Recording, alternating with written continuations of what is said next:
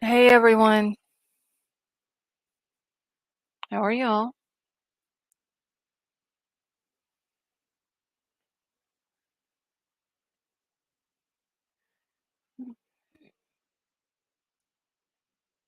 Hey Sima, how are you? D22, how are you?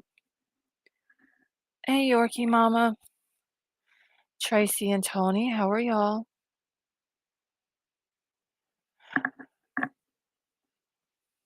Hold on, I gotta get myself on live chat here, y'all.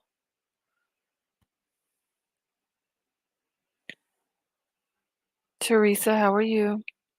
Sway, how are you? Hey Grandma. Hey Stardust. Okay, dang, Nightbot's actually on time tonight. Hey Sifa. Marissa, how are you? Hey Sandra. Little Miss Michaela, how are you?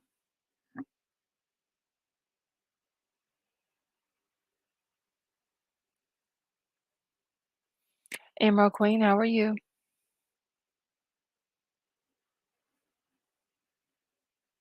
Hey Maria. Julesy, how are you tonight? Hey Sean. Laughing Stock, how are you? Hey Jessica, hey Werewolf Queen. GH, I hope I'm pronouncing that right. How are you? Hey Vapor. Hey B, I'm doing good tonight. I got a headache, but I'm doing all right. Hey Kim. Wolfpack, I'm doing all right if I can just get rid of the migraine.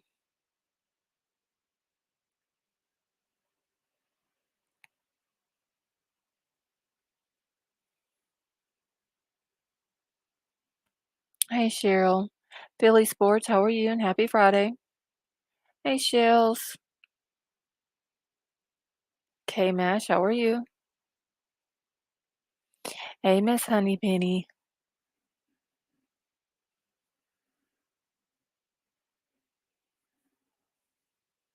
Sima, yeah, I have.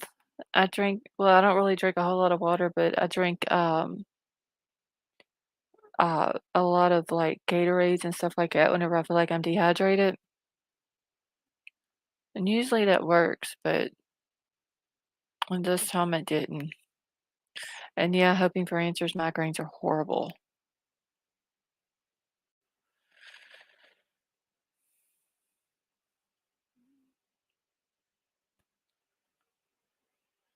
Hey Vixen, how are you? Hey Bug. Hey Jan, how are you doing? Wolfpack, no, I haven't had coffee, but I do have a Red Bull sitting here by me that I'm about to open. Hey, Living Life with BB, how are you?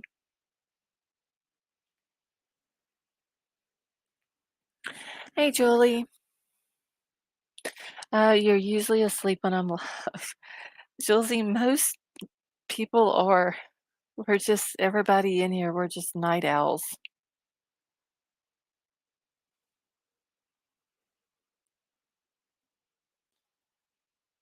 Let me get into my chat on my phone.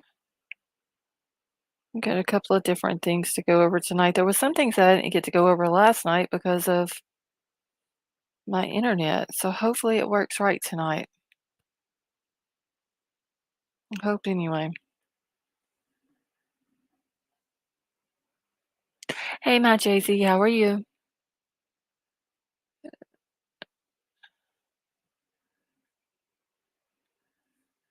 Bug, I've actually heard of that too, about the blue lens.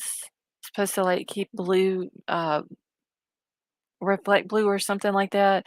And I do have a thing on the computer where you can cut that off of your screen. I forgot what it's called, but I may need to cut it off. Julesy, yes, it has. We went from a person being arrested, hey Ken, to him getting extradited back to court. Then the affidavit comes out. There is a couple of other uh, pages, or a couple of other things, not pages, but there is a couple of other things that has been added to their website where they had all like the affidavit and the uh, arrest warrant and all that. There was, I think, one or two other things that I'm gonna go over tonight that wasn't on there last night.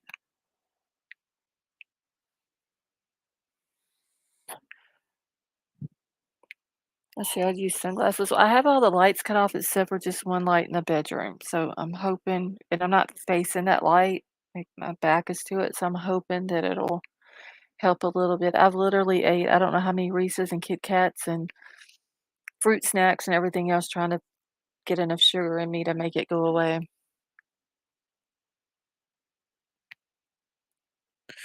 Oh my God, you know, a friend had a headache for 9 months. Oh well. So I did take some ibuprofen earlier, so I'm hoping that'll help too. Linda, how are you? Hey, peas in a pod, how are you?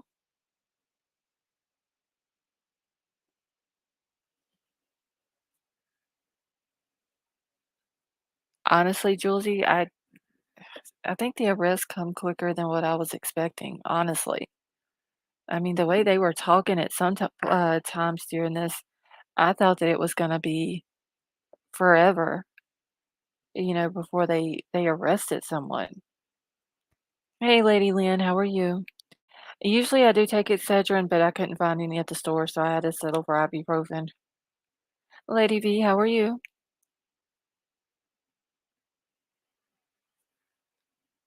Yeah, Philly Sports, I got Red Bull. I'm fixing to open here in a minute. Hey, RT, happy 2023. How have you been? I haven't seen you in a while.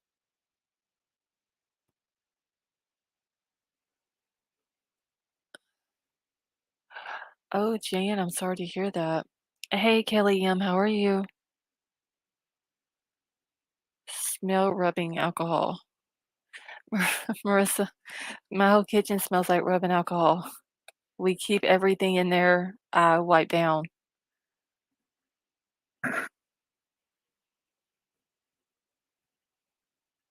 The Red Bull will help. Yeah, I'm about to open it here in just a second. Hey, Irene, how are you? See, I'm curious to see if Bryan waived his right to a speedy trial next week or wants to proceed.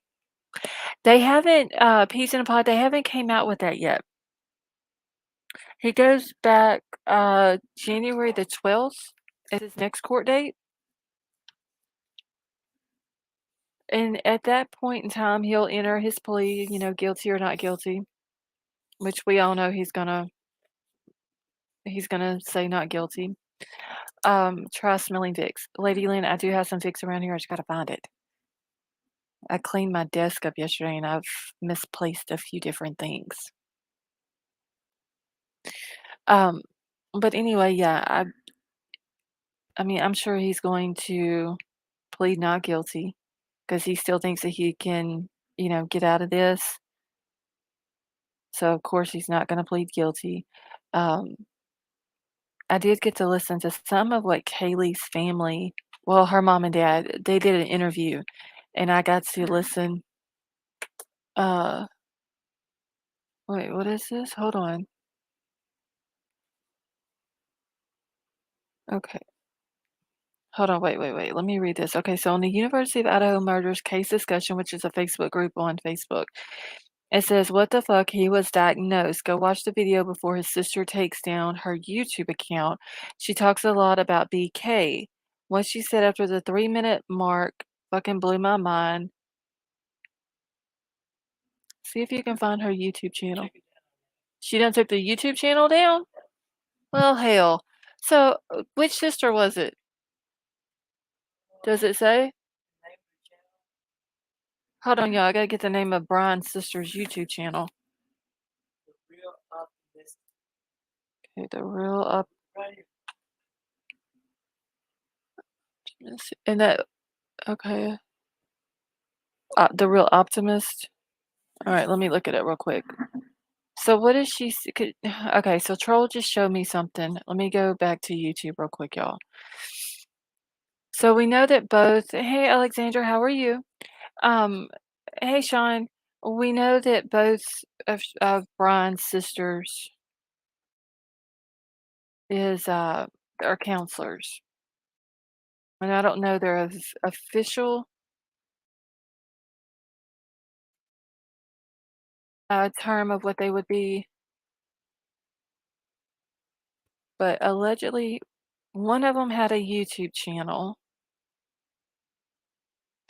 and there's a post made something about that she knew that he had been diagnosed with something, but whoever made the post didn't go into, um yeah, Cheryl, I'm gonna show that picture here in a little bit, um, but something about he knew, it was what I just read off of Troll's phone, and they said to go to her channel before she deletes it, and then Troll said he went to look for it, and she has deleted it.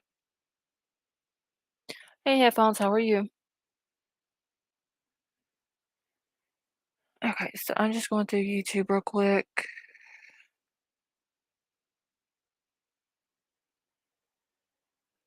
Yeah, and I don't see it on here.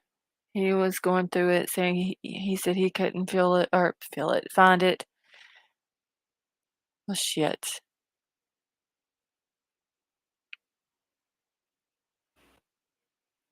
Hold on one second. I'm gonna see if he can find something for me.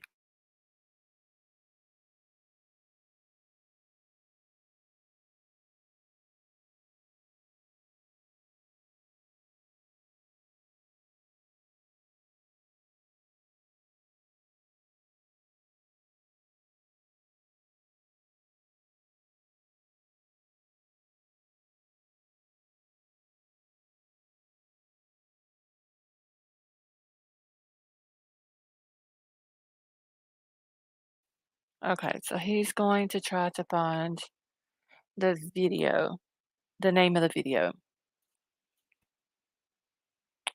All right, so I couldn't find her channel. I didn't even know she had a channel. Okay, Emerald Queen, I'm going to check it real quick. Hey, Jessiane, how are you?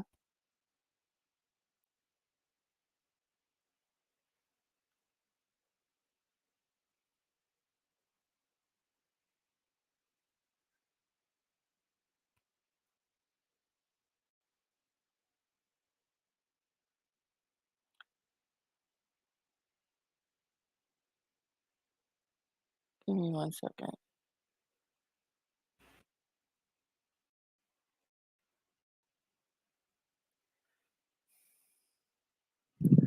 What? Okay, so let me look at this real quick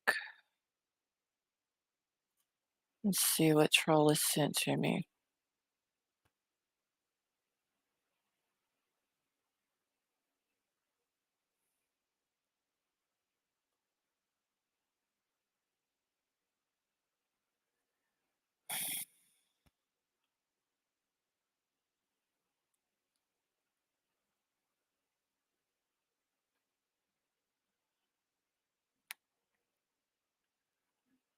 Hold on, y'all. I gotta go find something in chat.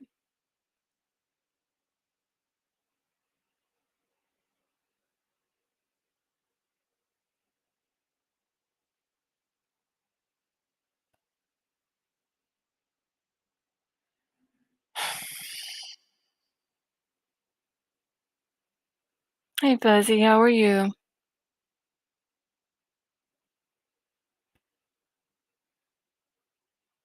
Okay, let's see what this is. Why ENFPs love INTJs?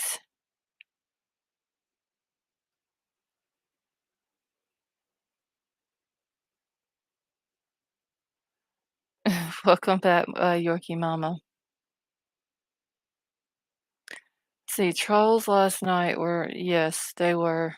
And it's a shame that some people in chat just wanted to run with it and seem like they still want to run with stuff tonight. Let me pull this up real quick for y'all. This is gonna be his sister's. Um, it don't say what she's talking about he was diagnosed with,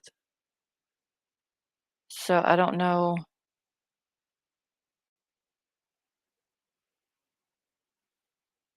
'cause it says something about that he was diagnosed and they knew, but it doesn't say what it was that they knew.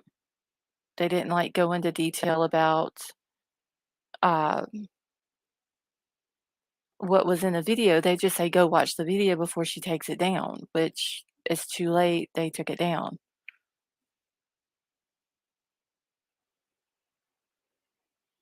Make it Let me pull it up here for y'all real quick. And if I'm not mistaken, Crime Crazy, you and White Widow Baby will probably remember what I'm talking about. The ENFPs and the INTJs. Do y'all remember that thing that we did where you answer all the different questions and it tells you like what type of person you are? Do you remember that? Wasn't that some of the letters that they give you back? Like you put them together and it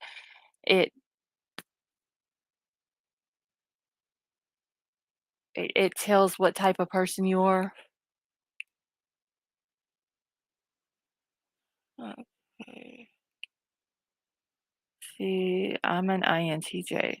I believe that's what it is. It was yeah, it was okay, so the personality test. Okay, I thought that that's what it was. I remember us taking it, and I remember it came back and give you and who was it? Somebody, I forgot who it was that told us to take it. Okay, I thought that's what it was. Alright, let me write down this title because I don't remember what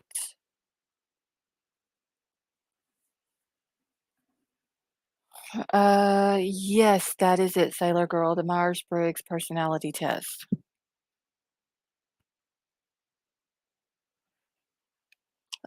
So allegedly, this is his sister's YouTube channel, and she has now taken it down, and there was a video on there where somebody had posted. Did you send me the screenshot of the post that they made in the group? Okay. So Troll was going through, uh, the Facebook groups, and "Hey, Big Al, how are you?"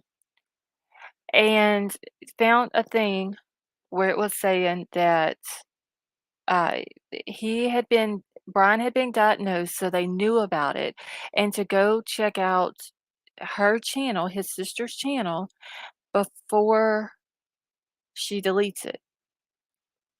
I d Apparently, the person who made the post didn't, um, screen record it or anything else. They just said, "Go to whatever part of the video and watch it before she takes it down." So now I gotta go and Google I'm gonna go Google what the INTJs mean because I can't remember. I just remember us doing the test. Hey, Mar. Okay, so let me pull this up real quick.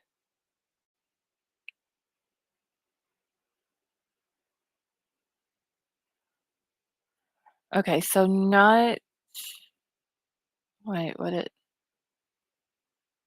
oh, I missed it, Big Al. Hold on. Okay, so highly independent, confidential, and self-sufficient individuals. They're analytical, creative, and driven. Okay, thank you.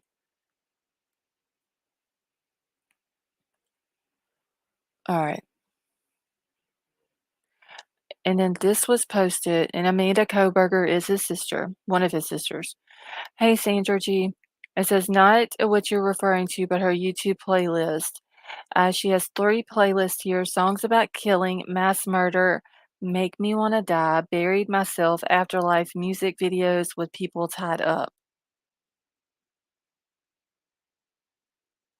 Okay, it's the second rarest in men and the rarest in women of the personalities. Oh, well. Okay. Hey, Huda, how are you? Okay, Troll is saying he put a link in here. So let me go and grab the link.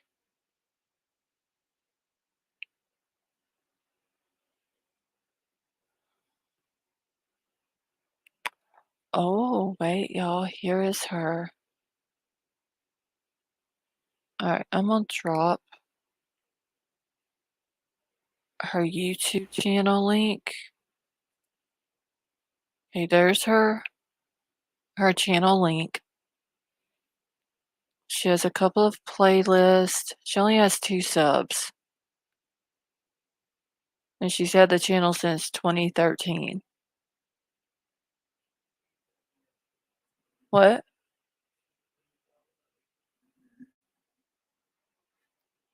Hold on one second.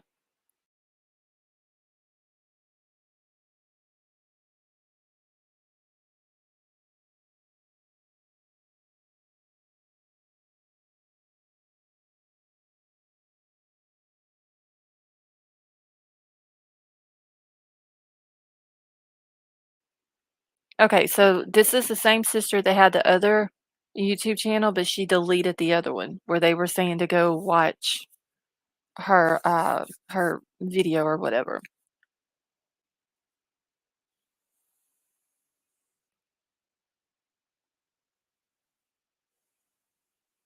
Yeah. Okay, Big L, that's fine. Okay, so I have a playlist named K on my channel that has all kinds of INTJ videos. Okay, they probably have to check those out. And I don't I remember me and a few of the mods doing the test, but I don't remember if I kept my results.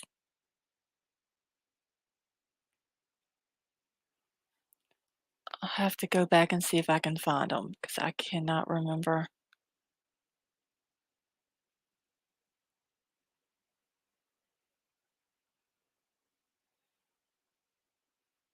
Hold on.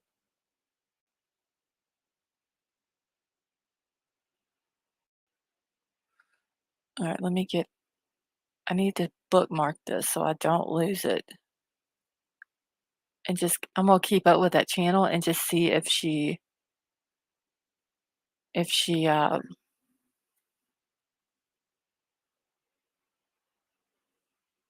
posts anything on it.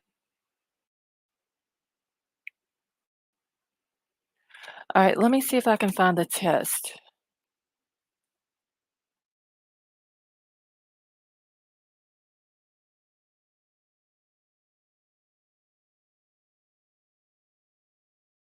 Give me just one second. See if I can find it.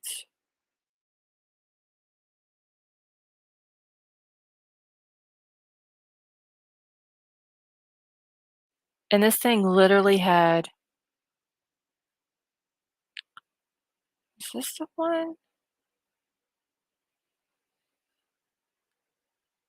Okay.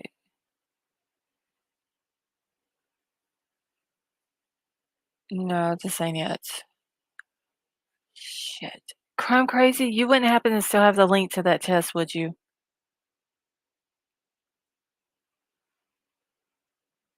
RT, we've went over it a few times, the term incel, involuntary celibate, or involuntarily celibate. Okay, you deleted yours. You sent me my results? Wait, little baby? Oh, jeez. I remember us sending them to everybody. Hey, the suspect way, how are you? Maisie, how are you? Okay, wait. So, White Little Baby has emailed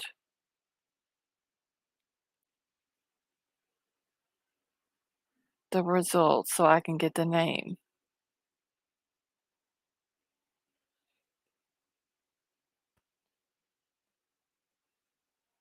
Okay.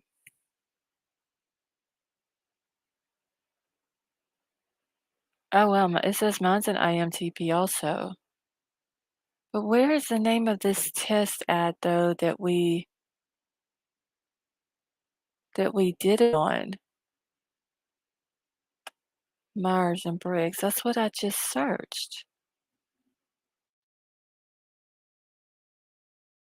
Myers and Briggs personality test.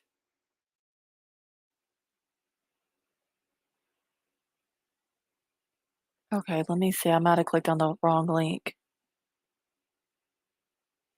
I know the one that we took was like 10 million questions. Yes, Sandra, I did see it.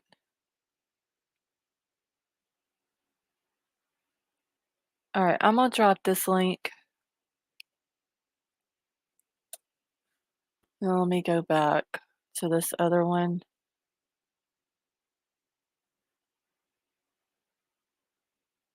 because there's several different Myers-Briggs tests or several different links. This one says the official one. We use truity.com. Okay, let me find that one then.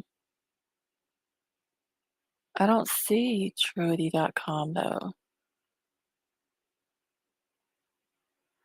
But yeah, I mean, y'all can Google it. Oh, wait, here we go. Okay, y'all. I got it. Okay, so this is the one that me and the mods took a couple months back. See if I seen it. I'm about to do it in just 1 second.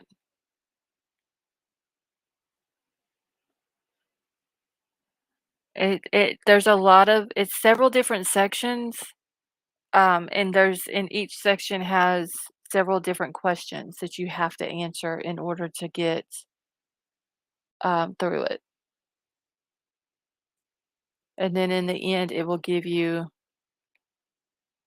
um, like your results.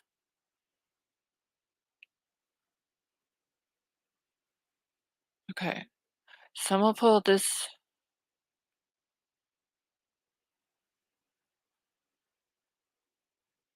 article up real quick that was put out today. This is let's see, it was updated, I believe, this afternoon as well. And I just need to go do one other thing real quick. Oh, yes. But yeah, y'all go take that test. Like I said, it it takes time to do it because of all the questions. Miss Honeypenny, we really did. Like I forgot who it was that told us about it. Uh, said that we needed to take it. We all took it that night. All shared our results.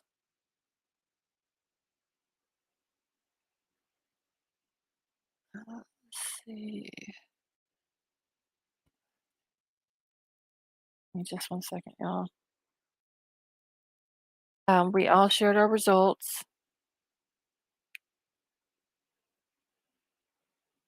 and I can't believe that White Widow Baby actually kept the results, which I'm kinda glad now that she did, but alright, so let me go over this real quick. Like I said, this was put out today. It was updated at 5:47 PM Eastern Time. No yes, NorCal Jim is the one that told us. He had came up on panel that night. Wolfpack, hold on. Shit, I just exited off the link. Let me see if I still have it. Okay, here's the link to it, Wolfpack. It's a personality test. Um, you take it, like I said, it's got, several different questions. At the end, it gives you your type of what type of personality you have. All right, thank you, Big Al.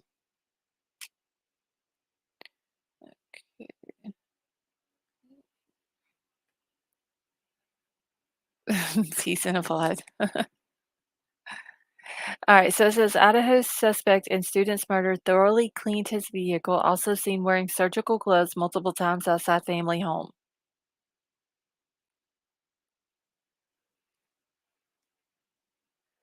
All right, so it says the man accused of murdering four University of Idaho students in November had thoroughly cleaned the interior and exterior of his car and was also seen wearing surgical gloves multiple times before being apprehended, a law enforcement source tells CNN. So the OCD kicked in and he literally cleaned out his car real good. No, well, Pekka, don't tell me how many you got. It just tells what kind you have. Bryan Kohberger, 28, is currently the sole suspect in the gruesome stabbings of students Kaylee, Madison, Xana, and Ethan, who were found dead inside their off-campus house in Moscow on the 13th of November. Kohberger, who was pursuing a PhD in criminal justice at Washington State University at the time of the killings, cleaned his car inside and out, not missing an inch, according to the law enforcement source. The source, who spoke on condition of anonymity, was briefed on observations made by investigators during the 4 days of surveillance leading up to Kohberger's arrest at his family's Pennsylvania home on December 30th. As Kohberger now remains behind bars in Idaho, awaiting his January 12th status hearing, new details have emerged, elucidating some of the suspect's movements in the days leading up to his arrest. A surveillance team assigned to Kohberger, who was tasked with two missions, according to multiple law enforcement sources. Keep eyes on Kohberger so that they could arrest him as soon as a warrant was issued, and try to obtain an object that would yield a DNA sample from Kohberger, which could then be compared to DNA evidence found at the crime scene. So that was one of the reasons why I know a lot of people were asking, why did they follow him? Why didn't they just go uh, in and arrest him right then? Well, they were following him because they were waiting on the arrest warrant to be put out or whatever. Let's see. Mr. COD has got to be big mad at himself after all this hard work. Yeah, he literally thought he was going to get away with it.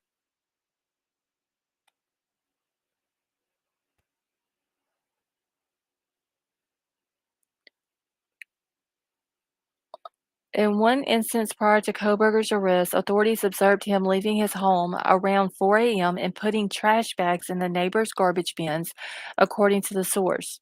At that point, agents recovered garbage from the Kohberger's family's trash bins and what was observed being placed into neighbors' bins, the source said.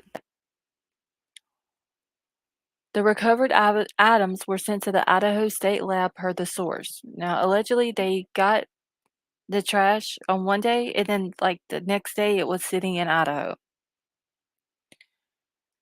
So last Friday, a Pennsylvania State Police SWAT team then moved in on the Kohberger family home, breaking down the door and windows in what is known as a dynamic entry, a tactic used in rare cases to arrest high-risk suspects, the source added. On Thursday, Kohberger had his initial court appearance in Idaho after he was booked into the Latah County Jail Wednesday night following his extradition from Pennsylvania. He is charged with the 4 counts of first-degree murder and 1 count of burglary, and he did not enter a plea at the hearing. So the victim's father says suspect was hunting them. And from what I have understood, that as Mr. and Mrs. Gonzalez has said, they want the death penalty.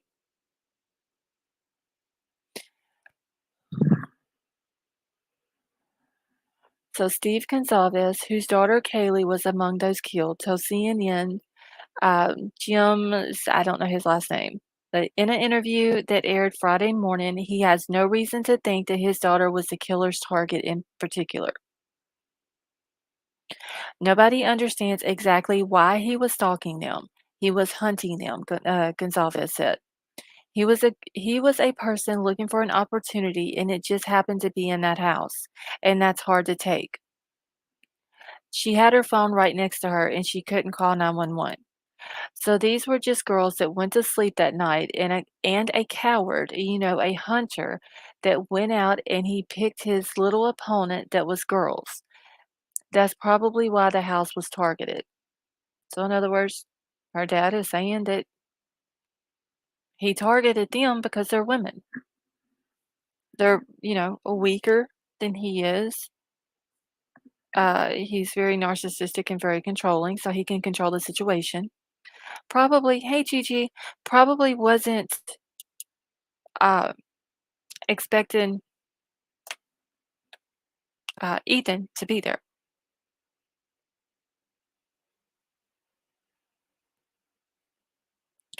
So none of these girls deserve this, Gonzalez said. The real problem that we have is that we have an individual that thought it was okay to attack other human beings, and that's what I'm going to focus on. He said, I'd be a little bit surprised if there wasn't a clear touch point that would suggest that he was interested in one or two of the people more than he was the others. Gonzalez was in the courtroom for Kohberger's appearance. He knows that I want him to look me in the eyes, so he didn't. He didn't give me that opportunity. Gonzalez said, he's scared to look at me in the eyes and start to understand what's about to happen to him. You know, he picked the wrong family. We're not scared of a conflict and we're not running. We are coming at him. That's where everybody's talking about, that Mr. Gonzalez is street. He just plain out said he's not scared of a conflict. And this dude, Kohberger didn't even look their way. He literally just walked into that courtroom yesterday and walked straight to his chair and sit down, said hi to his attorney, and that was it, and looked at the judge.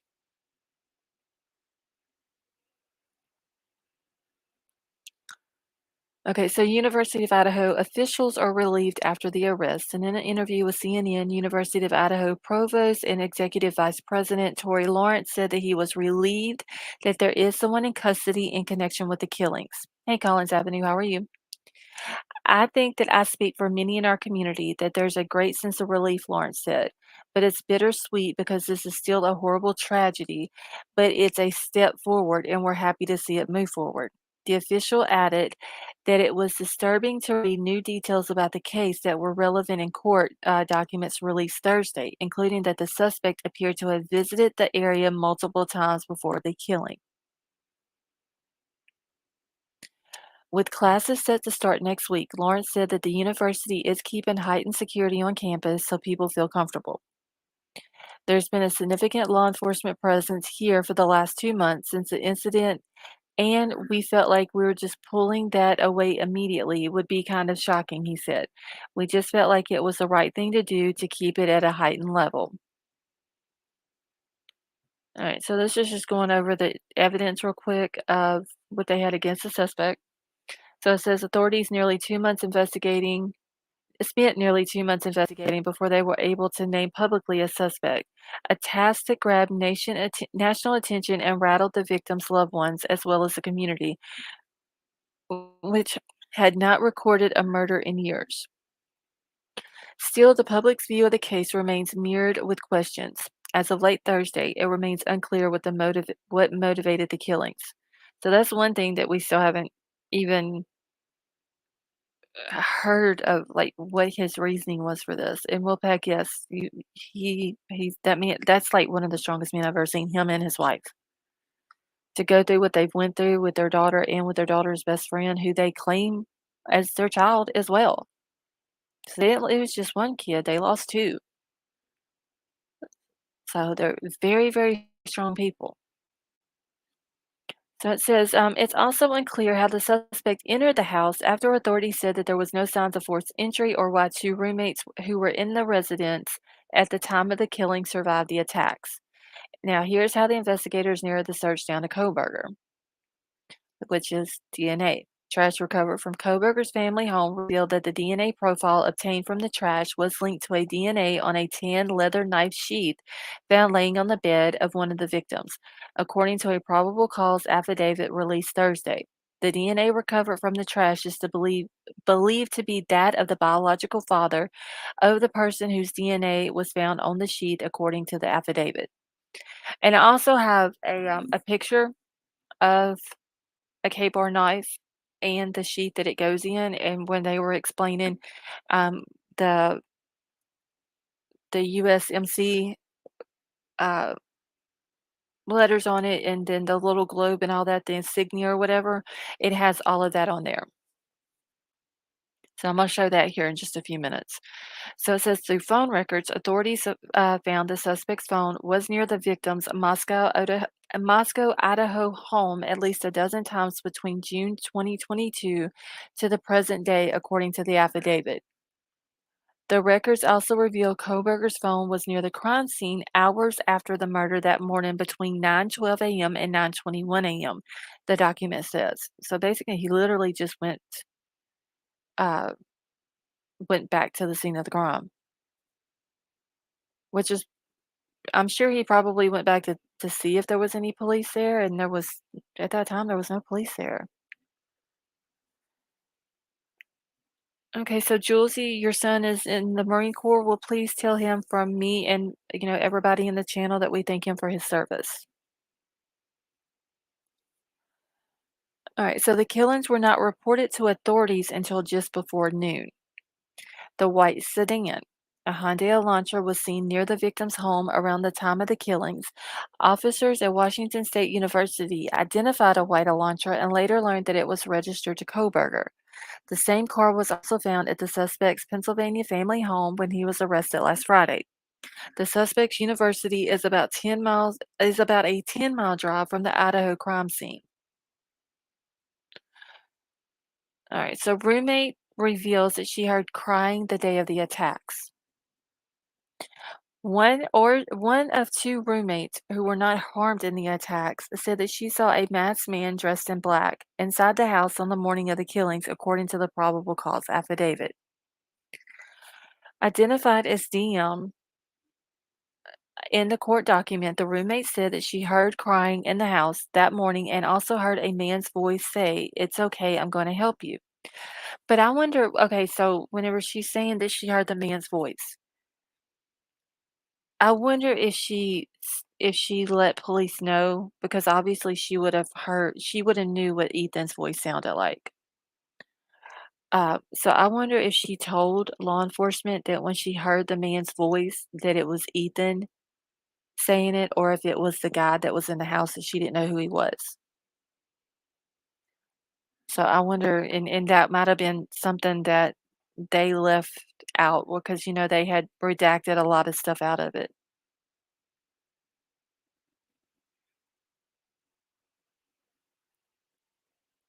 Hold on one second.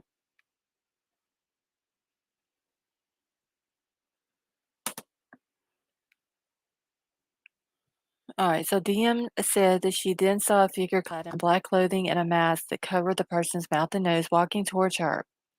DM described the figure as 5'10" or taller, male, not very muscular, but athletically built with bushy eyebrows. I mean, he really had to have been super close to her if she noticed that he was bushy eyebrows. So the male walked past DM as she stood in a frozen shock phase. The male walked towards the back sliding glass door. DM locked herself in her room after seeing the male, the document says, adding that the roommate did not recognize the male. He is a disgrace.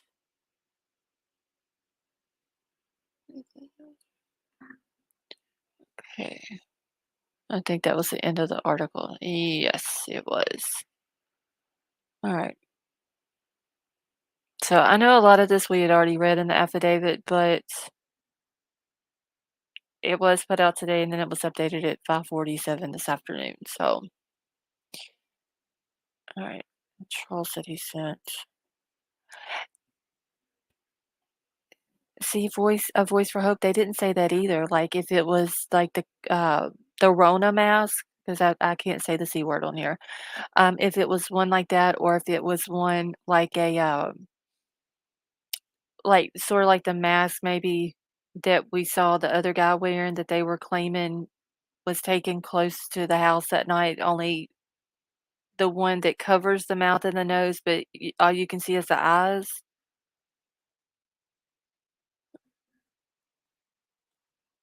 Okay, let me pull this up.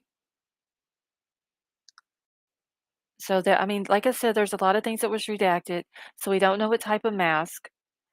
If it was a Rona mask, then maybe she just thought, okay, so this was a dude that was just in their house. He had that type of mask on to protect himself because there is people in and out of the house.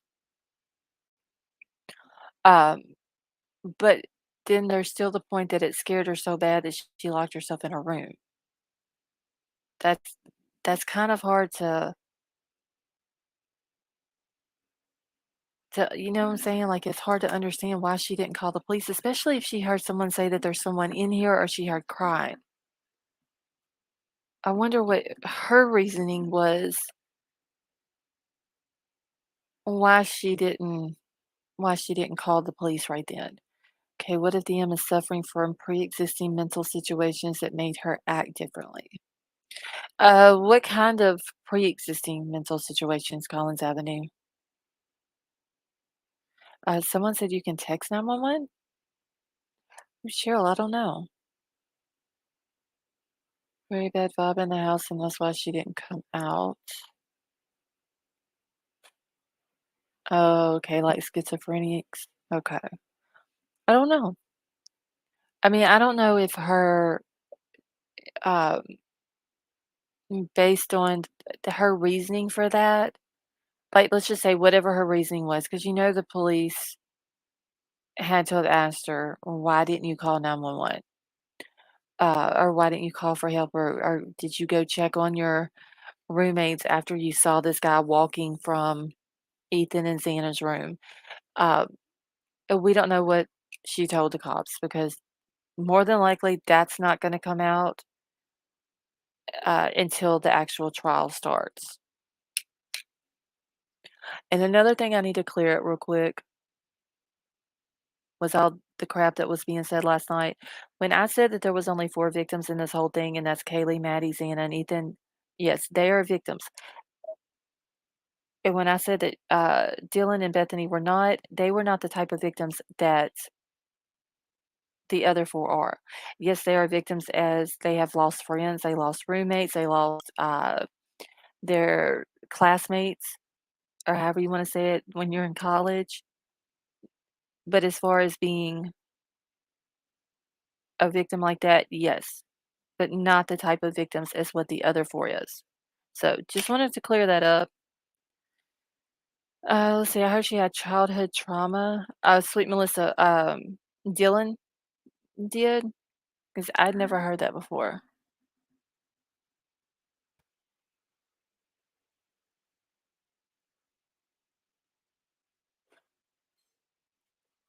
Hold on one second, y'all.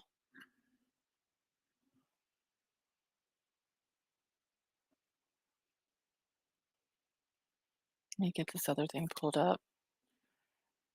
Okay.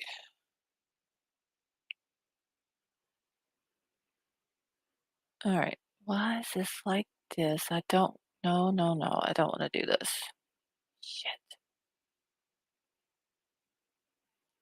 Hold on. I gotta click on a link to pull up an article, and then this whole big page pulls up and says before you leave. And I wasn't even trying to leave. Okay.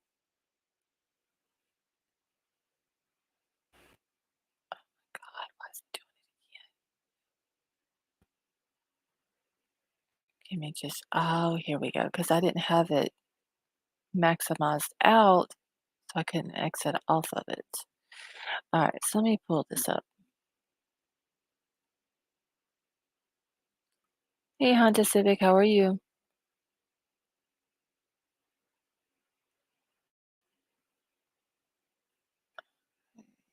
Oh shit. Let's see.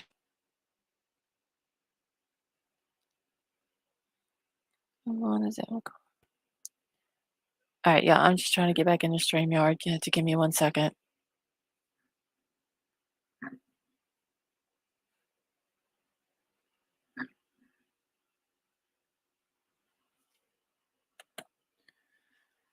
Hey Shane B, how are you? Yeah, Lady Lynn, I saw that. Hey Hocus Pocus, how are you? Yeah, I got a screenshot of the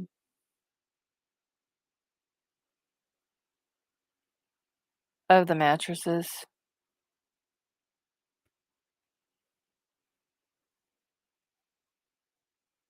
Okay, let me pull this up now. Last minute today. Oh, Cheryl, I'm sorry to hear that, honey. Okay. See, 911 call has to be released. Ellie misled public on a lot of facts. Maybe she did call 911 shortly after. Yeah, there's a lot of things that they said, and then they kind of like took it back or just let us believe it. Like they kept putting it out that Dylan and Bethany were on the first floor when it would have cleared up a lot of things if they would have just said Bethany was on the first floor and Dylan was on the second floor. That would have cleared up a lot of rumors and a lot of speculation.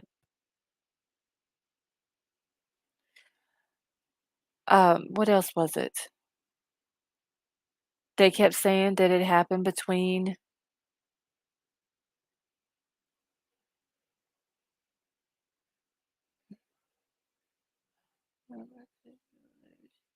Hold on. Okay, I was reading something real quick.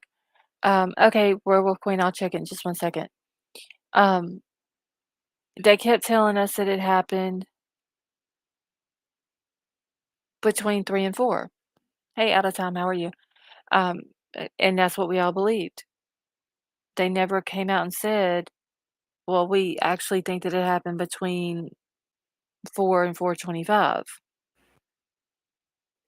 They kept putting it out, and all of the news people and all of these articles that I have read to y'all and, like, we've watched and everything, they have said that the 2 roommates slept through it and didn't hear anything.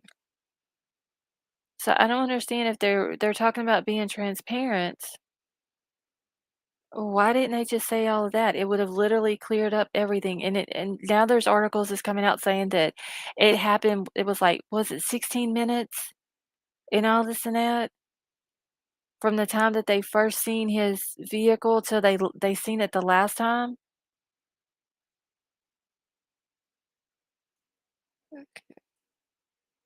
I mean, I wonder though if they did and they did it because they knew that he saw her,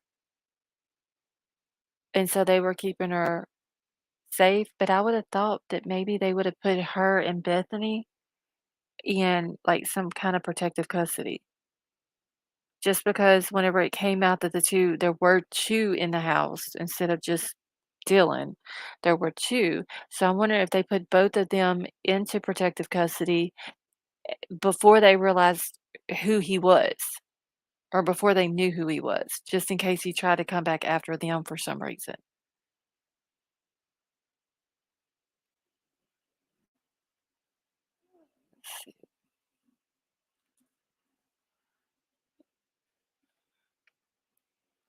Okay, but I wonder if he really did see her. 'Cause see, that was another thing. Did she have her door? When she says that she opened her door and this guy's walking towards her and he has this mask on and, all dressed in black or whatever. Um, I wonder if she had the door wide open, if she had it open enough where he could see her, or if she had just had it cracked open and he didn't realize that she was standing on the other side of the door. And it's crazy that he didn't go back in the house at 9 a.m. when he went back. What I don't know, Cheryl. That's what's weird is if he's seen her, hey Tonka, if he saw her, and a lot of people were saying, well, he was tired because he had just did that, to the other 4, and he was tired. That was a lot of energy and all this and that. So maybe he didn't see her. Maybe she just had the door open, uh, just enough where she could see out, but he might not have paid attention to her standing there with the door open. So I wonder if he did not say, "Don't worry, I'll help you" to Dylan. I don't know, because see, that was something else they left out. She's saying that she heard a man's voice say it, but she would know what Ethan sounds like. So I wonder if she told the law enforcement that it was Ethan that said, "Don't worry, I'll help you," because it very well could have been Ethan saying that to Xana. they're both hurt, but he's saying, it's him loving her and that being his girlfriend, "Don't worry, I'll help you." Or was it this douche pickle dude saying it to Xana? Or he could have been saying it to Ethan, who knows? I mean, I don't know. Okay, I think BK left the sheath behind on purpose, thinking that there was no DNA on any of it to try to put some blame on a military guy. Maybe they found a tiny amount, a tiny hole in the snap. Yeah, at a time they said that it came off the little snap is where I believe they said the back part of the snap or something like that. Is where they picked up the DNA. I mean, like I said, Dylan would be able to recognize if it would have been Ethan's voice telling Xana that. So I'm wondering if she told him that and they just redacted that out of the affidavit. All right, so I'm gonna go over this real quick. This also came, where's the date on this at? Okay, so this is from 8:43, like an hour ago. This came out.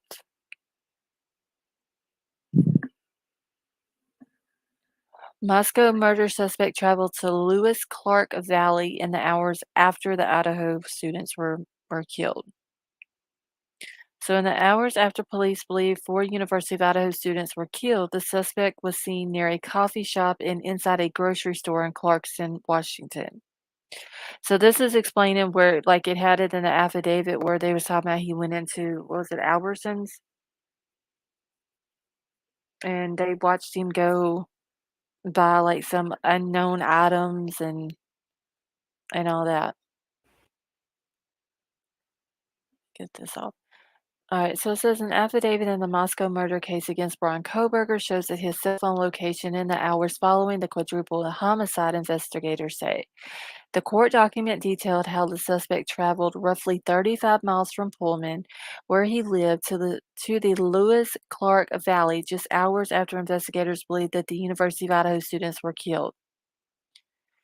Police believe that based on an eyewitness account and surveillance video near the King Road home in Moscow, where the students were killed, the murders happened between 4 a.m. and 4:25 on November 13th. The affidavit says that the suspect later traveled along Highway 195 to Clarkston, Washington. So that's unnerving new information for people who live in the small riverside communities of Clarkston and Lewiston, which are separate by a state line and bridges. Both communities are just minutes apart and about 30 minutes from Moscow. So, yeah, it's kind of bizarre. So soon after a murder, says Chase Peters, who lives in Lewiston. Kind of wonder what he was doing down here. The affidavit does reveal that some of the suspect's activities while he was in Lewiston and Clarkston area. Around 12:36 p.m. on November the 13th, investigators report his phone used cell resources near Kate's Cup of Joe on Port Drive in Clarkston. So by that time, the cops were already there. So employees at the coffee stand did not want to comment on the case. Investigators did get surveillance video from the neighboring U.S. Chef store, which they say shows a white Elantra uh, drive by around that time. The two locations are across the street from a popular Walmart. Around 10 minutes later, at 12:46 p.m., Kohberger's phone pinged a couple of blocks away near Albertsons on Bridge Street. That's a main roadway in Clarkston, which also connects to Lewiston. The affidavit says security video shows the suspect get out of a white Elantra, walk inside the Albertsons, make an unknown purchase. He left 4 minutes after 1 p.m. Who knows what he was up to? They might have put this whole thing together and there's all kind of other stuff that he's accused of along the way, Peter says. The same phone pinged near Johnson, Idaho, just after 5:30 that evening, according to the court records, and the phone stopped reporting to the network from 5:36 to 8:30 p.m. So Kohberger's phone connected to a cell tower servicing the Moscow area on November the 14th, but investigators do not believe the phone was in Moscow at that time. The phone didn't connect to any towers there after that.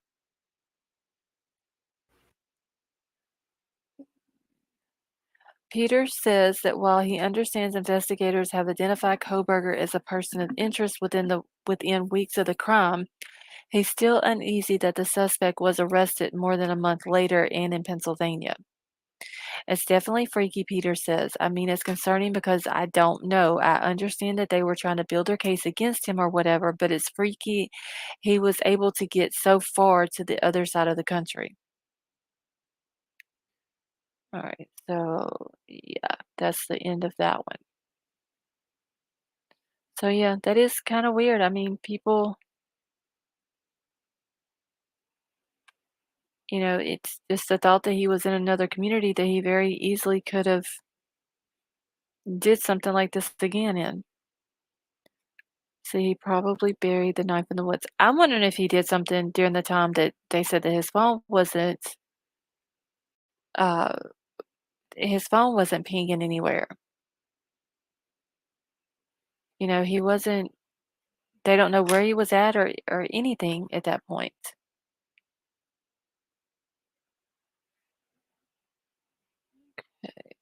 All right, let me grab the screenshots. Let's see. Did you see the virtual tour of the house? There's a site that you can navigate through the house with the different info points about the case and Shane, is that the oh, what is it called? Is it something 360? Hey, Baj UK, how are you? Britt Sadie, how are you?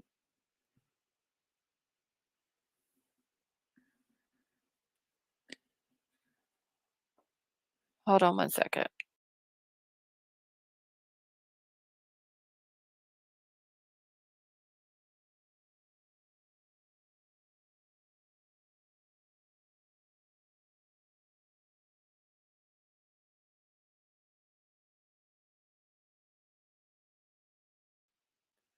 Okay, it's Kula. Okay, let me make sure that I got it. No more. It wasn't Live 360. I want to say it might not have been 360, but it was something.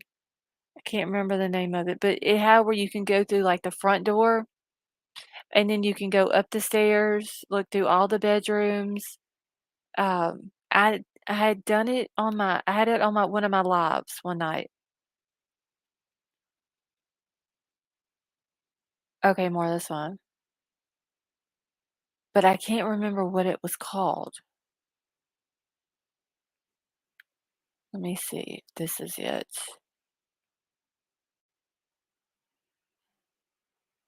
Joanne, how are you? Okay, so no, this isn't the same thing that it was sort of like this. Like it showed all the different things and you can go to each one of the rooms.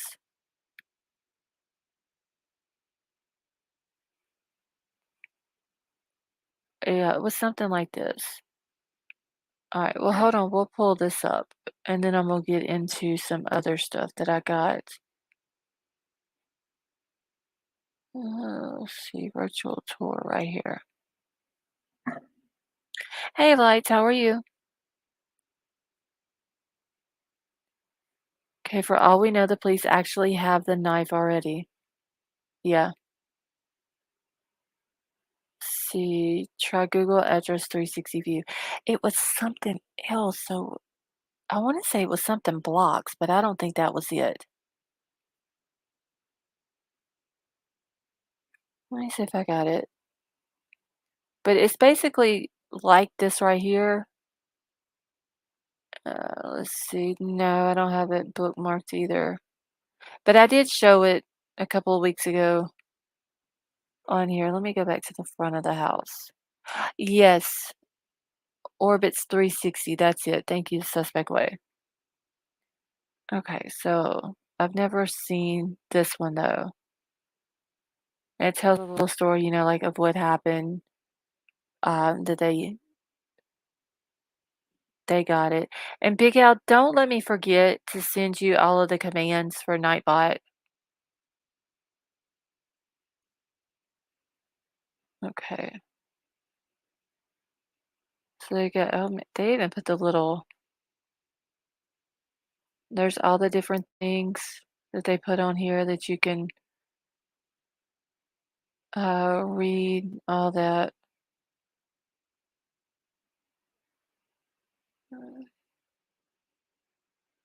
Do I have your email? I think I do, Big Al, but if not, if I can't find it, I can send it through Twitter. All right, so this would have been Bethany's room then, right? I do. Okay, I'll go back through my emails and find it. Okay. See, I like how they have all these little, let's see, that was the shower, utility.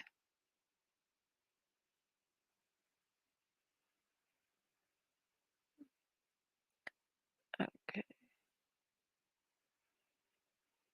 All right, yeah, it should still be sitting in my emails then, Big Al. I'll get it and email it to, I'll have to get Crime Crazy to send me all of them because I'm pretty sure I'll forget some of them, but I'll email you the entire list of it.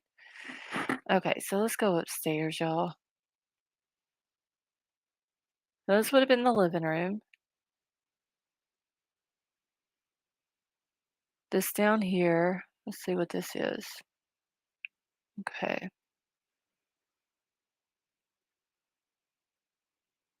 So I'm sure everybody saw that picture that had been posted on social media. All right. And if I'm not mistaken, didn't Kaylee have one of the good vibes things in her room as well with the green background like that?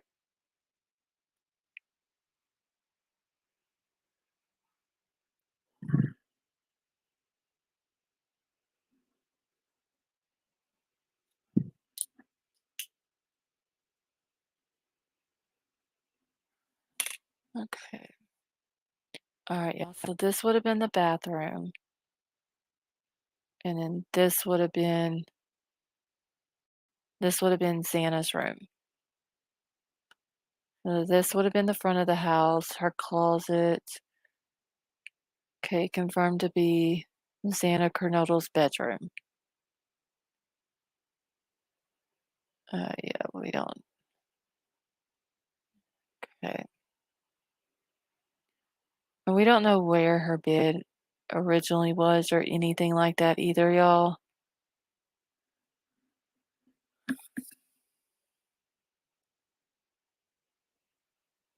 All right. But this would have been, so there's Xana's room down the hallway. The guy would have literally had to have come around this way, through here.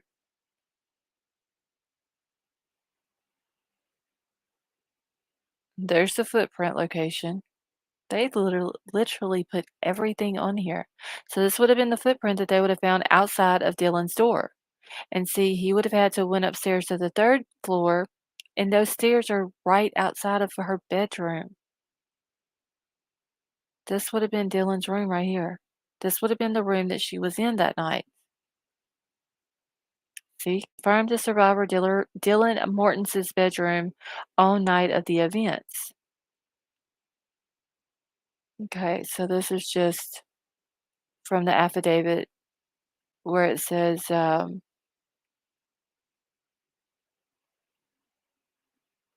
what had happened that night. So she would have opened her door. Shit, will it let me stand in her door? I bet you it won't.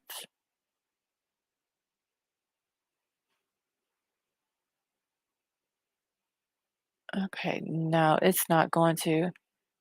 And see, that door does not have, uh, the lock on it, the code lock. A lot of people were saying that it did. So there's the kitchen. So here is her bedroom. Here's the living room. The house is very oddly shaped. Hey, Cherokee Raider, how are you? There's the stairs going up to the 3rd floor. He would literally would have had to have went past her bedroom 3 times at least.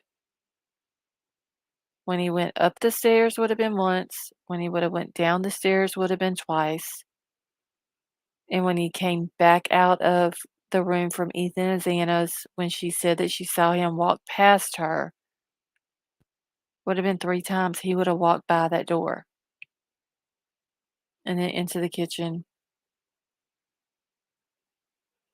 And this is just their closet, so there ain't nothing to that. Let's go upstairs. So the stairs, so there's the downstairs. Dylan's bedroom on the left or on the right. Went up the stairs. Oh, wait, I gotta find out where I'm at here. Okay. So that comes, okay, that's just telling out of the affidavit. So this would have been Kaylee's room.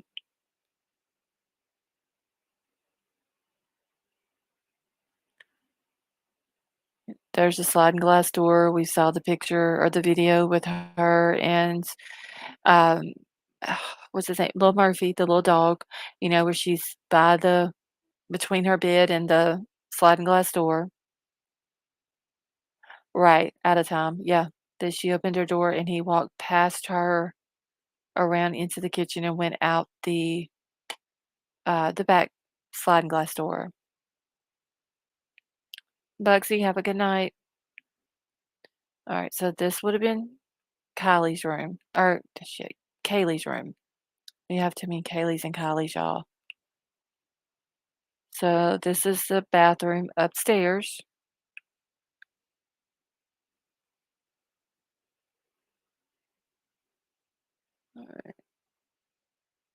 And this would have been the bedroom where Kaylee and Maddie were found.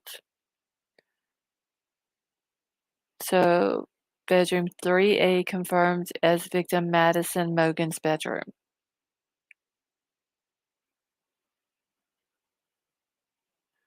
All right, so there is the knife sheath that they found.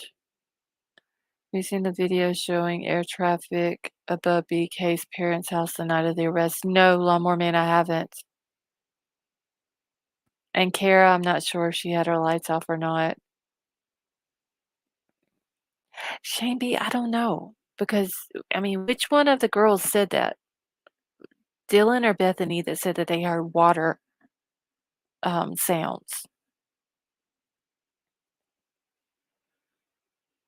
I'm wondering if he just didn't put the sheet on his belt. And he would obviously he must have went up to their room first. Because Dylan is saying when she saw him, he was coming from Ethan and Xana's room. So he would have had to, and he goes through the kitchen and out the back door. So he would have went up to the girls' room first. So I wonder if whenever he got up to their room, did he take the knife out of it and just lay it down and just completely forgot about it? Or drop it or whatever?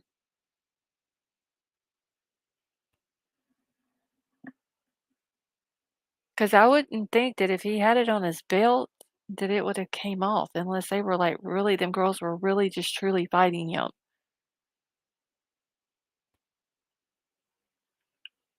Alright.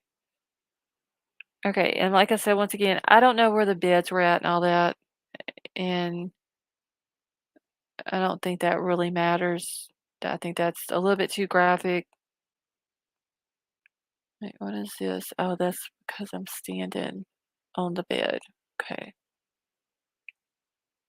Okay, so that's the picture out of the, I think this is off of Zillow, I believe.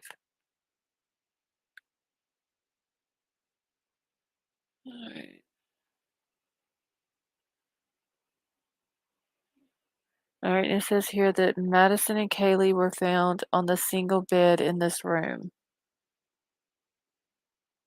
Okay, and that just takes you back to the affidavit. Okay, no way it came off unless he took his belt off. Yeah, I can't see it coming off if it was on his belt. Maybe he didn't have it on his belt. Maybe he just had it in his hands or in his pocket or something like that, and he laid it down as he did the unthinkable. Let's see, Nanny, I believe most of them do. Hey, Aura, how are you? Kara, thank you so much for becoming a member. Welcome to the family. But yes, I do believe that most knife sheaths have a loop in it for belts.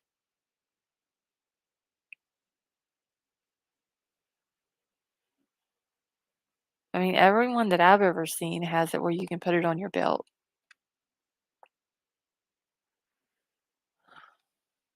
With Would a full mask cover his eyebrows? Jay, there are some masks that you can get that like comes down over your head and then it covers like your forehead and then your nose and mouth. I want to say like I don't know if they would be considered a ski mask, if that's what it'd be considered, but all you can see is like your eyes. That's all it's showing, and it covers everything else. So I don't know if that's what kind she's talking about he had on. Um, or if it could have been a Rona mask.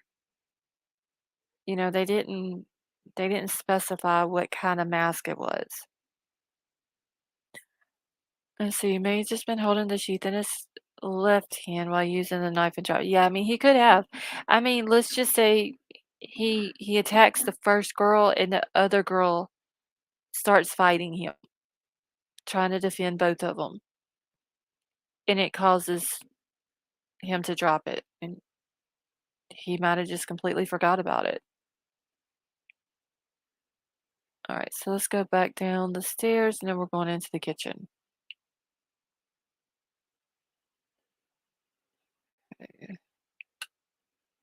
So this is what the kitchen originally, like, actually looks like. This is from the Zillow, uh, thing here.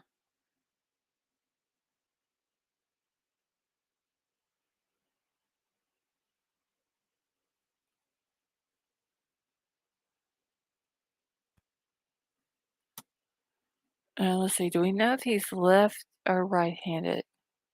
I don't know, Michelle. I never got to see him sign anything. But at the time, they're saying that they think he came through this door right here, through the sliding glass door. So they're saying that they think that's how he went in and went out. Small Town Girl, thank you so much for the super chat. And it says, thank you for keeping us updated and keeping it real. Well, you're very welcome and thank you so much for that. That's very nice of you. Okay, he signed with his right hand. Okay, thank you, Mickey.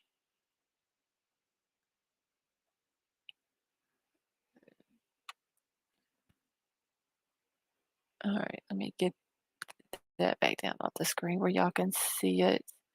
Okay, so that's what the kitchen originally looks like.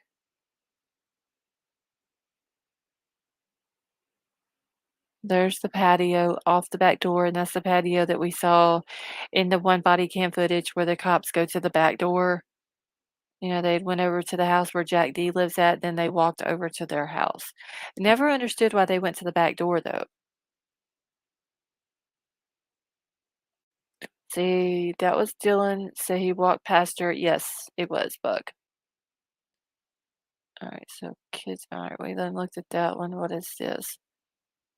Okay, so it says here that it was confirmed. Wait, I'm gonna pull that back up. But it says on this confirmed intruders entry and exit points was through the back glass. From affidavit pages 4 and 5, the male walked towards the back sliding glass door. DM locked herself in her room after seeing the male. DM did not state that she recognized the male. This leads investigators to believe that the murderer left the scene. So it was confirmed his entry and exit point. Let's see. Again, what do you think? They must have found a murder weapon and confirmed it belongs to a specific sheath found at the murder site. Um, I don't know if they found the murder weapon, but they did find the sheath and it had the U.S. Marine Corps emblem and all that on it. And so I'm wondering if they did find the murder weapon and they just didn't say that they did, or if they're saying that it is a K-bar knife because, or a K-bar style knife because they found the sheath at the crime scene. All right, let's click on this. All right.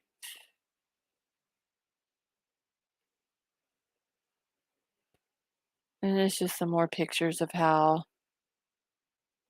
the kitchen actually looks. Okay, it's my opinion that they found it and that evidence is why.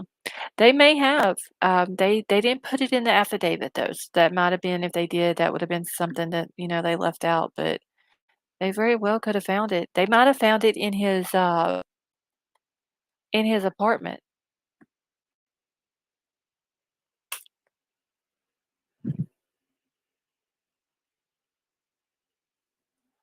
All right. Okay. Let me just go through some of these. All right. I think we went through all the pictures. I just wanted to make sure. That was pretty interesting, though. I forgot. I think Shane, was it you that sent that to me? Thank you.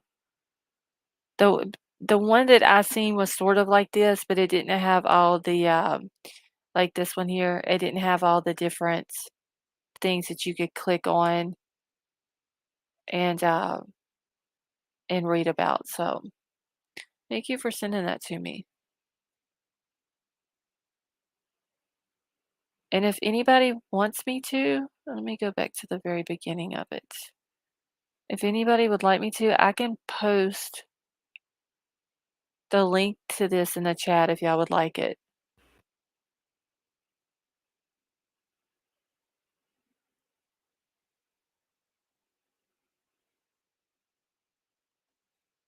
All right. Okay, hold on, wait. What's going on in chat? 9 millimeter, what's going on, honey? All right, I'm gonna post this link in the chat, y'all. If anybody wants to go check that out, it's the virtual tour of it.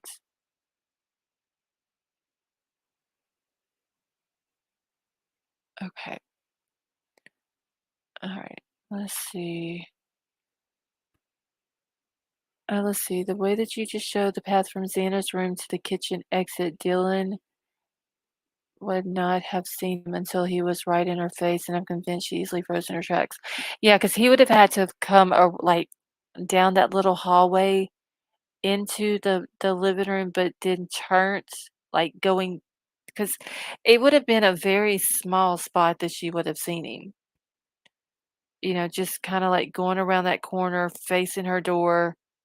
Then as he kept turning, he would have faced the steps and then the little closet there and then into the kitchen. So it would have been a very short period of time in a very small space that she would have seen him. Or I don't know. They never did say, and I'm pretty sure there might have been a reason that she give law enforcement of why she didn't call them right then. But they left that out of the affidavit too.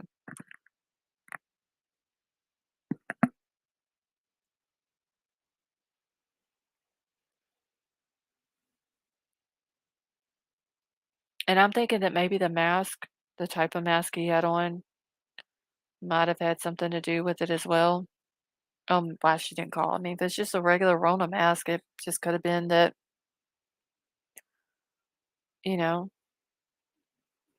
she might have thought it was just a dude that was trying to keep himself from getting sick, but then it scared her.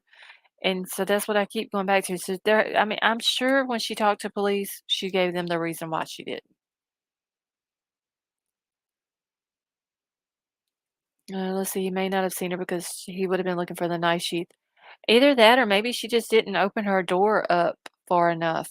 Like you can crack a door open and be standing behind it. and nobody even know that you're there, but you're literally looking out of it. All right, I'm gonna pull this up real quick as well, just to show.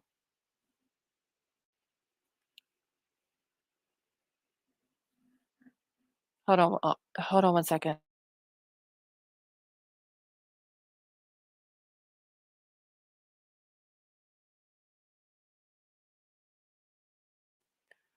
All right, so this is what the knife sheath would have looked like. Hey, Izzy, how are you? Let's see, he was Russian. Yeah, he might have been Russian. I don't know. All right, one second. I'm just looking for something in chat real quick. All right, so that's what it would have looked like, and then that's what. I don't know if all the keyboard knives look exactly like that, but um, sort of like what it would have looked like, I guess. Let's see. It's not gonna say all right. Like it's gonna take it over. That's what I'll eat. Paula, that is true. That's a lot of unanswered questions still, y'all. Okay, was he wearing a hoodie? If so, maybe put the hood on pocket and conceal it and lost track. The only thing that they said that he was wearing was just all black and he had the mask on. They didn't say, but I did read somewhere else something about he had, uh,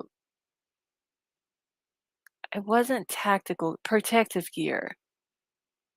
Partial protective gear is what someone had said that he had on. Now, whether that's true or not, I don't know.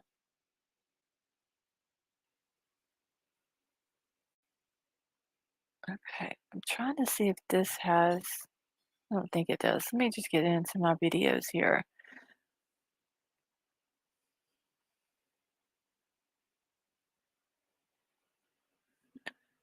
You would notice someone wearing a K-bar on their side. Perhaps he was being smart. I mean, yeah, he might have had it in his pocket or something like that.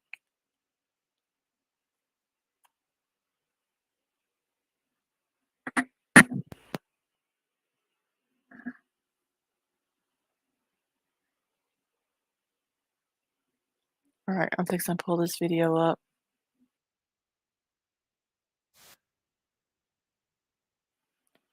So this is from Banfield from an hour ago. I think this is the one that has to do with the mattresses.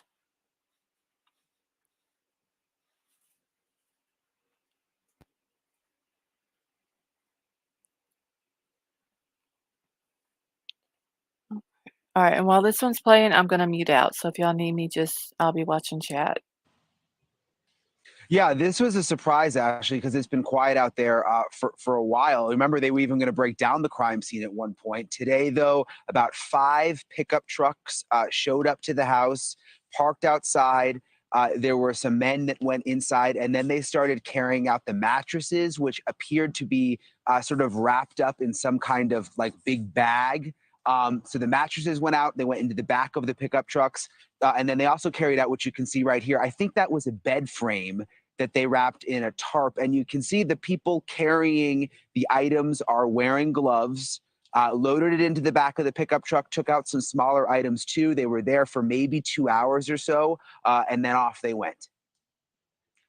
Do we know for sure that this was? I mean, they look like the state, but it certainly could be big, burly guys for the defense. I highly doubt the defense is allowed to take items away, that this is more likely the state would be taking it to a lab for preservation and that the defense could visit the lab. But were they answering any questions? I know they normally don't, but were they today? They weren't answering questions. I did notice one of them was a Moscow police officer, I believe, that I have seen in the past going in and out of the house. So I think these were detectives. But don't forget, Ashley, the gag order that was signed by the judge. The police are not allowed to say a word to us anymore. We can send emails and ask what was going on. They're not going to answer. Same with the defense, same with the prosecution at this point. Yeah, and that's not unusual in such a high profile case either. Have seen this a million times. So, Bryan, some new reporting out about Bryan Kohberger observed in those days prior to his arrest at his parents' house cleaning his car, and not just a little cleaning. It's winter here on the Northeast, in the States up here in the Northeast, and it is cold. Not the kind of time you want to go cleaning your car, but he was doing a deep clean. Yeah, it was described as a deep clean. Remember, there are reports that agents were following him for at least 4 days before the arrest in Pennsylvania when he was staying at his parents' home there in Monroe County, Pennsylvania. And during that process, when they were doing the surveillance, they say he did a deep, deep clean of the car, of the Elantra that you see right there. Also, some of the same reporting saying that he was observed at that home of his parents outside wearing surgical gloves. And I think the specifics is that he was taking his trash out wearing surgical gloves. What more do you know about that? Surgical gloves, Ashley. I mean, why would he be wearing surgical gloves outside his parents' house? Very, very strange. Taking the trash out. Apparently took the trash to the neighbor's trash can, did not put it in his parents' trash can, took it to the neighbor's trash can. I was in that neighborhood earlier this week. Each lot, I would say, is at least 3/4 of an acre to an acre. So to take the trash to the neighbors, it's not like it would be right next door. You'd have to walk a little bit to get to the neighbor's trash can. And then it was that trash, according to reports, that the agents later went through, got an item out of the trash. That's what they tested the DNA against, where it came up with Kohberger's dad's DNA. It's so fascinating, Bryan, to know that Bryan Kohberger was doing that because he's in Pennsylvania for Christmas. He shouldn't know anybody's looking through anybody's trash in Pennsylvania. Maybe I'd understand it in Washington, although I'm guessing, and this is just pure speculation on my part, that those two stops that happened on the trip home, there was an Idaho State Police stop, and I think there was a sheriff or at least a county stop. Maybe he got real scared. Maybe he got real nervous. All of a sudden, out of the blue, two stops within an hour. Very weird. If he's the guilty party here, he'd be terrified. And maybe if he's the guilty party, he would know, oh, dear God, I left the sheath at the crime scene. I can't possibly let them get any of my garbage. I don't think this PhD student of criminology was thinking about his own parents' garbage. That is a really good point, and something that I think plays into that is when he got arrested in Pennsylvania and we started a dialogue and I started texting back and forth with the public defender there and he started talking to the media. One of the first things that he was told by the Kohbergers was that they were pulled over twice in Indiana. That's how we found out about all of this, through the public defender in Pennsylvania. So clearly that was top of mind. They knew something was up when they were pulled over twice. At least that's the way it appears. Thank you for watching. Go to newsnationnow.com to find. Okay. In just a second, y'all. I'm trying to do something here real quick. Okay, did it buffer for anyone while it was playing?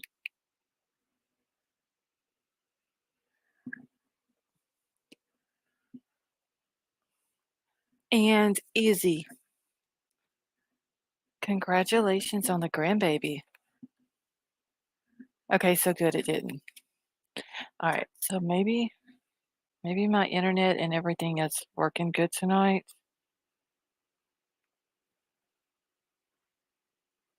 I hope anyway. I think last night they were just like working on it or doing maintenance. Okay. So the pullover tipped him off. I don't know why I didn't catch that when they said about him cleaning the car, like he thoroughly cleaned it. I didn't catch that he cleaned it at his parents' house. If they would have had that arrest warrant ready for him when them cops pulled him over in Idaho, or in not Idaho, Indiana, they could have took that car right then and there. Ain't no telling what they would have found in it.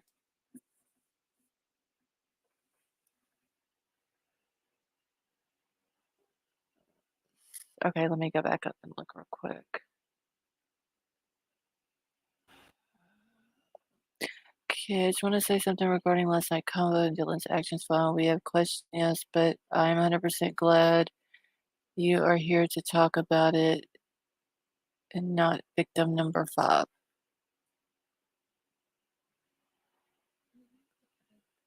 You mean you're glad that she is here to talk about it and not victim number 5? Is that what you meant? But yes, I do have to agree. Hey, Doreen. It's touched on the road was either swabbed or searched. Yeah.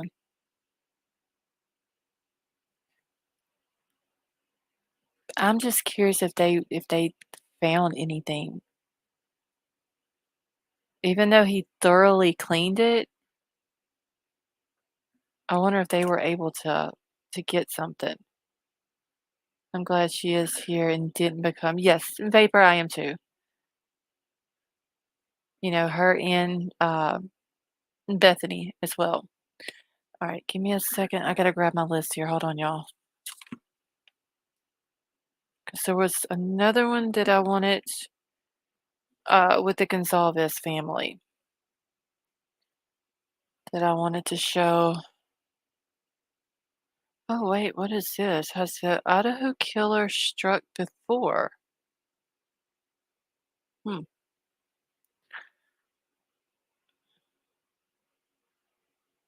Let's play this one because I haven't. There's some of these new ones that came out since I made my list. Shit, that was loud. That I haven't got a chance to watch them. Let's see. I want to know what was on his phone. It'd be very interesting to know, like his Google searches, what that entails. It'd be very interesting. I can't really see him texting anybody, maybe family. Um, I don't know, maybe somebody from work, but I don't know about like friends. Like we text our friends or something like that. I don't know if I could see him having friends. Hey Casey, how are you? Okay, well, that is true too, Casey. Hopefully that they are able to find something. She said, I doubt he got it all. They have all kind of special chemicals to locate blood.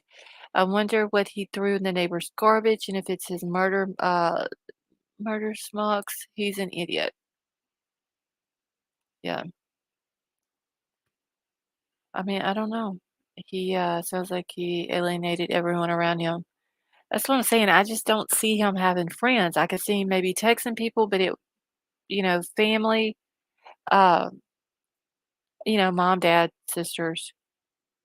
The girl that came out and did all the TikTok videos, that was his friend.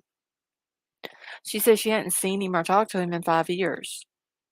But then also maybe like because he was a teacher's assistant at the college, maybe he had to talk with uh, the teachers and stuff like that at the school or if he had projects to do with other students that they communicate with him through text or something like that. But for sure his search, what he searched for, uh, would for sure be something of interest.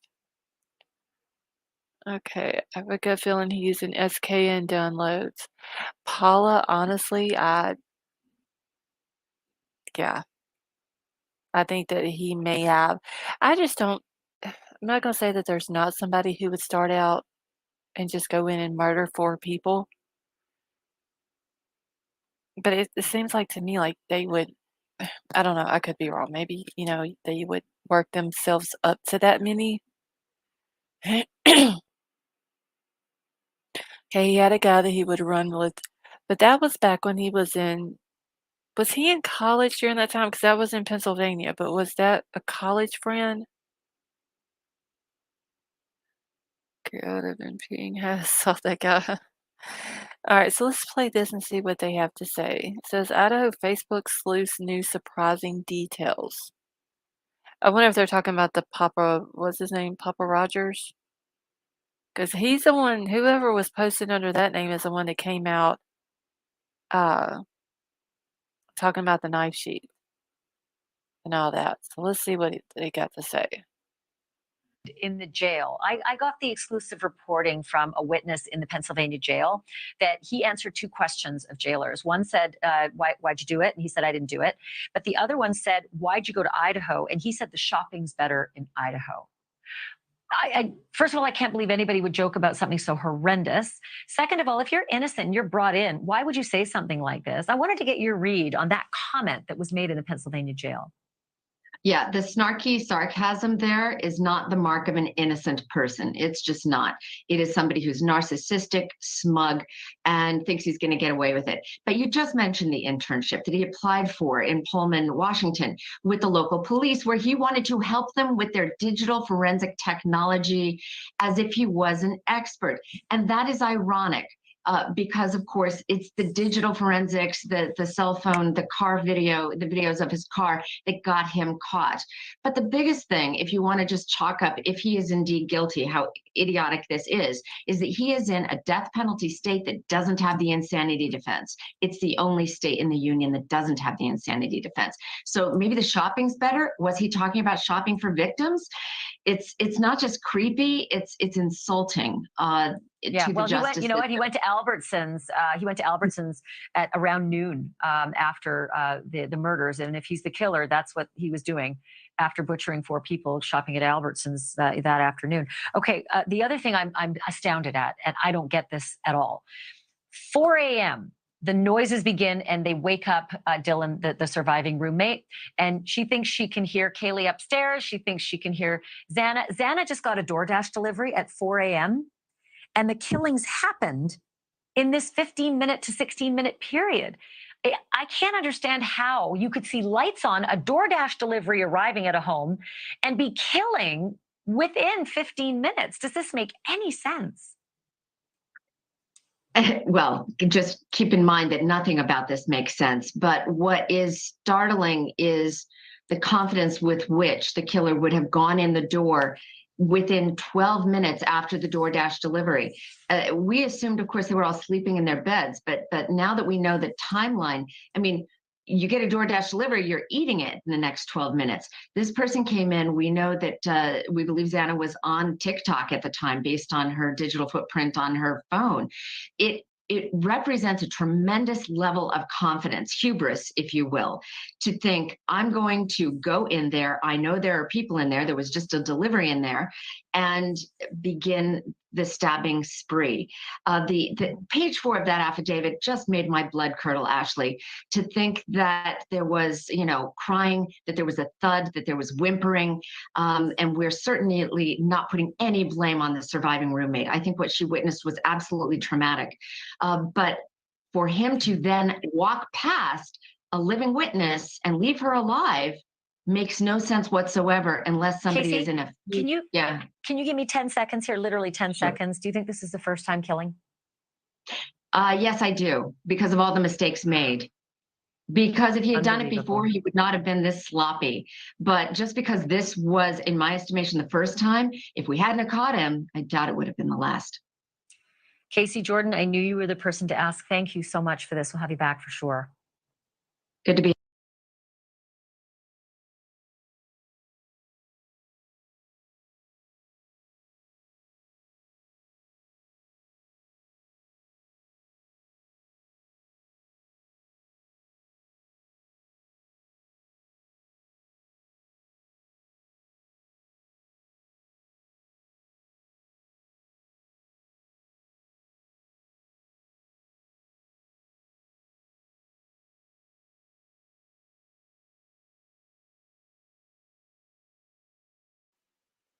Okay.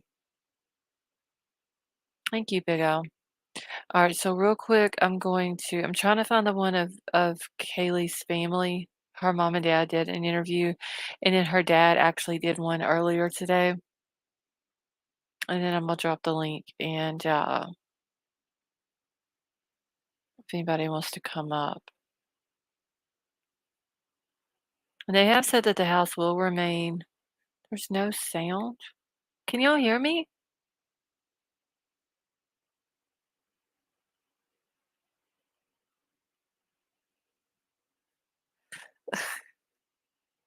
Okay, well, I was just wondering because White Widow Baby was saying she couldn't hear me. But anyway, they did say that the house is gonna remain a crime scene until at least February the 1st. Now let me just gotta find her parents if it's still on here. Okay, so has everybody seen this one that was on Banfield with her parents?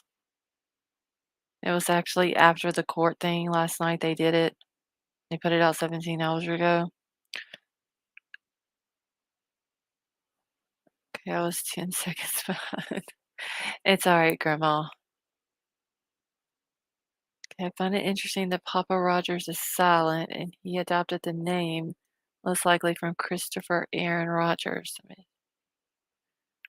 I mean, they talk. I think they said that like all these different accounts that had been posting, like the ones on the Facebook ones and the 4chan ones and all that, that they since this dude's been arrested, like he hasn't.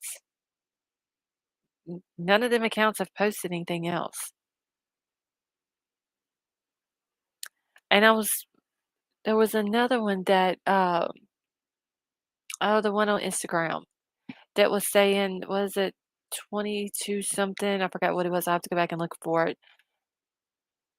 The last time I looked on it, you remember they had made the comment, uh, about Maddie and all this and that, and then they came back and they made 2 posts, and then they, deleted the 2 posts, and then they were following Maddie and Kaylee, and it had the way he had the 5 people that he was following, it says, "You won't find the truth," or something like that. I haven't seen anything else on that one's account either, on that Instagram account.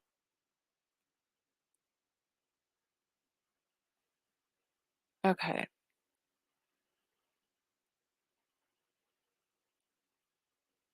I can get this one backed up because this is gonna be her mom and dad, that did their thing last night.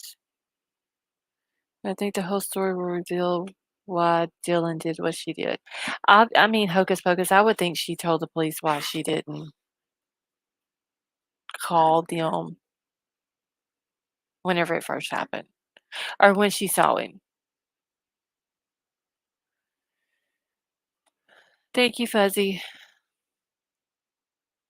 Alright, so is there anyone who has not seen the the interview with Kaylee's mom and dad with Banfield? They should hypnotize her for more evidence? Is that illegal? Like, I know that they can do it and, like or it's been said that you can hypnotize people and you can ask them stuff, and it's supposed to get, like, the truth out, but, I mean, if that is that legal? Okay, Vivian, you didn't see it? Okay, Esther didn't. Alright. Let's see, wonder if any of the high-powered attorneys Thomas, the only one that I've seen that he has is that Ann Taylor lady. Alright, so several of y'all have not saw it, so I'm gonna go ahead and play it. It's 15 minutes long, uh, but the parents say a lot. Okay, the affidavit says DM originally stated I don't know, Marissa. I need to go back and read it because when I got it yesterday, I kinda, like when I was reading it, the internet people were here working on the internet, so I was kinda, like, skimming through it, so when I actually went through the whole thing word for word was last night when I read it to y'all. I need to go back because that is interesting. Because like I said, we originally thought they were sleeping on the first floor, but then we found out Dylan was on the second floor. Then we hear that they slept through the thing, but then now we find out Dylan was actually awake. We thought the murders happened between 3 and 4. Well, now we find out between 4 and 4:25. So I need to go back through that.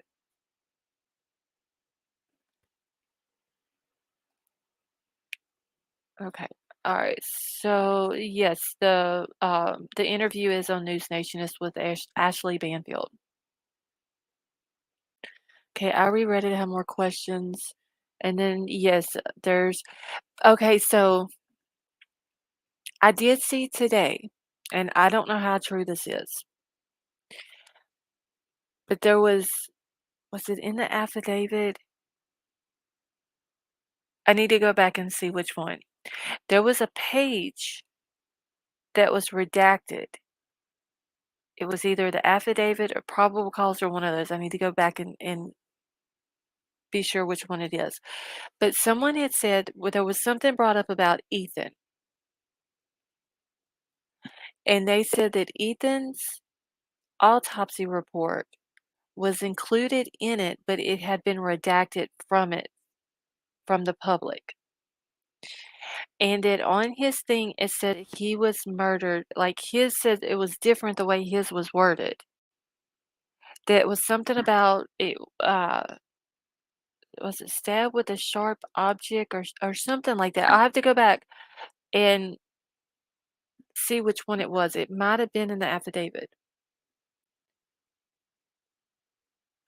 Okay, so the probable cause was redacted, so maybe that was it then.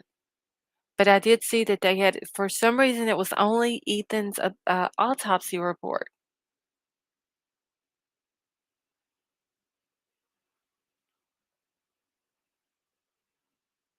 I need to go back and figure out which one that was. Because I wonder if was he murdered with something different? No, White Widow Baby, I got that link that you sent to me. I have it pulled up on my screen. All I gotta do is just go to it, then click on the different links in it. Um, so I can just go to it. I just need to figure out if it was the affidavit or if it was the probable cause. I know it was one of them, but they said that it had his included in it. So I'm wondering why they included his and not was his different. But then somebody said that's all he needed for an arrest warrant. Okay, so X was edge blade, E was stabbing. Okay, there's no reason to tip their whole hand. All they needed was one felony murder charge to get the warrants. Okay.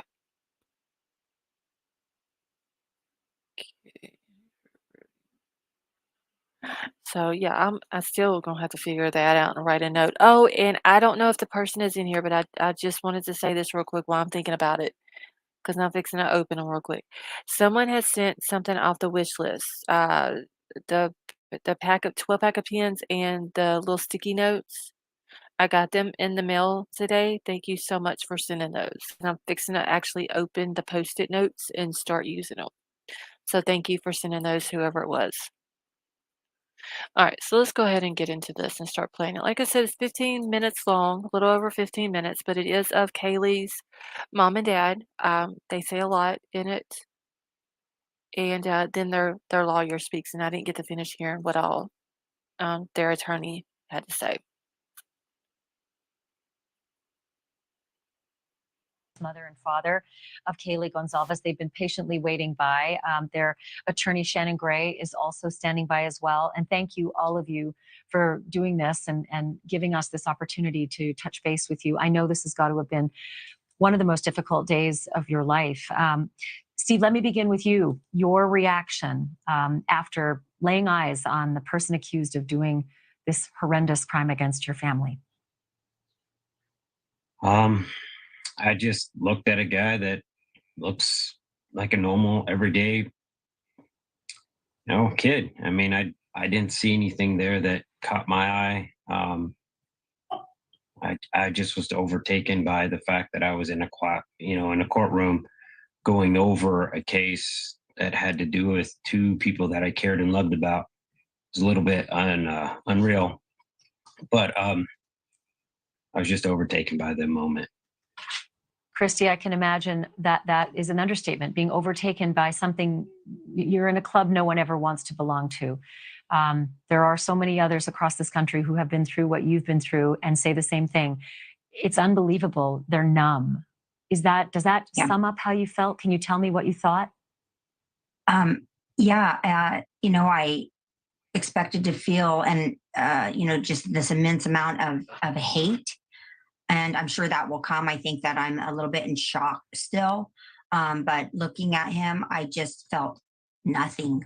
I mean, I just looked at him like, and I couldn't take my eyes off of him, his every moment. And I just could not believe that he has done what he has done. And I had a sick feeling for sure. It was very emotional. But on the other hand, I just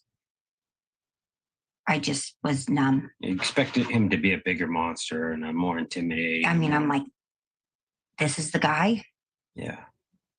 This is the guy that murdered our daughter. Are you going to be okay with continuing these court hearings? Are you going to show up at all of these court hearings? This is a lot. It's a lot to process. Before this, you were just parents of a couple of really great kids and living the American dream. And now there's this new normal in your life. I think we'll lean on the prosecutor to tell us if the information is going to be to a level.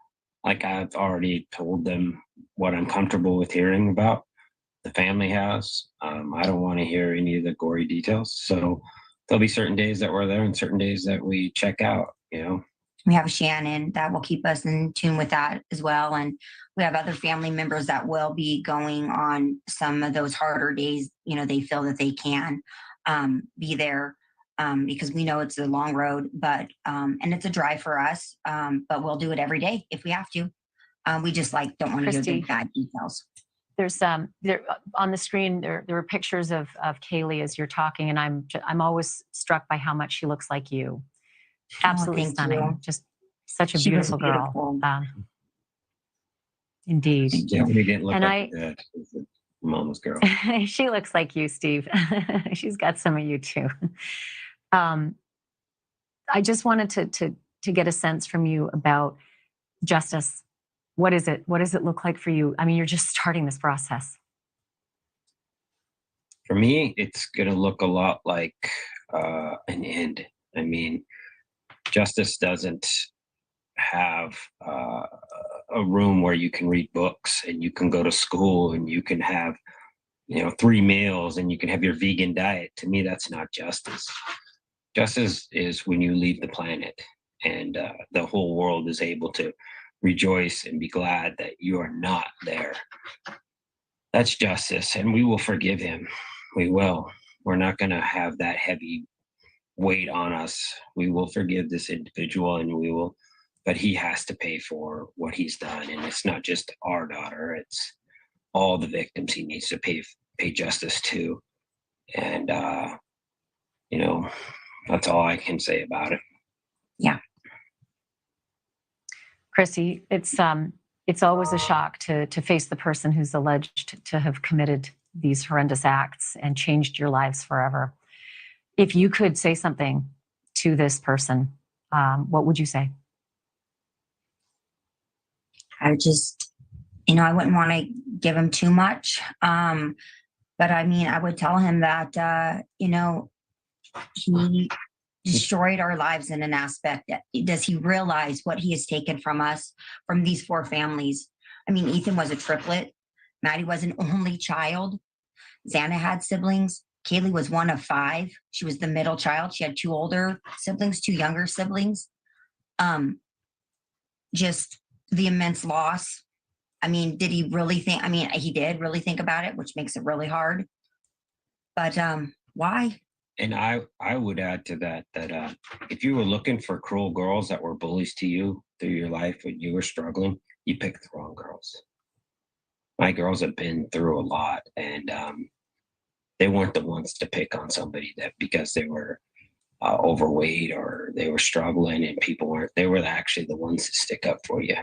So yeah, you picked the wrong person if you were looking for vengeance on some people that were mean to you in your life, and you picked the wrong community. And we're gonna have to hold you accountable for that mistake. Speaking of that accountability, has the prosecution or anybody from the prosecutor's office discussed the option of a death penalty? Because victims' families are consulted typically throughout the process, and this is an option on the table in the state of Idaho. We've talked with them. We've had multiple meetings. I think they probably want to do it all the families together before they just approach one. That would make the most sense. But we've had meetings, but we have not crossed that actual Question. Yeah, I mean, they couldn't even disclose just until recently that they were this close. They kind of said that, hey, give us some time. We think we have the right person. We're going to get this. But we couldn't go from that to death penalty or those type of details. Do you both have a feeling as to how you would respond to that question once the prosecutors put it to you? Absolutely. Yeah, we know. We know. We're glad that we live in And that Idaho. is, Definitely. I'm assuming that Definitely. you are in favor of the death penalty Yeah. for this Absolutely. If defendant. our daughters could switch places with him, and I'm saying Maddie is my daughter, we'd do it in a heartbeat. If they could sit there and have 3 squares, a place to live, and we could call them, we could write Yeah. them letters, they could watch TV, they could get I educated. would love if Maddie and Kaylee were doing life in prison right now. Yeah. So At least we could talk to them. that's not They'd be breathing. a punishment equivalent to being killed. That's God's role. And if you want to play you know God's if- role, then you're gonna have to go answer to him. Do you know if the Mogan family feels the same way? I know you all are very close with the Mogans. We have not talked to them about that. I was going to call her last night, and I did not. So I'm not Not sure. easy to talk about. I'm not sure, but I have a feeling that that they will, but I can't say that for sure. They're very I wanna forgiving ask, and good family. It's incredible to hear the words forgiveness out of your mouth, Steve. It floors me. It's extraordinarily magnanimous. You're a very strong family if you're able to be there today, especially on day one of this process, seeing him for the first time. I would love to ask your attorney, Shannon Gray, if I can. Shannon, was there anything in the affidavit you didn't already know about? Are there things that you know more about than the public knows now? Well, I think there were a lot of things in the affidavit that we had no idea about. The DNA and the sheath. We had suspected some things. The identification, I think we had suspected. But there were a lot of things that, there was quite a bit of information in that affidavit. I was actually surprised there was so much information in the affidavit. But, it looks like it's a solid case. And, I kind of look at the case in 2 different ways. As a former prosecutor, I look at it as a prosecution case, and it looks like a solid case. And then I flip the hat and I say, okay, as a criminal defense attorney, how would I look at it? And I still have a hard time with the evidence that's been mentioned in the affidavit.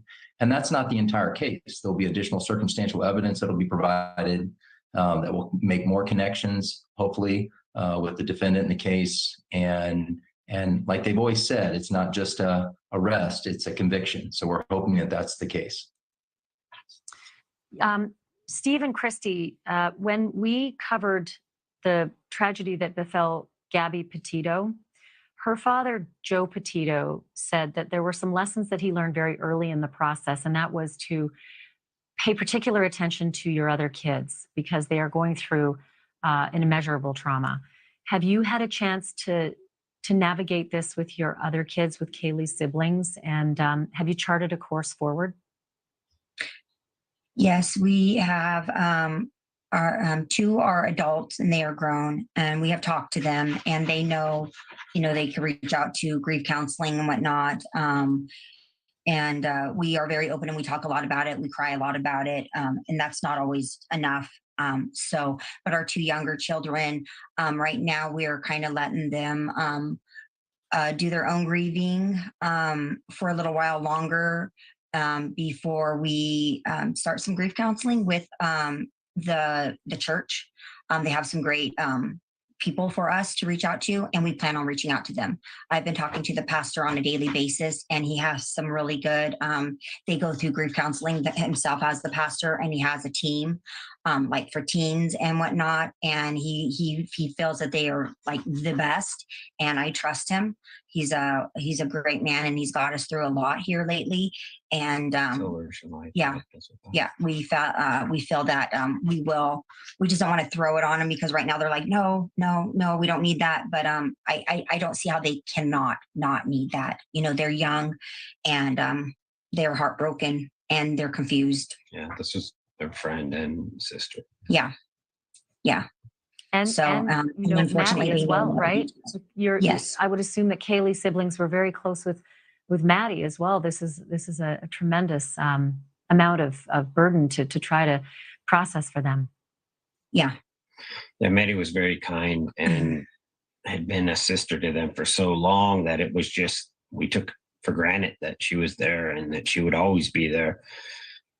So yeah, it hits everybody a little bit different, and you have certain memories that you tie to certain individuals. So it's my girls miss them both, and my son is torn. You know, it's something we're gonna have to work together. We're not very good at this kind of stuff, but we're gonna have to figure it out. Yeah, we're not, and it's not something you want to be good at. But just I'd like to, as a family. I'd like to introduce you to Joe Petito. I think it might be, Yeah, helpful we'll take just that. in terms we'll of take the. advice from somebody who's been there for Yeah. Yeah, we're not. Be pleased to do that. Shannon, we'll speak after the program, and I will connect all of you together.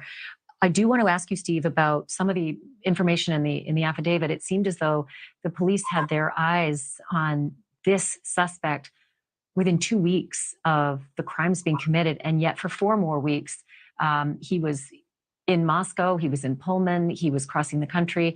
And I wanted to get your thoughts just on the notion that there were so many other people, classmates, neighbors, both in Washington and in Pennsylvania, who may have been at risk because they were so close to him before he was actually brought in cuffs. What were your thoughts about that? I think we all kind of shared that as a community, that there was a risk of somebody being out there. And I took that very personal, because I had so much weight on top of me, and I knew all these other victims that were associated with my family were being hurt with just overall media and coverage. But these guys, there's no perfect way to do this. And these officers they just did an amazing job. And I was hard on them, and I'll come out and say that I owe them all the gratitude in the world, and I've always supported the police. But it's the school of thought that I come from. Like, everybody can do their best, and they need to come to the every day trying to be the best person that they can possibly be. So I won't back off of that. But these guys did an amazing job. They need more credit than they had. I mean, people think Idaho is so old, old fashioned and out back, but these guys, they hit a home run, man. That affidavit is impressive. And I'm glad to be wrong. I wanted to be wrong. And I told them to their face, I looked them in their eyes and said, prove me wrong. And all is forgiven. And here we are, and all is forgiven. And I'll say that on camera, and I'll tell everybody, I was concerned, but I was wrong. They were right. And I'm okay with that. I have my person now. We have our person of interest, our defendant, and we will go after him, and he better be ready.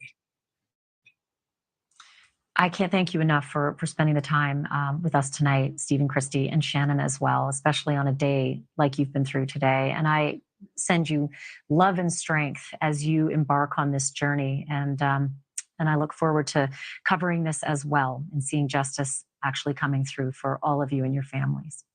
Thank you. You've been dedicated to this story. That's why we're here, because we appreciate hard work and effort, and you have been amazing. You have been so strong on this case, and it doesn't go unnoticed. And I believe the same with Bryan. I think Bryan is one of your coworkers, and he's been great as well. Well, we'll continue. We're not letting go. We're going to make sure that we're on it as well with you. Again, as I said, on this journey, and as I said, Shannon, I'm going to connect with you after the program, and hopefully get you in touch with Joe Petito. It'll be, I think, helpful. Thank you both. Thank you, all three of you. I so appreciate it. We appreciate it. Thank you.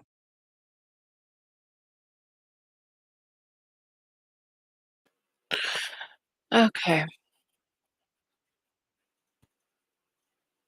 All right, y'all. That is such a sad interview to hear. Hey, Great White, how are you? So just the fact that they said that they would eventually forgive him, it says a lot. Esther, you're very welcome. I mean, like I said, it came out 17 hours ago, and I didn't even get to watch the whole thing. And I just watched part of it today when I was in town, just waiting on my mother-in-law to come out of the grocery store, and I wanted to cry my eyes out, listening to it. Hey, Brown Bear, how are you? Trying to make sure I have said hi to everyone, and if I haven't said hi to everyone who has come in, I do apologize, but thank you so much for joining us tonight. All right, where's my pen? So that was like the main one that I wanted y'all to watch tonight.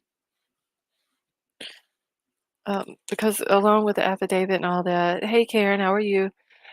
Just that one there, that interview said a lot. Okay, let's see. There was,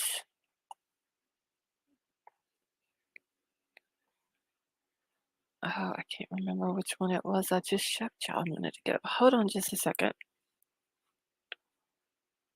Here's another one that her dad did tonight.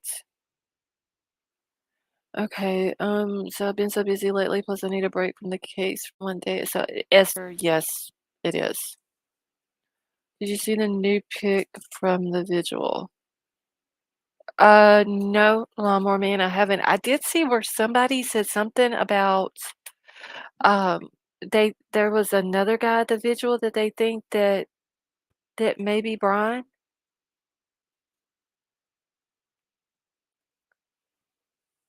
Okay. And it is a good thing that they're gonna try to set them up with Joe Petito. He's been through and still going through what they are now going through. Say a guy in brown. Okay, yeah, Marissa, I haven't seen that one then. So now they're thinking some guy in was it like a brown jacket or shirt or what that could be him instead of the guy in blue?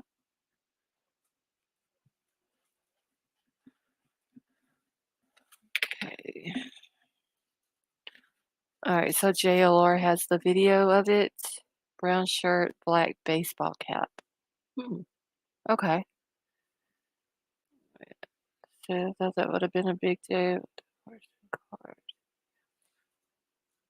All right, let me catch up. See, I couldn't sleep with him out there. They got their guy. A voice for hope. Yeah, I think they got their guy. I'm just still wondering if there might have been somebody,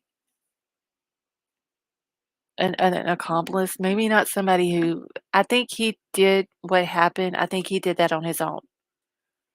I'm still wondering though if there was somebody who helped him plan it, maybe. Let's see, the guy in the JLR video did look like it. Okay, so I'll have to go find JLR's video then. New guy at Vigil. I'll have to go find that tonight. Like I said, I did see where somebody said something about they thought there might have been another guy that could have been him in the Vigil, but I haven't. And see, Karen, I think where the accomplice is going to come in, I think that maybe from that survey thing that he did, asking the questions about the ex-cons and all this and that. Because if you go asking ex-cons stuff like that and they're willing, like, I mean, usually ex-cons are not scared to do anything. And they could have just given him an idea or information on how to do something.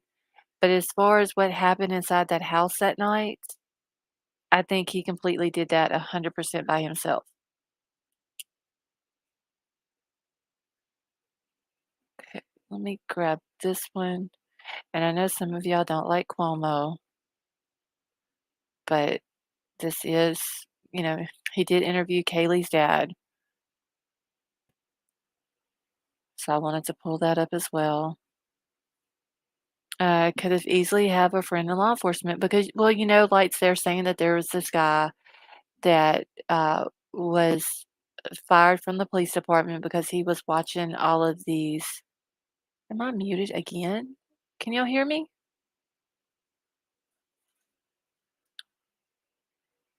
Hey, Lori, how are you? Okay, y'all can hear me. Hey, Jeffrey. Alright, so, but they said that this guy, was fired from the police department because he was watching all the body cam footage. It was like 8,000 videos that he watched, body cam videos.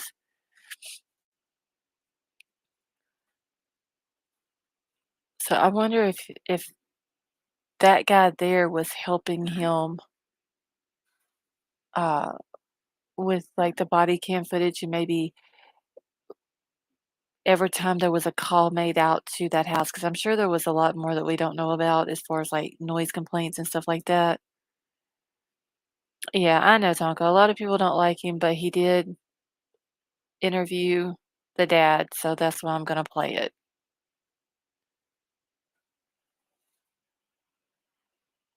Alright, so and this one here is only 5 minutes. Kaylee's father, Kaylee Gonsalves. This is Steve Gonsalves. And I think Shannon Gray, his attorney, who we've had on the show a couple of times, is around also. It's good to see you, counselor. Thanks. Stephen, I'm very sorry to meet you under these circumstances. I really feel for your family. I've been watching you and reading your words and talking with your attorney. I know what this has been like on your family. And first and foremost, how's everybody doing? Hard to get a grasp. Today we have a basketball game to go to. My youngest daughter will be playing basketball today. So after I'm done with this, we'll be in a gym and cheering her on and hoping that they win another game. What is normal now? Where is your head and heart in terms of how you process how to feel? I don't know what normal is. We're trying to figure that out. Me, my wife, and the children. We just try to do the normal things, go to dinner and, have some time, spend together, play some board games, just do things that, Kaylee loved when she was here. And we're a big family, so we enjoy our company, and there's usually 2 or 3 friends spend the night. So we just try to stay busy. I think it's hardest when you have idle time in mind. That's when it starts hitting you the worst. There was such urgency to find who did this. How did it hit you once they did? When you saw the face, when you saw the name, what did it mean? It was a chapter. It was like, all right, this is how I planned it. We were going to get this guy, and I wanted to get him faster. Obviously, everyone tells you time's an essence. So the longer you feel, the more dread you have, and the more pressure you feel that you need to do something, because things don't happen on their own. But I mean, I knew I had a lot of officers and a lot of agents working on this case, and I just tried to sit back and give them time, and then keep my family stable. I know you guys had been concerned about communication and how they were doing the job and the intensity. Did not just the arrest, but the affidavit allay your fears that these guys were up to the job, the level of detail, the legwork? Yeah, definitely.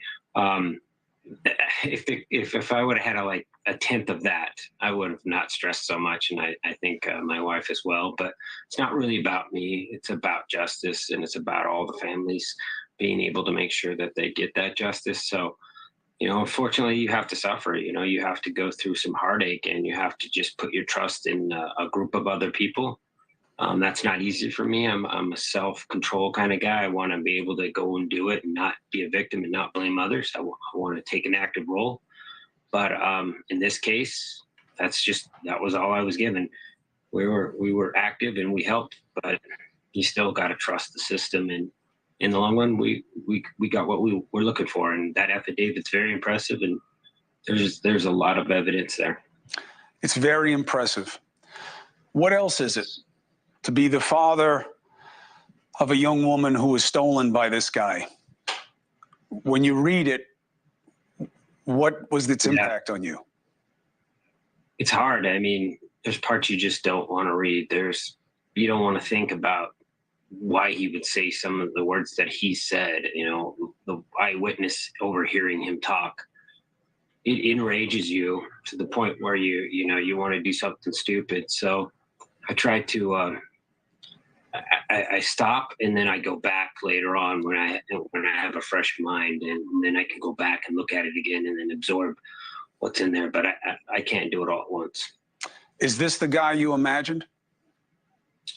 No, I thought he would be much more, bigger and more of a monster, obviously, and have those key looks of somebody who couldn't get along with girls, and this was like his only option or something.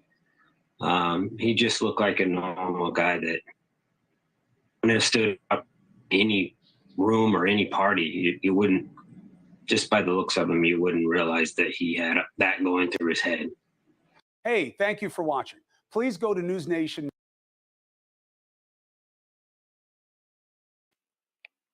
Okay. All right, I was waiting for Junior to answer. I wanted to see, Junior E, who, in your opinion, if you're saying that they got the wrong guy, who do you think did it?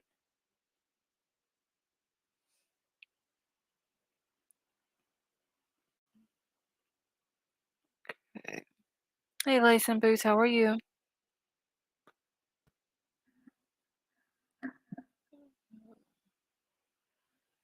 I just want to see who he thinks that maybe because I mean, honestly, I think they got the right guy, but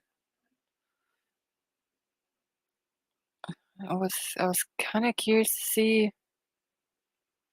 who Junior thinks.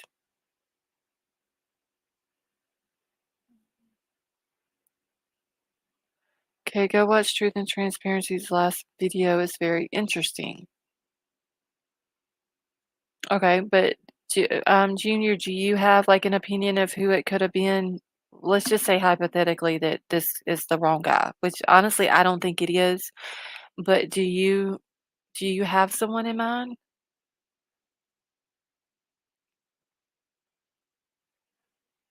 All right, and I'm gonna drop a link. And Junior, if you want to come up and just give us your opinion on it,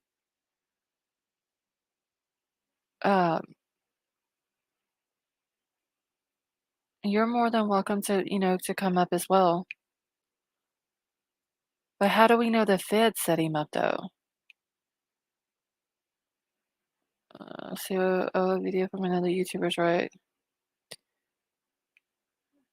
Wait, the dads set him up? Yeah, I don't think they have the wrong guy. Honestly, I don't. I mean, they watch this guy. Um, hey, Truth Seeker, how are you? I mean, they follow this guy for 4 days just to keep an eye on him so they can get the arrest warrant.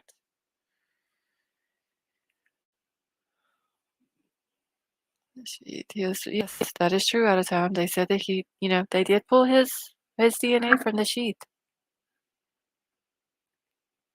I mean, what would be FBI's motive to set this guy up? Okay, yeah, Junior, I'll go back and watch it tonight. I'm not gonna play other people's videos on here. Um, but yeah, I mean, I'll go back and watch it tonight and see what she says. But honestly, I don't think they have the wrong person, honestly. Delia Fitz, he said, Truth and Transparency's last video that I guess, put out today. There's 109 possibility he was set up. We live in a ruthless world.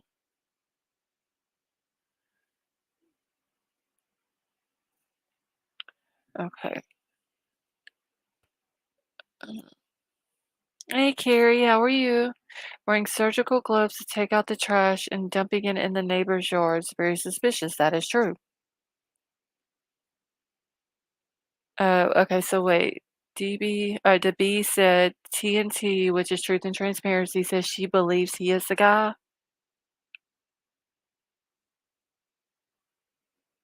Okay, I'll have to go watch. Uh, I have to go watch it because I don't.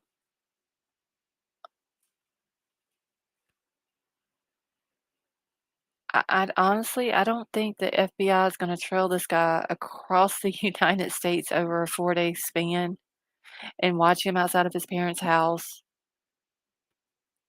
and all of that just to set this person up if he's not, I just don't think that. Okay. Alright, let me go back to this now. I don't think I've played this one. So this one has got Jennifer Coffindoffer on it. And this one, it's only like 4 minutes, so I'll play it real quick. I mean, y'all gotta think. That's a lot of money that FBI would have wasted just to set up a guy. Carrie, thank you so much for the super sticker, and it says you are amazing. Well, thank you, honey. I think you're amazing as well. I think all of y'all in here with me tonight are amazing. See, I sent you the NBC Defense video on DNA, etc. to your Twitter. Okay, thank you, Izzy. I'll go check it while this video is playing.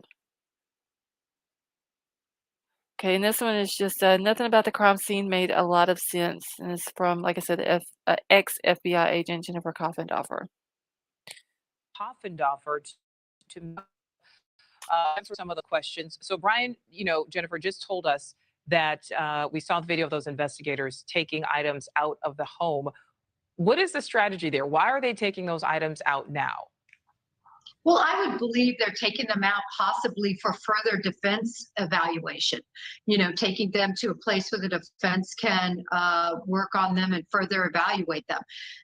Nothing about this crime scene throughout has made a lot of sense, from when they first removed the items that belonged to the victims and the individuals in that house to when they released it knowing they had a suspect. It made sense if there was no suspect and no foreseeable suspect.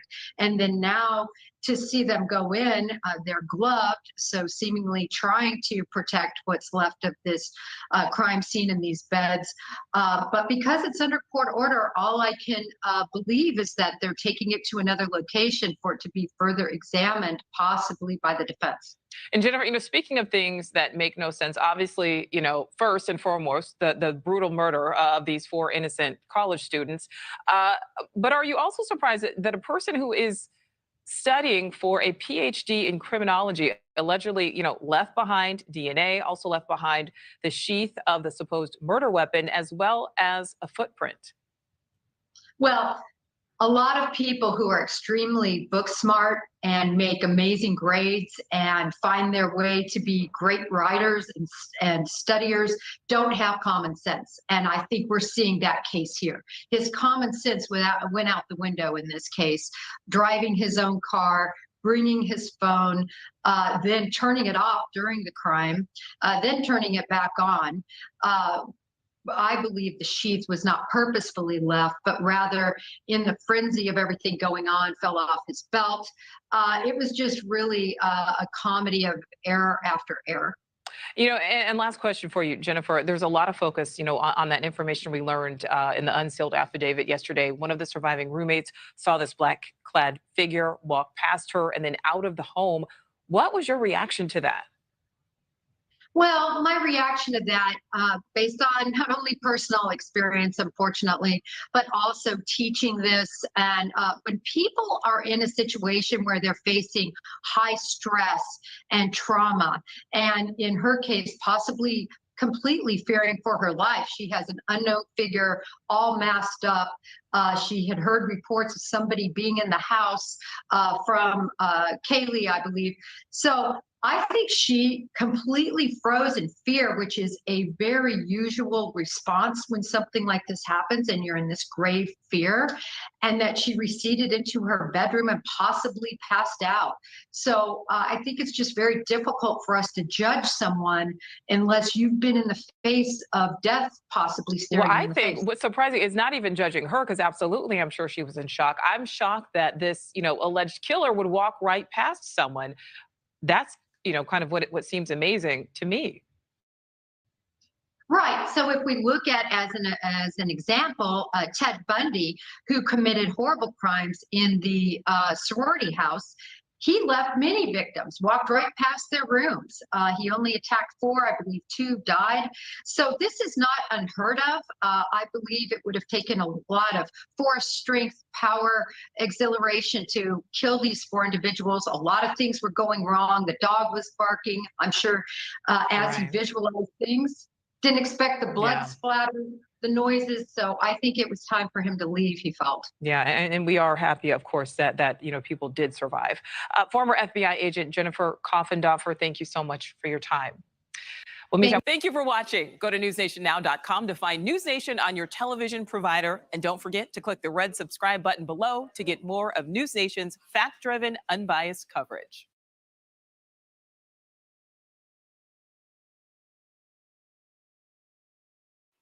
Okay, let me get back into this and take this off the screen so don't go back to playing.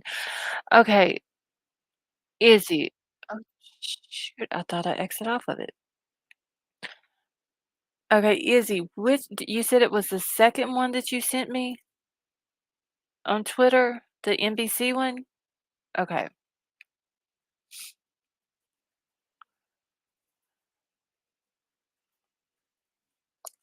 Yeah, or you want to come up for a few minutes? Hold on, let me take this off the screen so it's not blocking anything. Let me grab a link. Joanne, how are you tonight? Hey, Joe, how are you?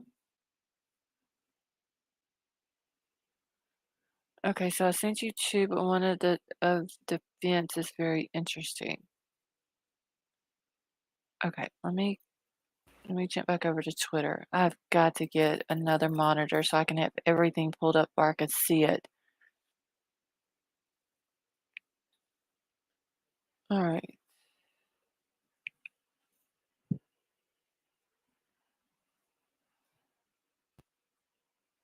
All right, so I'm gonna go ahead and play Izzy's stuff real quick.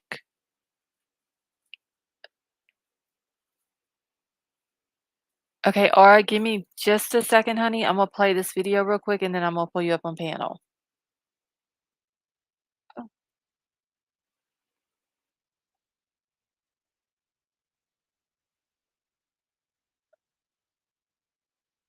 okay.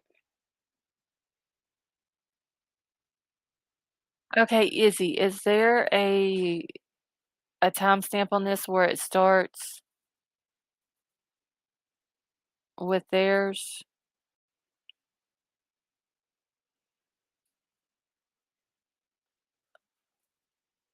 Okay, wait, I think I might have found it. Hold on.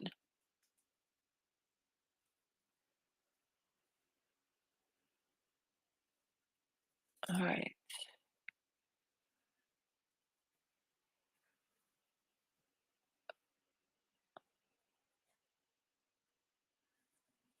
Give me just a second, y'all.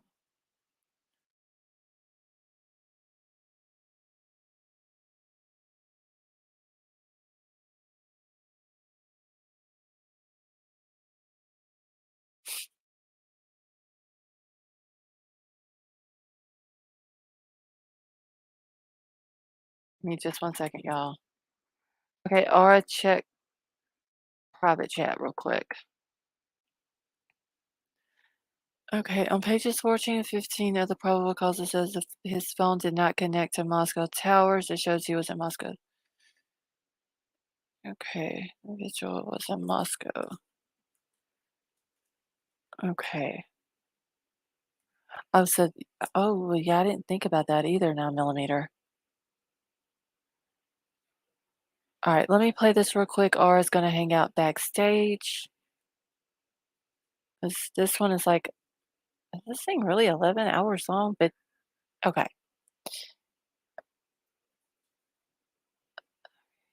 TV, I'm just using HDMI for it.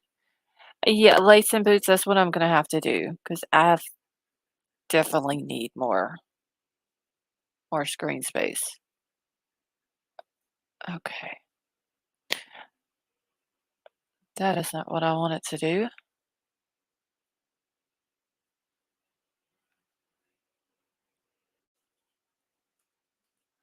Yeah, the probocalls printed so easily. Yeah, 9mm, I've got it, the whole PDF file. I've got it in an email, and it just that way I can go to, like, whatever page I want to on it.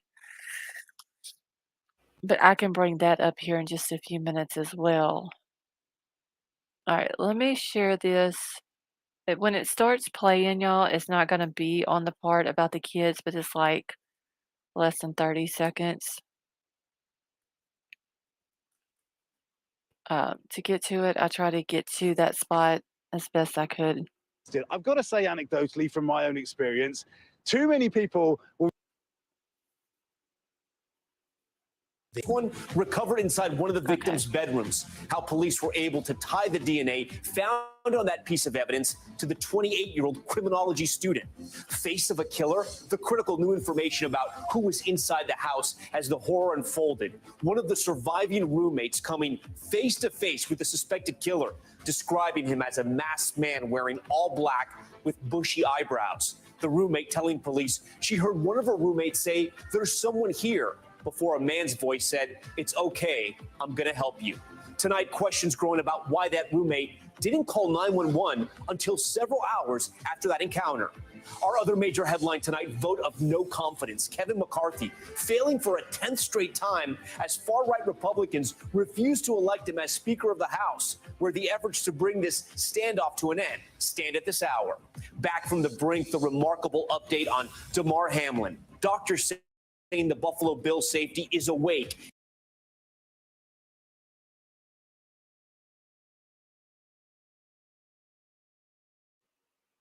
Am I at the right spot on this? And communicating with friends and family. The question they say he asked as soon as he woke up. Cartel prince captured. El Chapo's son arrested by the Mexican military. The capture triggering a violent response by the cartel. Past found dead in their home. A little over a month later, on December 30th, authorities arresting 28-year-old Bryan Kohberger in Pennsylvania. And now, for the first time, police revealing the 3 critical pieces of evidence that led them to the alleged killer. Let's take a look tonight. The first, a sheath, a knife holster or cover, if you will, similar to this one, found next to one of the victim's beds. Police say DNA found on the button of the leather cover of that sheath belonged to Bryan Kohberger. The second, an abundance of surveillance images, police say, show Kohberger's car, a white Hyundai, near the scene of the crime at the time they believe the murders were committed. And finally, the third, data from Kohberger's cell phone. This map showing the path he likely took from that Elantra from his residence in Washington State to the house in Idaho. Remember, he lived very close by. Investigators say he turned that phone off as he approached the scene in an attempt to conceal where he was going, then turned it back on after he left. The mountains of evidence leading to Kohberger's arrest and extradition. The criminology PhD student appearing in an Idaho court for the first time today, emotionless, as he sat just feet from the loved ones of his alleged victims. At the heart of this case, the tragedy of 4 young lives cut painfully short. 20-year-old Ethan Chapin, 21-year-old Kaylee Gonzalez, 20-year-old Xana Coronado, and 21-year-old Madison Mogan. We have full coverage tonight on this, breaking down every angle. Our reporters live on the ground in Idaho and a team of experts in crime, policing, and forensics standing by with analysis. We begin first at the courthouse in Moscow, Idaho, with Gadi Schwartz, who has been covering this case since the beginning. Gadi, you were there for the hearing this afternoon, just steps away from that alleged killer. Yeah, that's right, Tom. And so many disturbing details contained in this affidavit. But central to this case is what you just mentioned, that knife sheath. You got to consider that this is basically an extension of the murder weapon left at the scene. And on that knife sheath, DNA evidence. Tonight, for the first time, Bryan Kohberger appearing in an Idaho court after being extradited from Pennsylvania, where he was arrested. This is State of Idaho versus Bryan C. Kohberger. Charged in the gruesome murder of 4 University of Idaho students. The maximum penalty for that offense, if you plead guilty or are found guilty, is not less than 1 year in prison, no more than 10 years in prison, and or a $50,000 fine or both. Do you understand? Yes. And now, chilling new details revealed about the massacre investigators say was carried out in the dead of night. In an 18-page affidavit, police laying out a triad of probable cause, a DNA profile, a white Hyundai Elantra, and cell phone data. The documents revealing that one of the surviving roommates in the house was awake. At one point, she opened her door and heard noises coming from upstairs around 4 a.m. First, she thought it was one of the victims, Kaylee Gonzalez, playing with her dog, but then she says she heard something to the effect of, "There's someone here." Then later, an unknown male voice saying something to the effect of, "It's okay, I'm going to help you." That roommate also telling authorities she saw a figure clad in black clothing and a mask that covered the person's face and nose walking towards her, adding she saw a figure as 5'10" or taller, male, not very muscular, but athletically built with bushy eyebrows. But she locked herself in her room. The report also noting that a nearby security camera captured what sounded like voices or a whimper, followed by a loud thud. Why 911 wasn't called for hours still remains unclear. And then there was the physical evidence allegedly linking Kohberger to the crime scene. Authorities say after a knife sheath similar to this one was found next to victim Madison Mogan, the lab, quote, located a single source of male DNA, suspect profile left on the button. Additionally, agents recovered trash from the Kohberger's Pennsylvania house that, when tested, revealed a possible DNA match to the sheath through Kohberger's father's DNA.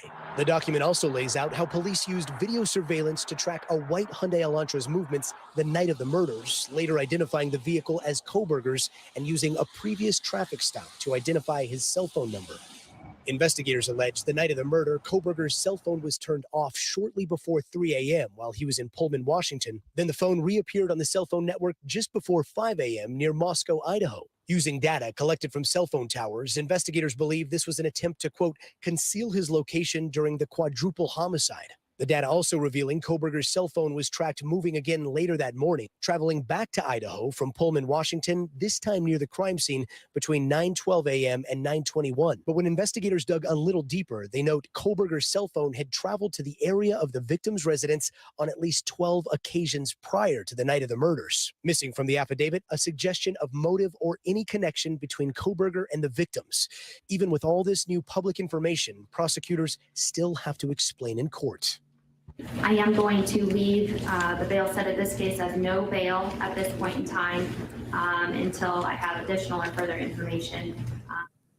Okay, Gadi Schwartz joins us again tonight. So, Gadi, talk to me about Kohberger's demeanor. By now, he may have some clue of the evidence allegedly against him. Tom, we were sitting about 15 feet away from him, watching him the entire proceeding. And I got to say, it's difficult to describe his demeanor because he never gave any expression or indication of what he was thinking. He kept a very straight facial expression. He leaned forward. He answered the questions very succinctly, very directly to the judge, but no expression at all. And then you've been speaking to the families throughout this. A lot of grisly and difficult details released today. Do we know how some of those family members of the victims are doing tonight? Yeah, Tom, they have been preparing for this for quite some time, and we've talked about that. I've asked them, and they said that they want to be steadfast. They want to make sure that this process is as thorough as possible, and they want to make sure that the killer is brought to justice. So they are going to sit there united like a family. And Steve Gonzalez, I was sitting behind him during this hearing, and he stared straight at Bryan Kohberger the entire time. His wife started crying silently at one point when the judge read Kaylee Gonzalez's name, but Steve Gonzalez there did not avert his eyes from the suspect in this case. Meanwhile, Bryan Kohberger never looked back at the family, again, just looking straight at the judge and remaining expressionless. Back to you. Can't even imagine what those families are going through. All right, Gadi Schwartz leading us off tonight. Gadi, thank you for that. For more on these stunning revelations, we're joined now by NBC News correspondent Dana Griffin, who is outside the home in Moscow, Idaho, where this brutal murder took place. And Dana, I want to go back to the affidavit which investigators released today, which became public, because it details exactly what happened in that house. We learned a lot from investigators, revealing the possible path the alleged killer took through that home. Can you walk us through that? Absolutely. So investigators haven't said specifically how he entered the home, but we know that he allegedly killed some of these victims. And this is where investigators say that were found. On the second floor of this home, that's where Ethan Chapin and Zaina Kernodle were found in her bedroom. On the third floor, that's where they found Kaylee Gonzalez and Maddie Mogan in the same bedroom.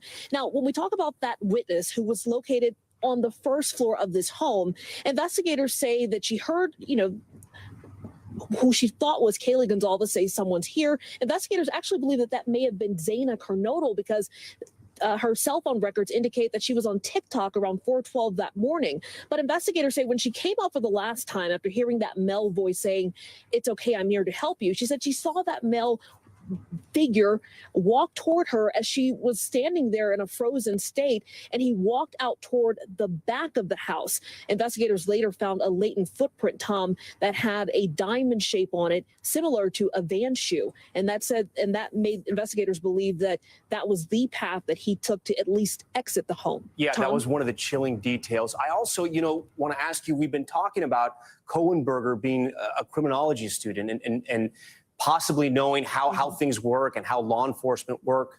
But it seems like he made so many glaring mistakes, according to the affidavit, trying to evade capture. I know in that neighborhood, they're saying several surveillance cameras picked up his car. Walk us through that. Yeah, and on the affidavit, according to the affidavit, the home here to my left was the home that actually captured audio that sounded like a whimper, and you could also hear a dog barking around the time of the murders. We believe that that camera at that home there also captured that white Hyundai Elantra that the FBI actually identified later on in the investigation. They actually put out a be on the lookout alert back in December, but the public wasn't made aware of that until December 7th, and that's when people started, that's when an image like this that you saw from that gas station was discovered, because people started realizing, maybe I should go back and check that surveillance video. That we also heard that Washington State University had video of a white Hyundai Elantra coming and going around the time that investigators believe the alleged killer left and came back on campus after the murders. Tom? Okay, Dana, we really thank you for that. We want to dig a little deeper into these new arrest documents in the case against Bryan Kohberger. NBC News national security analyst and former FBI special agent in charge, Frank Figliuzzi, and NBC News law enforcement analyst and former ATF special agent in charge, Jim Kavanaugh, joined Top Story Live tonight. Frank, I want to start with you. The entire world, including the media, including this show, to be fair, we're putting so much pressure on law enforcement there in Idaho. Really good police work when you look at this affidavit. You have to sort of admire what these police did. I agree. And I was amongst the people just hoping for a quicker resolution. I can only imagine what the victims' families were going through. But it turns out, particularly having read the affidavit, that this is a solid investigation. I mean, this is a triple threat that the defendant's going to have to overcome. As you said, there's DNA evidence, there's cell phone evidence, and there's video camera surveillance evidence. It's quite a task for his defense team to overcome. And in fact, with the death penalty in Idaho, a victory in this case would likely be just avoiding that death penalty. Jim, I want to ask you, he was dressed in black. He had a mask, according to police, according to the eyewitness, one of the surviving roommates. And police say he was circling the block several times in the half hour to hour before the crime. What does this tell you? Is this essentially the killer on the hunt? Right, exactly, Tom. What we have is a lot of pre-offense behavior, not only that night, but in the weeks prior, the cell phone tracking where he made more than a dozen trips to this same area. So he was planning this. He wanted to kill someone. We don't know if he actually had targeted that house all those other trips, but certainly close to that area where the tower picked up the phone. And to build on what Frank said, when the threads of evidence come from various directions that are not connected. Let's start with the first one, the witness. She describes him, 5'10", bushy eyebrows, a thin build. Then we have the vehicle that he owns, that exact car that's on the surveillance in the morning. We have the DNA on the button snap of a K-bar knife sheath. That's a dream find for prosecutors and agents and detectives, because it's not his fingerprint on a doorknob where he could have said, I went to a party there one time or somewhere else. It's on the killer's knife sheath that's laid on the bed of the murder victims. How could it get there? The killer left it there. So that's pretty damning. And then, of course, we have the DNA match for that button. And, we have, it all comes together in an interconnected mosaic that will tend to lock them behind bars. And I would say there'll be more evidence. There could be microscopic blood evidence in the carpet on the white car, off his shoes, blood of the victims. Yeah, I'm sure he's tried to wash his clothes or threw them away. He ditched a K-bar knife. Yeah, Frank, I want to go. There may be more. Jim, I want to go to Frank. Now, Frank, I want to ask you about the knife, and I want to be clear to our viewers. This is not the knife sheath in question. This is one similar to it. I'm reading from the affidavit now. The sheath was later processed and had a K-bar, USMC, United States Marine Corps, Eagle Globe, and anchor insignia. So we think it's similar to the one you're seeing right here. Frank, how in a murder, let's say this murder was well planned, how can something like this be left behind? And I know there's a theory that possibly sometimes killers leave things behind on purpose. Where's your head at on this one? Yeah, there have been some reports. I don't think they've been confirmed yet, but I've seen reports that there might have been signs of a struggle, at least with one of the victims. There's some evidence perhaps of defensive wounds. We've got to wait to see how that comes out. But if there was a struggle, even just the physical activity of multiple stab wounds, which is what this affidavit speaks to, yes, you could actually lose the sheath. It could not be buckled properly onto your belt, or it could have come loose. Or as you suggest, we could be dealing with someone who's simply too smart for his own good. He might have thought, I'm going to leave this behind and see if they catch me. I don't know, but as Jim says, this is a dream come true for forensic experts. You've got his DNA not only on the knife sheath, it's on the snap button, meaning that's what he would have had to engage to remove the sheath. So it's damning. There's also great evidence. How did they get the DNA? They pulled it in Pennsylvania off the trash from his parents' home. Yeah, the police work has been incredible. I do want to bring in someone else into this conversation, famed criminal defense attorney Mark Garagos, who's represented everyone from convicted killer Scott Peterson to Gary Condit to Michael Jackson to Jussie Smollett. Mark Garagos, thanks for joining us right now. You've defended people who are guilty. You've defended people who are not guilty, high-profile defendants. Does anything in this case right now worry you as far as the legal investigation is concerned? Is there anything investigators left out possibly, or do you see any mistakes so far, or do you think this is a pretty tight case?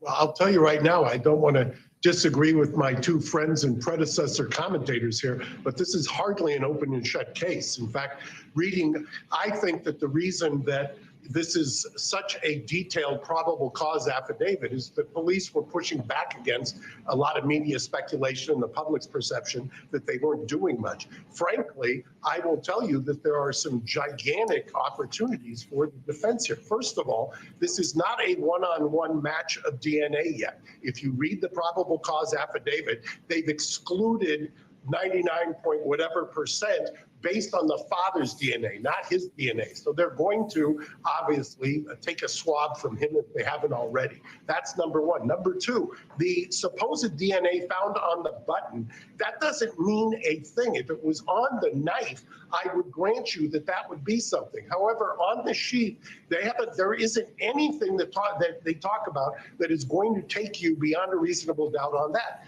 Number three, the other glaring hole that they're going to talk about is there's rank speculation that somehow he must have turned his phone off, because the problem is, and I was wondering about this because I've had it in so many murder cases, I assumed that one of the first things they did was go and take a look at the cell phone service.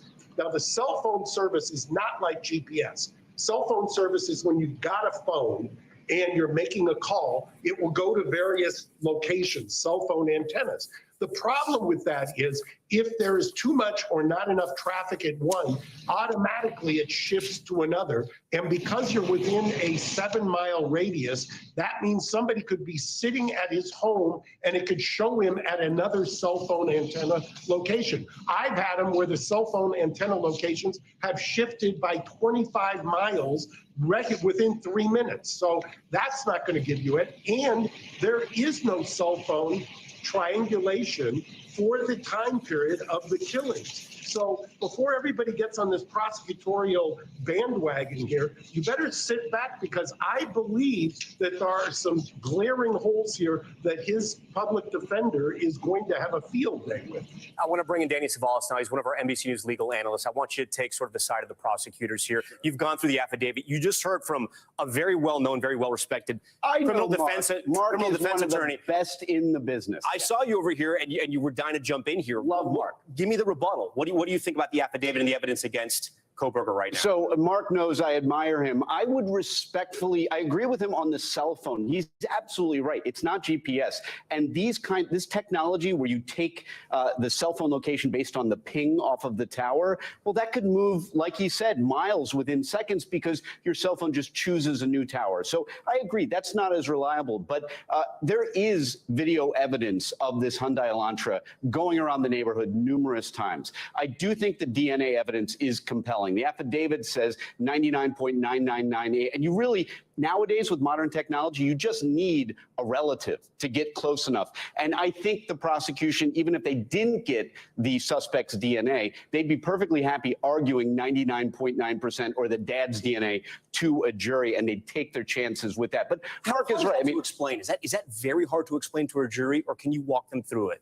The DNA evidence? Connection, yeah, how that all works. Well, typically, even when they call an expert, as heady or difficult to understand as DNA evidence is, most jurors, and I think Mark would agree, have been raised on a steady diet of CSI. Yeah. So they're more willing, they're more receptive to the idea of DNA. In fact, in my experience trying cases, jurors come to expect DNA evidence. And in a way, it actually hurts law enforcement if they don't have it, because jurors have become rather spoiled. They expect, oh, every case has DNA evidence and it's going to be in there. And if it isn't there, that must mean the police may have done something wrong. So I think the compelling pieces are the sheath left at the crime scene, the video evidence, and of course, I do think the DNA evidence is compelling. And I just got to say this, Tom, because last week, when the suspect was apprehended, I got this question all the time. Well, do you think that because this guy was a PhD in criminology, that he might be able to commit the perfect crime? And at the time I said, no way. Criminology, I mean, that could be a sociological study. It doesn't make you a master criminal. And if this ends up, this affidavit of probable cause is accurate, and this defendant is guilty, then this was not the perfect crime. This was the dumbest crime. Mark, I want to ask you a question. We've heard from the county prosecutor, Bill Thompson, who may help in the prosecution of this case. He leads that office. I think we have a photo of him or some video of him as well. We've all seen Anatomy of a Murder, right? Jimmy Stewart, the country lawyer, takes on the hotshot prosecutor. The roles are reversed now. If Kohberger were to lawyer up, say, right, hire someone like yourself, how difficult is it for someone like this prosecutor from a small town, a small county in Idaho, to take on somebody like a Mark Garagos, who has a very powerful law firm and a lot of experience defending clients, defending defendants in types of crimes like this, high-profile crimes? I'm going to make a prediction right now. I don't think it's going to be tried in that county. I think that you layer over the fact that the chief law enforcement officer there has expressed his opinion that he's got a 100% certitude. You talk about the wall-to-wall publicity. And by the way, it wasn't that long ago, I believe her name was Fallow, was tried with a lot less publicity, and they moved that case as well. So I don't think that whatever perceived advantage there, I don't see it. And frankly, I'm not so sure, they already were in there with a very prominent defense expert. And actually, I don't even know the characterizing as defense is fair, but they had a forensic expert in there already. My guess is they've already started a parallel investigation. And I will tell you that there are things that are even in a probable cause affidavit that give me cause. For instance, Danny was talking about, well, they identified a car and blah, blah, blah. Well, they did. They went to the FBI. When the FBI was first shown the videos, the FBI said it was 2011 to, I believe, 2013 or 14. Then when they found out that this guy doesn't have that model, the guy all of a sudden changed his opinion as to what the model was. Those are the kinds of things that are going to come back to haunt the prosecution. Mark, real quick, what would you advise?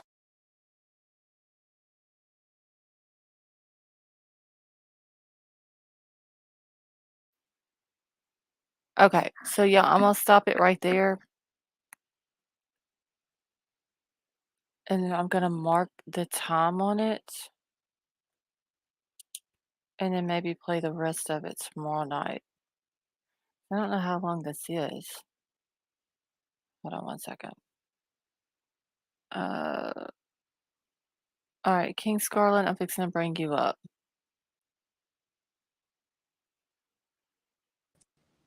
Okay, can you hear me? Yes, can you hear me? Yes. How are you? Hi, Scarlett. How are you tonight? Good. I wanted to know what you thought of why do you think he went back after? What are your thoughts on that? When he went back at like 9, what was it, a little after 9 o'clock or something like Yeah. that? Yeah. I don't know, maybe to see, if the cops were there, how Mhm. many people showed up, basically kind of just watching his work unfold before Mhm. everyone. Um, I don't think he would have went back looking for the sheath because Mhm. if he would have, then he got there, he saw that the cops wasn't there, so I think that he would have went in at that time if that's what he was looking for. Yeah. Yeah. I don't know if he would have went back because somebody else had finished the job, but I don't know if he would have did that either because there's a chance, that Yeah, somebody no. they could have done called the police and the police just haven't got there. Uh, Mhm. but it was weird how it said that he left at his house at 9 o'clock and then he was back at his house at 9:30. Like, did he just drive there just to see if Could the he police were there or what? I'm thinking maybe he was trying to trace his steps to see if he could find the glove to his knife, I think. I think he was probably trying to see if maybe he could see it somewhere or he was hoping maybe he didn't leave it inside. I'm thinking. Yeah, I mean, he could have. I don't know. Yeah. It's because, when the one guy was there and when the reporter was there standing in front of the house, and a lot of people had seen the car up Oh on, yeah, what is the that's name? right. I can't remember the name of the street now back there. Is it Walenta? I I think believe so. it. And they could see the car up there. I'm wondering if that was him, but we'd have to go back and find out what day and time that was in order, Right. to see if his cell phone was picked up during that time. But then again, he could have cut it off as well. Right. Well, I was thinking that because remember how they were saying that he was going to the grocery store and he was wearing gloves Mhm. and he was like real cautious about what he touched. I wonder if he was just overthinking it after that. He could have been. Yeah. Uh, yeah, hold on, Vapor. Let me grab a link for you. Um, yeah, I don't know. Is he, I was wondering if he was like a germophobic person. Oh yeah, that too. Yeah. Um, could that been why he was wearing them, or was it because maybe he was just paranoid and thought that they were onto him or possibly watching him or something like that? And he just wanted to make sure that if they were watching him, that they didn't get his prints or DNA off of anything.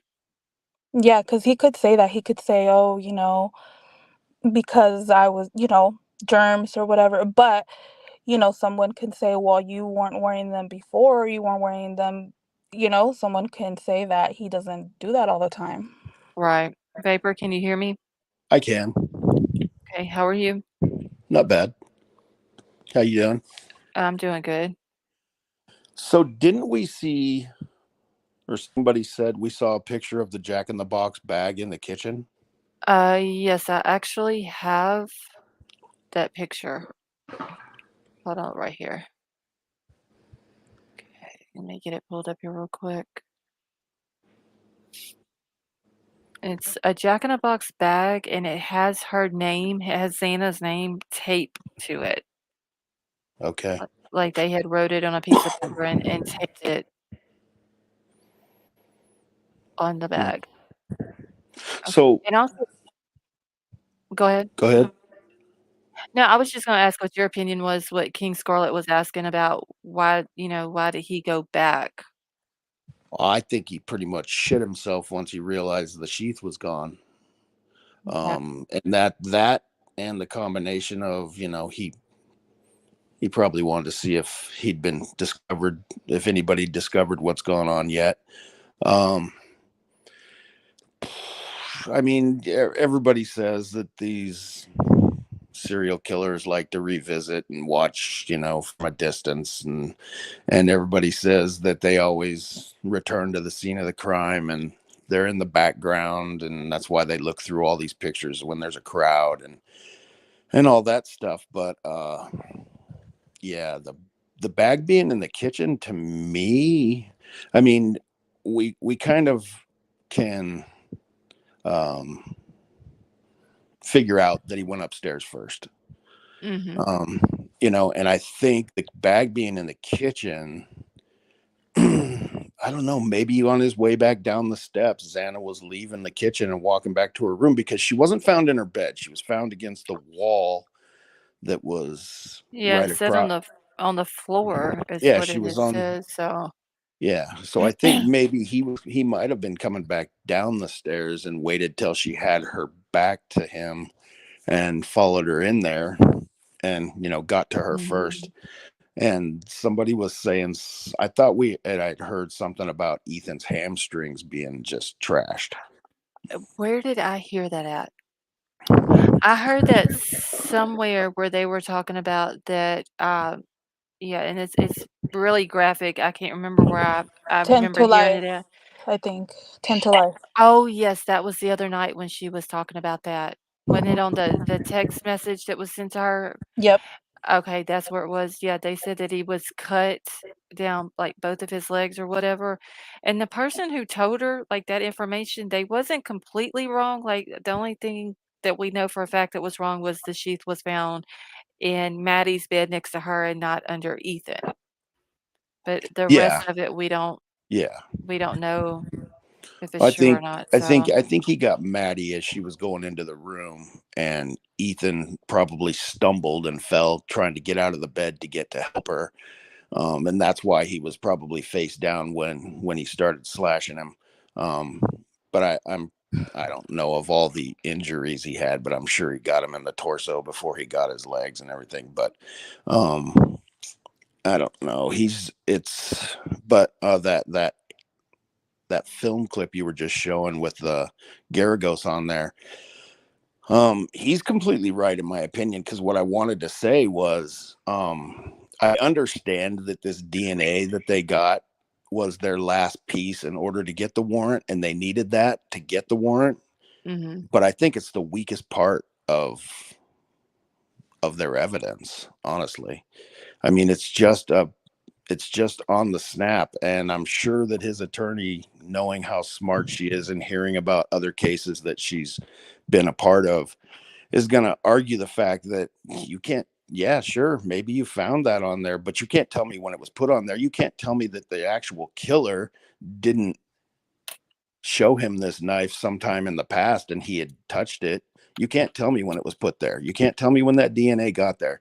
And like I was Right. saying before, the best possible DNA evidence they could have would be his blood mixed with somebody else's blood at the crime scene. And I mean, it's still possible, but I seriously doubt that they have it now that they've put out that they got the DNA evidence from that snap. Mhm. And that's going to be a bummer. I mean, I 100% think he's guilty because of all the other evidence that they have, that they haven't even scratched the surface on what they have. You Right. know, Oh, yeah. that They're not going to release all of that. they only gave up some main things, whatever they needed to get that warrant, and then the rest will just come in discovery to his lawyers at some point whenever they decide that they're gonna. I'm sure after the trial date is set. When does he go back? The 12th? Is that next week? Yes, January the 12th. So I'm just gonna assume that that's gonna be his. Well, they said he would go in at that time and he would either plead guilty or not guilty, which I don't see him pleading guilty. I don't either. There's no way. Yeah.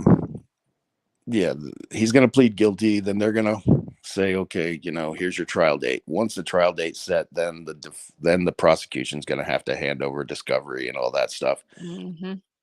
So yeah, I'm hoping that they have a lot more. I mean, there's enough there for reasonable doubt, but if somebody shoots down your DNA evidence right off the bat and makes that pretty much a non-factor by saying you can't tell me when it was put there. Mm-hmm. There's not that evidence. I mean, I'm sure that sheath has blood on it, but does the sheath have blood underneath the DNA evidence?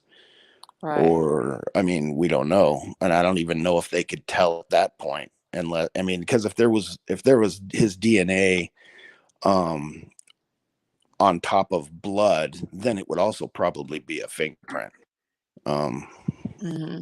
Or, well, I don't know. I mean, it sounds like he was pretty clothed up, so I don't see his arm or some other part of his skin other than his hands, and at that point, I would have assumed he was wearing gloves. I mean, I would think. I don't know. King Scarlet, what do you think? I was wondering what kind of mask he was wearing because they said that it was covering his mouth and his nose, but I wonder if it's like the regular mask or if it was the ski mask. I don't know if it went into detail about that. I didn't see anything about it, but let me see if I can find the ski mask like I was talking about earlier.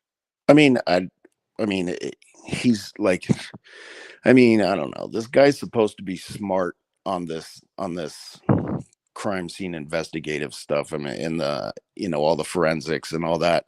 To me, although he's proven in just the little bit that we know that he's really not as smart as he thinks he is, and but to me, he would have been wearing like a regular COVID mask because that would have been inconspicuous. If anybody would have seen him walking around with it on, they wouldn't have thought anything about it.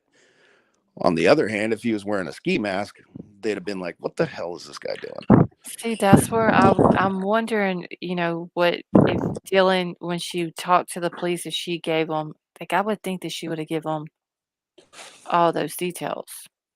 Yeah, but I mean, in my area, a lot of teenagers wear the ski mask, especially right now since it's cold and the storm.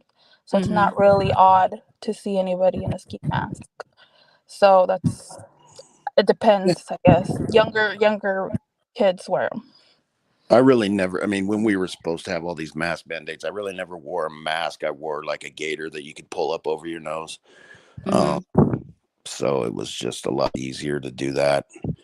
He may have had something like that on. I don't know. I mean, and as dark as it probably was, like I was saying earlier about Dylan, would not have even, after you showed that the visual walkthrough of the house, from him coming back from Xana's room to where Dylan's room was, like I said, she would not have seen him until he was literally walked around that corner and was in her face. I mean, Yeah, because it was like a hard right turn that he would have basically just going on the other side of the wall that was right there, but in the process, he would have to walk by her door. Yeah. And wasn't the sign there, that light, that good vibes, so it wasn't that dark. If I remember correctly, wasn't it in that corner? Yeah, it was, whenever he came out of the hallway where that led down to Xana's room, he would have kind of like came out of the hallway into the living room, and he would have had to have turned that corner right there where the good vibes sign was, basically, and just going on the other side of that wall that had the sign on it. Yeah, I wonder if it was lit up at night and just left on for like kind of a nightlight type situation. I think that wasn't there every picture that we've ever seen of the inside of the house that it was always on that, and then they had it wasn't Christmas lights, but like the light curtains behind their couch was always on as well. Hmm. From what we could see, yeah. Yeah, I've only seen that in like uh Instagram or TikTok pictures and stuff like that. The one time I did see it after everything happened was when somebody was in the house and somebody the news crew was filming them walking by that window, and you can see that sign and the grass or whatever it's laid on, but it wasn't lit up them, and it's most likely because they had all the lights off in the house at that point. They didn't want anybody to be able to see anything. Okay. All right, so I've got a mask pulled up on the screen. That's the kind I'm wondering if he had on, or if it was just like a regular Rona Yeah. mask that, everybody always wore. Because, I mean, if you see somebody with a mask like this on in your house at 4 o'clock in the morning, Yeah. Hmm. you know what I'm saying, versus if it's just a regular, the Rona mask, then I could see, okay, well, maybe he was just a person who didn't want to get sick in a house that always had people in it. Hmm. And then where was the knife? Was it in Well, his pocket? In his pocket? he probably Was he still had not it in his bloody? hand. Was he not bloody? Well, if I he's don't know. wearing dark clothing, all that Yeah. blood's not going to show up. Yeah, she said he had on all black. Yeah, if he's wearing that So, blood's not going to show up unless it's, you know, even in a perfectly lit room on black clothing, it's probably just going to look like whatever he's wearing is wet. right. Unless he had exposed hands or a light colored gloves or whatever, then you'd see it on his hands. But I mean, it had to have been dark, because there's no doubt in my mind that with everything that went on in that house, he didn't have blood splatter all over his face. There's right. no way.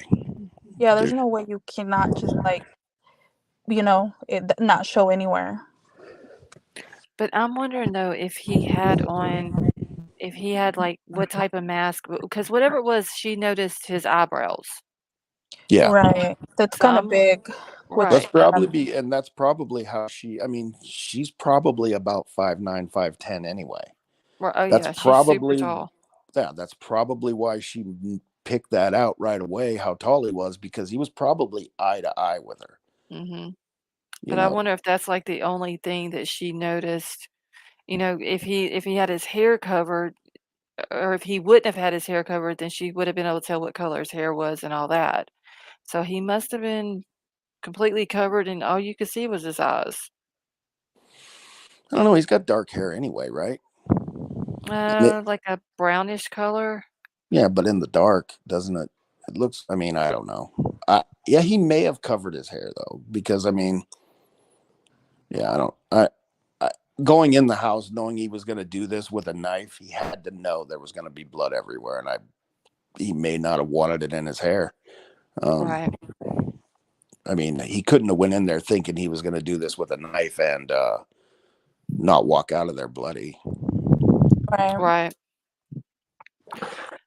I mean, I would, yeah. He had to have known it was going to be a bloody scene. Like it was going to be very nasty. Yeah, I mean, it seems like from just the little we've heard that he kind of made it that point. You know, you could go in there and cut somebody's, I don't want to know if you want to get graphic about it. You could do Probably not things, too graphic. Well, yeah. Yeah, I mean, I get what you're saying. Like you could do it a certain way where it wouldn't be as messy, or you can go overboard with it. And if he had caught them asleep like everybody assumed, he could have done it without it being too messy, and them still ended up dead. Right. But from what it sounds like everybody was awake except for possibly Bethany. I mean, Dylan was probably asleep, but she got woken up. So she was awake at some point during everything. But to me, the 4 people that, he ended up getting to sounded like they were all awake. I mean, if Kaylee was on TikTok or something, or I mean, Xana was supposedly on TikTok at Right. 412. But I thought that Dylan thought that Kaylee might have been also doing something. Maybe it was just because the dog was barking and she just kind of thought maybe she was doing something like that. I mean, he may have been able to get to those 2 upstairs with them sleeping. Yeah, because she said something about, okay, so in the affidavit, it said that she heard what sounded like Kaylee upstairs playing with her dog, but then she also thought that she heard Kaylee say, someone is in here. But then the law enforcement said that it could have been Xana that said that, and Dylan just mistaken it, for Kaylee instead of Xana, because at that time Xana was on TikTok around the same time. Right. But then she says also she heard the male's voice say, "It's okay, I'll help you." So was it King Scarlet? We lost her, but was Did we? it? Yeah, she just dropped off. Oh.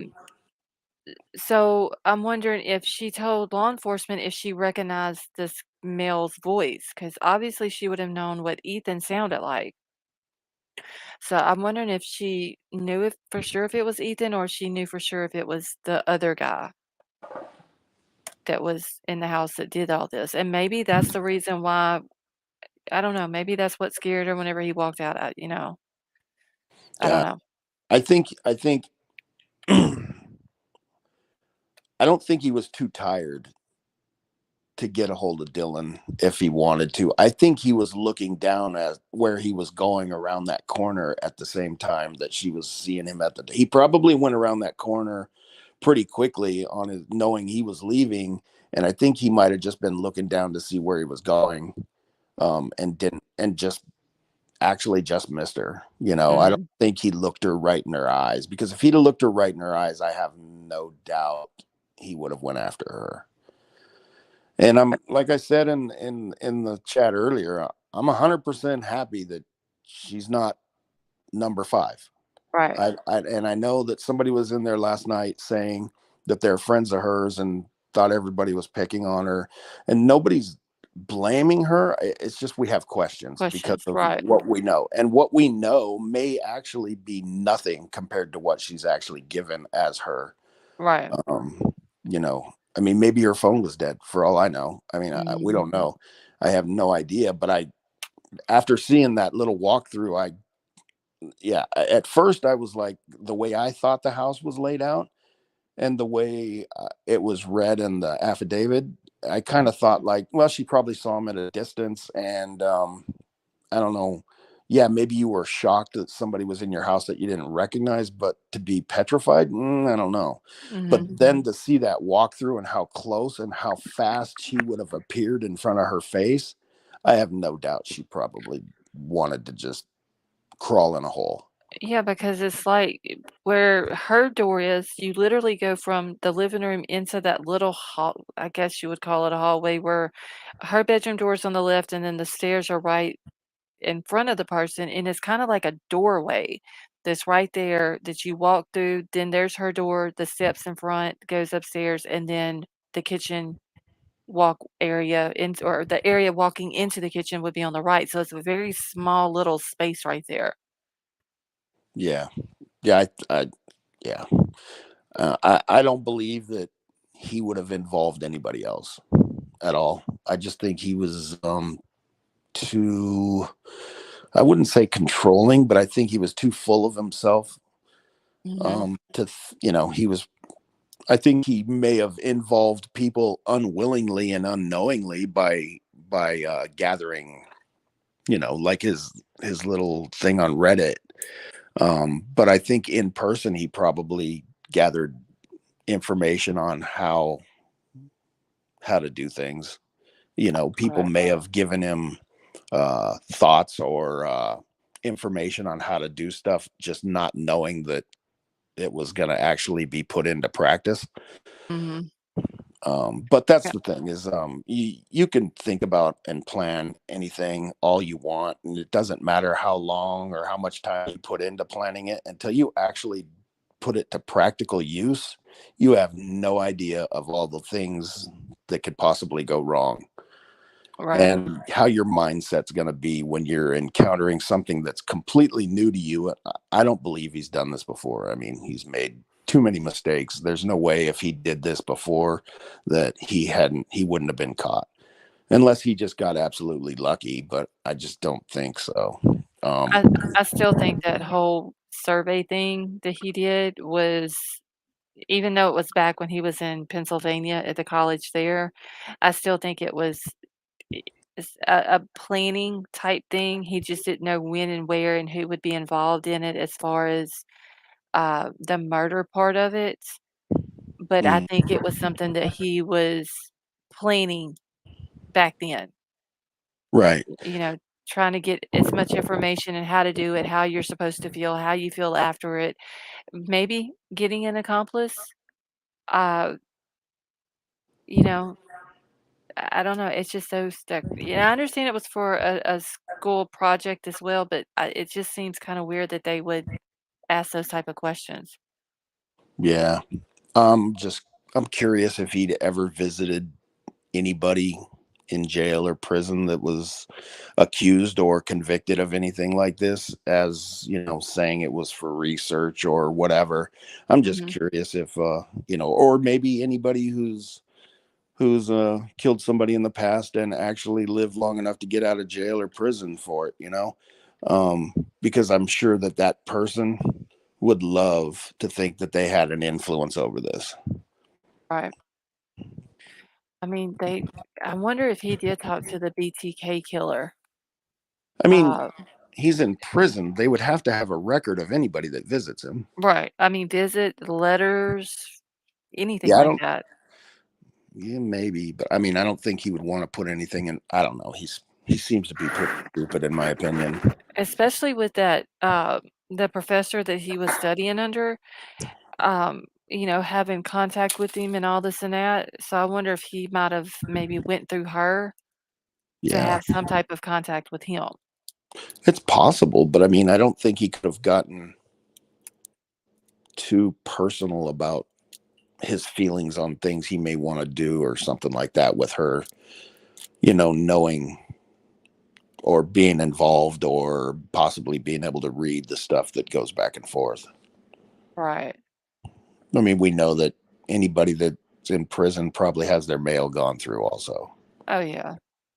Especially someone like him, the BTK person. Um, yeah, especially from somebody new that's writing him as well. But he had to have read the book that the professor wrote about him. Yeah, She sure. it said that she developed a close relationship with the guy. So, and then wrote what was it, his autobiography. So I'm sure Bryan had to have read it. Right. And I wonder how close he was to that professor and how much he may have talked to her about things that were not put in the book, things that were said between her and BTK that never, that never Never got made. out. Yeah, things that, Right. in their conversations, I'm sure that they had conversations where stuff was said that she didn't put out. Yeah, they could have. Because, she seems like, well, I don't know if she was very, very close with Bryan, but uh, maybe she thought very highly of him and might have, told stuff because thinking that she could trust him or whatever, not knowing what was going to happen afterwards. Hmm. Yeah, I mean, it was what?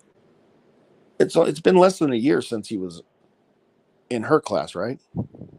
Yeah, because he just graduated from DeSale University in June of 2022. Okay. So So let's I'm see, he graduated in June and then moved to Washington in August.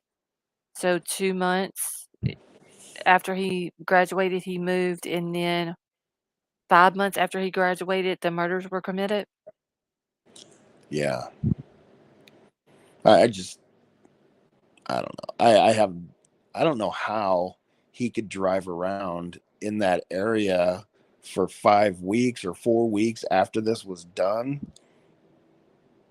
especially still being there after they put out the lookout for the car. Mm-hmm. I know.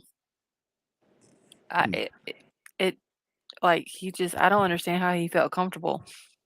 But Maybe he felt like he cleaned the car well enough that if they even approached him on it, he could just say, "Hey, yeah, check out the car." I don't know.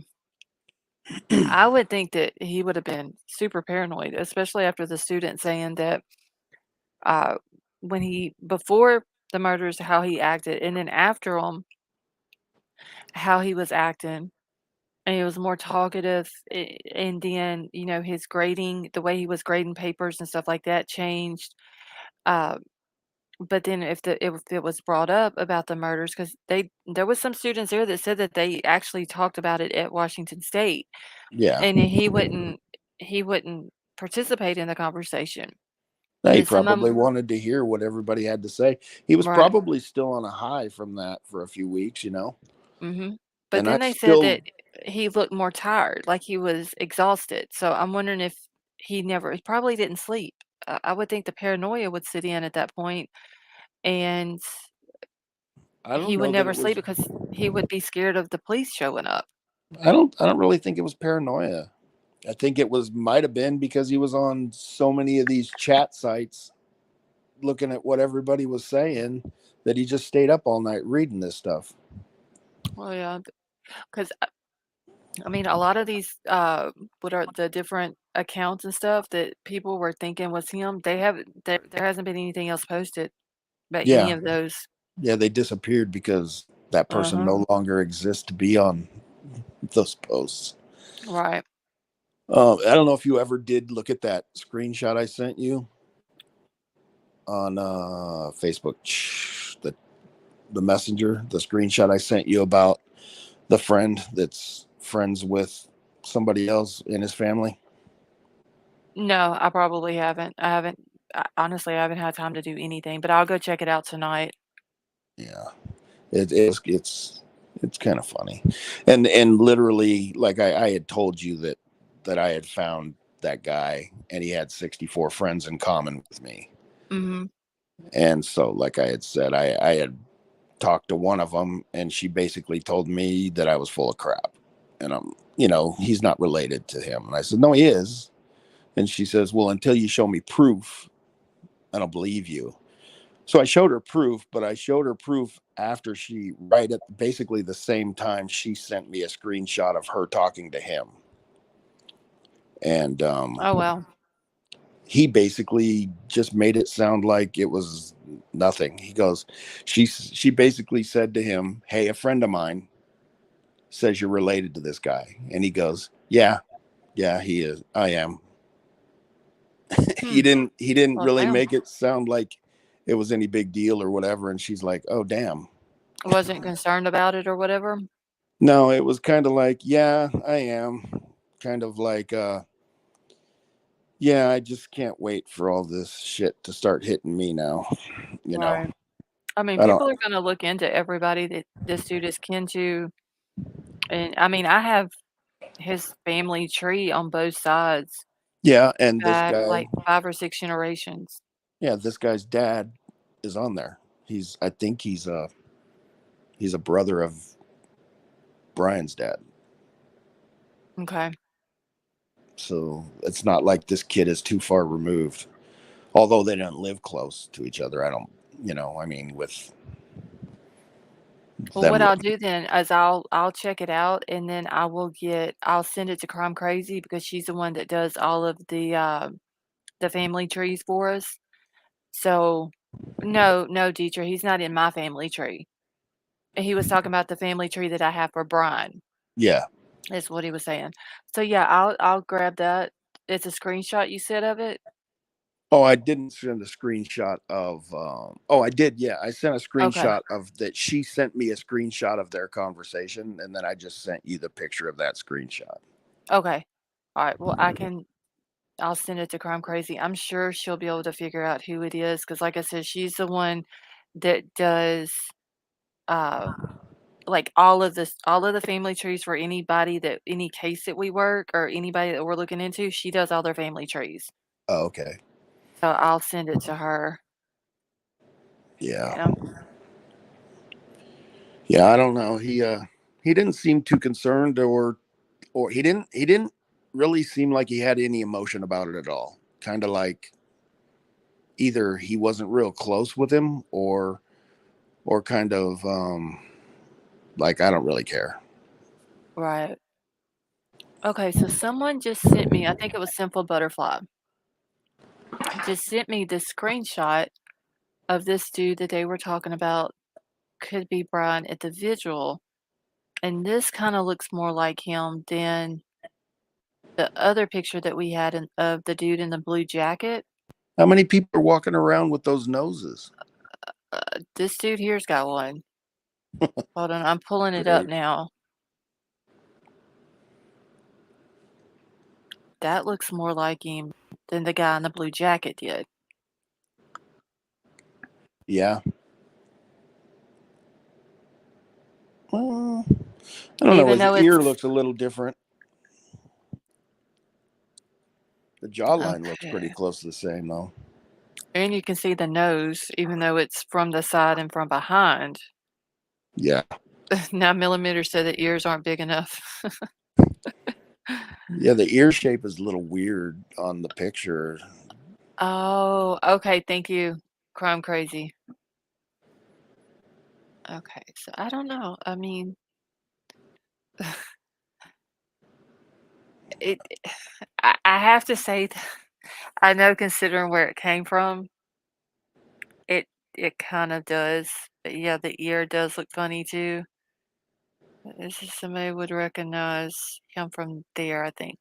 But I mean, do we know if anybody's came out that was at the vigil and noticed him since he's been arrested? Well, considering this guy doesn't seem to have any friends, I don't know if anybody at the vigil would have been able to say, yeah, Bryan was there. I mean, unless people from his class were there and saw him there, but he Right. doesn't seem to have any friends, you know. Yeah, and unless people are going back, like if they, was had their cameras out and was recording the vigil or something like that, and maybe they're going back looking, through their footage or whatever, and maybe notice someone there or even this guy. I don't know. Maybe they've called in and said that he was there. Maybe because the cops were at the top of the stadium that night with binoculars and everything else, watching everybody that was in, um, everybody that was in the crowd, seeing if they saw anybody that was unusual or it kind of stood out to them or whatever.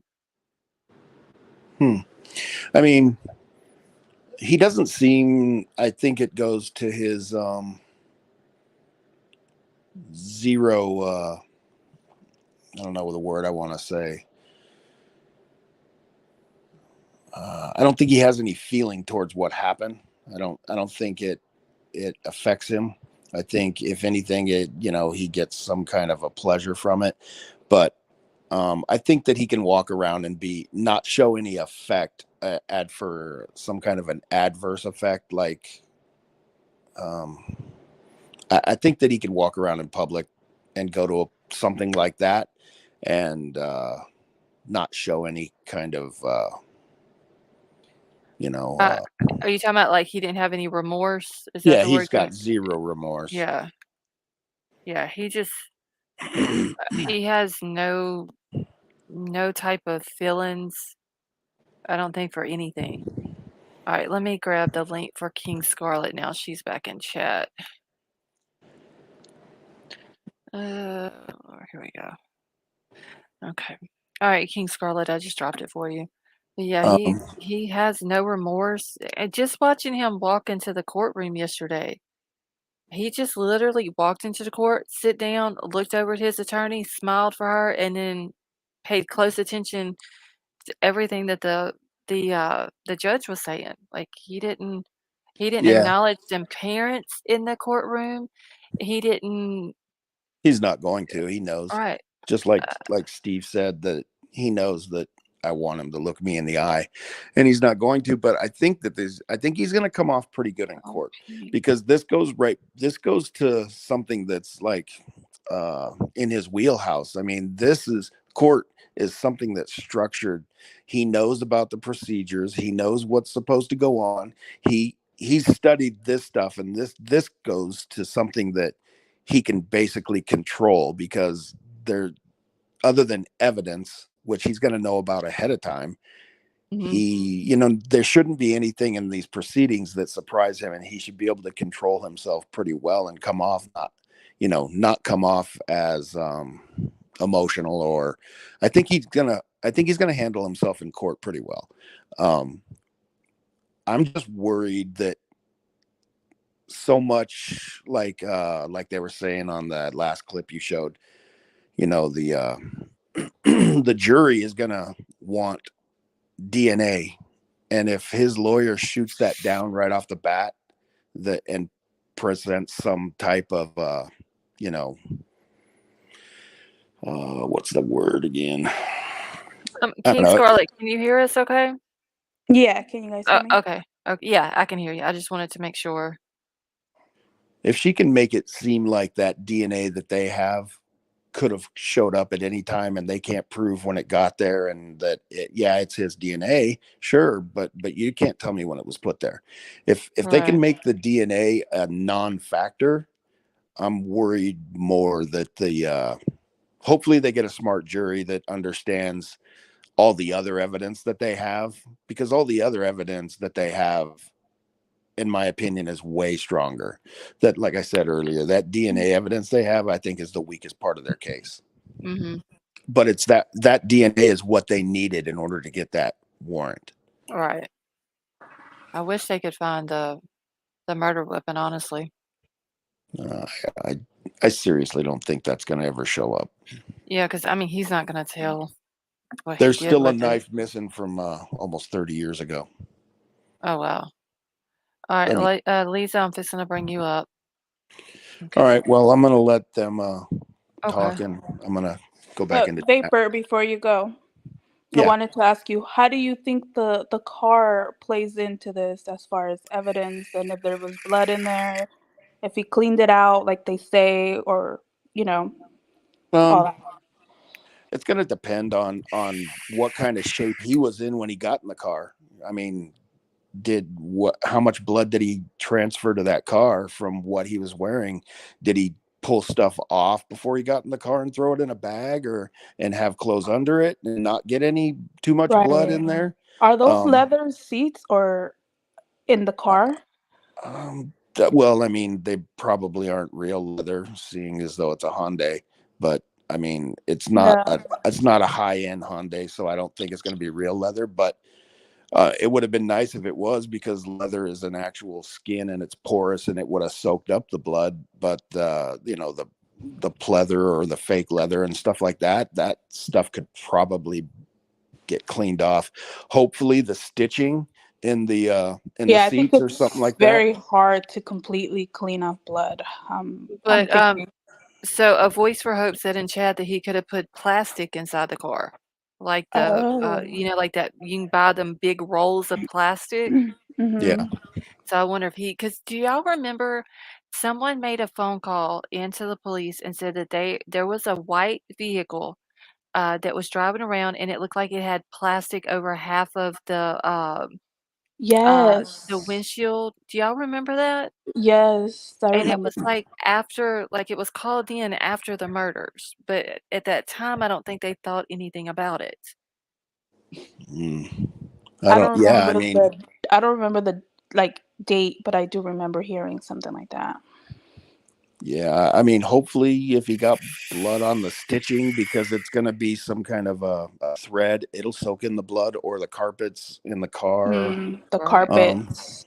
Yeah, if it got in there, if he did transfer blood into something that will soak up blood, even if he cleaned it, they're still going to find it.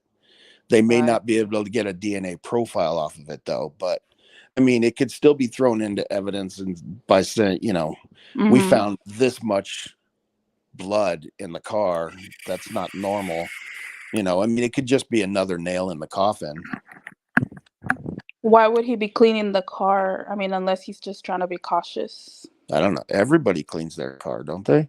I mean, that could be that. I'm not saying No, I get what that you're as a saying. fact. He could just be Yeah. saying, well, I mean, especially with him being so openly OCD or OCD. whatever, you know, I mean, he could have just been like, I clean my car every week. What's the deal with that? That doesn't make me guilty. But didn't he throw the garbage in his neighbor's trash or something? Oh, when he was at his parents' house? Yeah. I'm sure he cleaned the car before he even left. I'm sure he cleaned the car the next day or yeah. I mean, he wouldn't have let that sit around for weeks until he went to his parents' house. I mean, maybe like they said, those 2 stops might have triggered something in his head. Maybe I should look again. Maybe I should, you know, re-clean again. I mean, I don't know. Paranoia probably. But I mean, they said like if y'all see the house where his parents lived at where they arrested him, his neighbors are not super close. He would have literally had to have walked up the street to throw the trash in the neighbor's trash can. That's probably why he did it at 4:00 in the morning. Right, with surgical gloves on. Yeah. I mean, and my first question was when that day that it came out that they arrested him and they showed that. I'm just curious, what janitor and substitute teacher can afford that property? I don't know. After they've been bankrupt twice? Well, maybe Yeah, they that's have. why. I don't know. I don't know. But I mean, I don't think his dad knew anything. Honestly. I don't know. I I don't think know. if any of them, anybody in his family knew, I think it's gonna be the dad over the mom. Yeah. Or it could be Or he had an idea because you know Of the your car and the way yeah. he was done yeah. The way they drove the long way and you know. Well, I mean, maybe his sister might have an idea. I mean, you know how siblings are when you lie to your parents all the You time tell growing your up. sibling, But yeah. yeah, but the kids look at you and they can know that you're lying. Mm-hmm. You know, I mean, maybe she saw something that week that he was back there for Christmas and that she didn't understand what it was, or she didn't put it all together until this. And then she goes, oh, that's what it was. Right. And I'm sure she didn't say anything, but that's funny that you guys bring up her YouTube channel tonight because I didn't realize that was his sister because I've been following that channel for like 2 years. Wow. Do you have any of the videos off of it? Because when Troll was looking on it a minute ago, like there's the video that they're saying to go look at, it's no longer on there. I'm not sure because I only followed her and saved videos that she did on the INTJ, which is what I am. So if she didn't talk about, I mean, she may have talked about a sibling because I'm not sure, but they're on that playlist. I have the K playlist that there's probably 50 videos on there. I don't know how many of them might be hers though. Okay. But And then Vapor, if you sorry, Scarlett. No, go ahead. Go ahead. If you watched a video that's no longer that she deleted, I believe it's still in your history if I'm not mistaken. Yeah, it should be in your library still on your Yeah, YouTube. I would have to go back then because I mean, I don't think I've watched anything of hers for at least over a year. And I'm on YouTube every day. Okay. Dino, the burglary charge was just because he entered the property or the house and with the intent to commit a felony. That's how they got the burglary charge on him. Okay, I'm sorry. Y'all go ahead. Yeah. I don't know. I think maybe his lawyer I think she's going to attack the DNA first because I think it's, like I said, I think it's the weakest part of their case. And I think she's going to try to use that to, I think her whole goal here is to not get him the death penalty. I don't think she really thinks she's going to get this guy off, even in the affidavit. And we know that doesn't consist of all the evidence they have. Even in the affidavit without the DNA, I think they convict him. But I don't know if they have enough to. I don't know. I'm all for the death penalty. I just think that death penalty cases I don't think you should be able to prosecute a case for the death penalty unless it consists of actual evidence. And what I mean by that is, I don't think that you should be able to prosecute somebody for a death penalty case based off of only circumstantial evidence.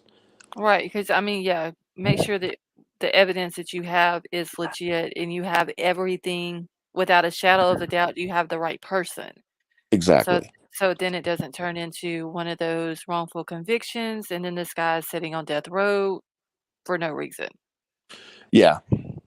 I mean, I don't think he's innocent.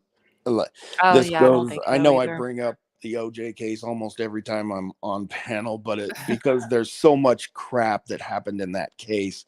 I was literally on OJ's side all the way through the prosecution.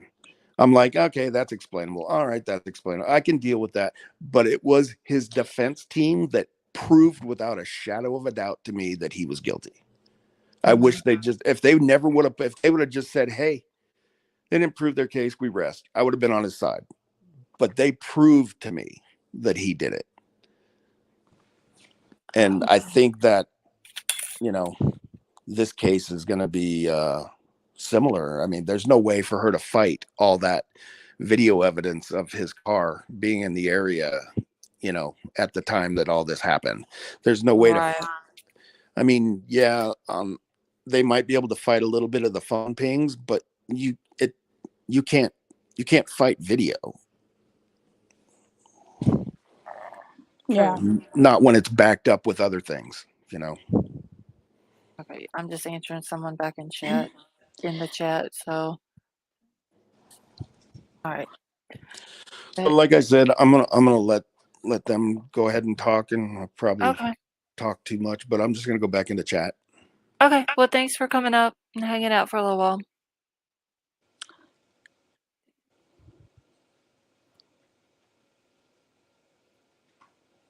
Okay, Eliza, can you hear us? Hello, how are you? Can you hear I'm me? doing. Yeah, I can hear you. How are you? Fine. What do you think? Do they have enough? I hope. I mean, they still have. I'm pretty sure they have a lot that we don't know about. That affidavit was heavily redacted, I think. Vapor, you're welcome. Thanks for coming up. Um, the only way we're gonna find out what all they had is if they allow the cameras for sure in the courtroom on each appearance, or if they don't, we just have to listen to the news and go by what they say that, if they allow the media in there. Do you think they will, Scarlett? Do you think they're gonna let us in there? I mean, Bryan Itten put it out that they are going to allow media in there. I'm hoping that they do. I'm hoping that, they don't change it because, with like the Lori Vallow case, they allowed it with some of the court things that they had. But now with this, like the main trial, they're saying that they're not going to, they're not going to allow cameras, only audio. I'm hoping they allow cameras, audio, everything in there because, like, a lot of people have a lot of time invested in this, Mhm. and their heart goes out to these families and to these victims, and they wanna watch this guy go down. Right. So, I'm hoping they do. I think they Yeah. would. I think it's such a high-profile case that, a lot of times they won't if it's a high-profile case, but, uh yeah, but Shane, the public is allowed on a first come, first served basis, but, I mean, I just would rather have the cameras in there and just be able to watch it from home, honestly, Mhm. 'cause I just don't know if I could sit in a courtroom with that guy. Like, just think of the families having to sit in the courtroom with him in the same room with the person who did this to their kids. Right. I actually, I will wanted to sit in that courtroom to watch that. Oh, you would like to Because, go? yeah, one, um, I, it will be history. Second, Yes. I want to see how a person like that behaves. Mm-hmm. Because I have never seen. I mean, I have seen bad people, but never somebody that looks. I think that he looks of about what he did like a craft. Right. He wanted to. He measured everything. He prepared everything. I don't think that DNA left on the bed was a mistake. I cannot believe that he was just there, what, 8 minutes? Yeah, I think And they. I think the total from the time they saw his car the first time on the camera, to the last time they saw his car leaving the area was like 16 minutes total. I believe is what they yeah, said. then we have to count. Turn off the car, get out of the car, close the door, walk inside, all that. You remember that movie Captain Sully? No, I don't think I've ever seen it. The Miracle in the Hudson? Mm-mm. Okay, it they were going to hang him because they thought that he could have put the airplane in Titusboro or something. I don't know how it's pronounced in an airport, but he Mm-hmm. said that just the amount of time that takes your brain to make a decision, he couldn't do it, and he had to put the plane in the Hudson. Every Okay. thought that our thought process takes time, Right. and this guy went plop plop plop plop plop and gone. It's almost like he has an impulse disorder. Like you before you even think about it, like you think about it before you actually think about it. You just do it on impulse. I wonder if he has that type of disorder. Yeah, probably. You know, it's kind of like one of those things, you think about it, you do it, and then you realize what you've done. And then it's too late to realize what you've done because you can't take it back. But with this guy, it seems like there may be an impulse disorder, but he doesn't care what it comes out to be or what he's done. He doesn't care about taking it back or anything like that. Like there's no emotion attached to it. You Yeah, know, the like there's no the consequences of it doesn't include the emotion part of it. Like he doesn't care. I agree. There's no emotion, but I think that he practiced like people in the military practice an attack on on the enemy. You Mm-hmm. go again and again and again, and he knew that house because he went fast, Right. and he practiced and practiced and practiced, and he just did it. And I also think that when he went back at 9 something, I don't remember the minute, sorry. Oh He no, was that's fine. Yeah, surprised. it's He like a was little after 9, surprised. so yeah, that there wasn't no Yes. cops there. Yeah. Yeah, and I think that he was, following the radio frequencies, and he was like, Mhm. "Well, what's going on?" I wonder though, honestly. So he goes back, and it says he leaves his house at like 9 o'clock in the morning, which is just 10 minutes down the road from where the girl's house was. Um, and by 9:30, he's done went to the girl's house, checked it out, and then back to his house. I wonder though, whenever he got back to the house and he sees that there's no cops there, there's no type of activity there. I wonder if he was disappointed. Like it's taken forever for the cops to find out what happened of what he's done. Yeah, he's probably wondering like, why is there nobody here or should Like there be people here? did was it going through his mind like, "Well, damn, did I not do a good enough job for the cops, because they haven't shown up yet? Or could it have been, well, damn, did I do a really good job that nobody even knows what happened yet? You see what I'm saying? Like it could have been Yes, thought but of either way. I think that the fact that he came back at 9:30 ish, I think that he saw Dylan. That's why he was waiting for it. Mhm. Because I believe he cased that house for at least what, eight They weeks said maybe. Yeah, they said that he's been just by his phone pings, that he's been in the area of the house at least 12 other times, and that was including the August the 21st, time when he got pulled over, and what's weird is that he moved. Does anybody in chat know the actual day that he moved from Pennsylvania to Washington?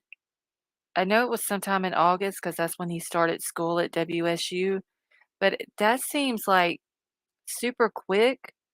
If he just moved, let's just say the 1st of August, he moved to Washington to go to college there. And then on August the 21st, he gets pulled over, and they say that that night he was in the area of the house. So it was like he was already doing surveillance on their house. And also, when did Kaylee move into the house? Because she had moved in not that long ago. I think, okay, so when they did the body cam footage, and the two cops had went over to the house where Jack D lives at, and then they walked over to the girl's house. Kaylee comes out the back door. I believe it was either that day she had just moved in or maybe a day or two before that, because there was a picture of Kaylee, like all the housemates, Kaylee, Xana, Bethany, uh, Dylan, and Maddie. Like they were all together in like a new housemate picture or whatever. And Yep. Kaylee had on that brown dress that she had on when she talked to the officer that day. Yep. I remember that. Yeah, I thought that was her first day there. So that But brings us back to the whole like targeted. Was it targeted? Because we still don't know the motive, right? But Right. They haven't never said the motive, which they probably won't until that comes out in court. right. But if you think about it, right, he was driving around the house, and if he was watching the house, he would know that the two girls that were there by themselves. So why not unalive them? Why wait until, the other roommates came? So that sounds more targeted, like he was waiting for them. Mhm. I know this case is so weird. because he wanted a plan. He wanted a. I'm sorry to say this. I think that this man did it before. It passed under the table, and he wanted a big bang. He wanted to be noticed, something that never happened to him.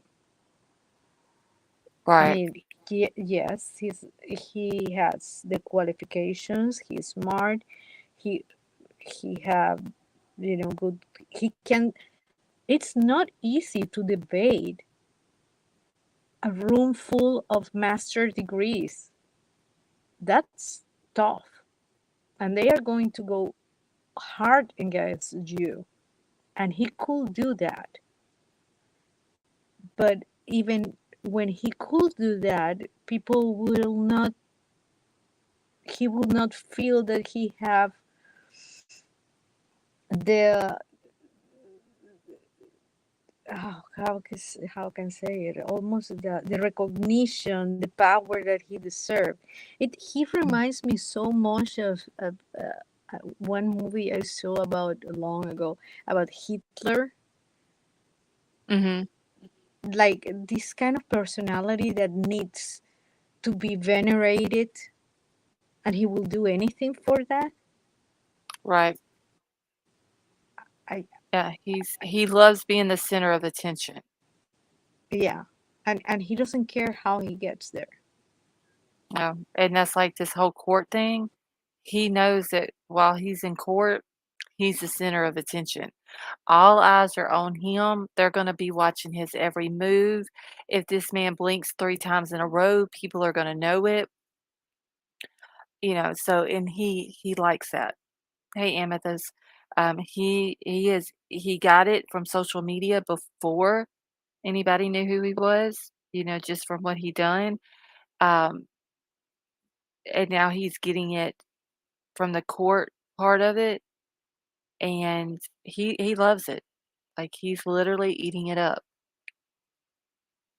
I don't know how TikTok and Instagram works, but what if he found them on their social media first?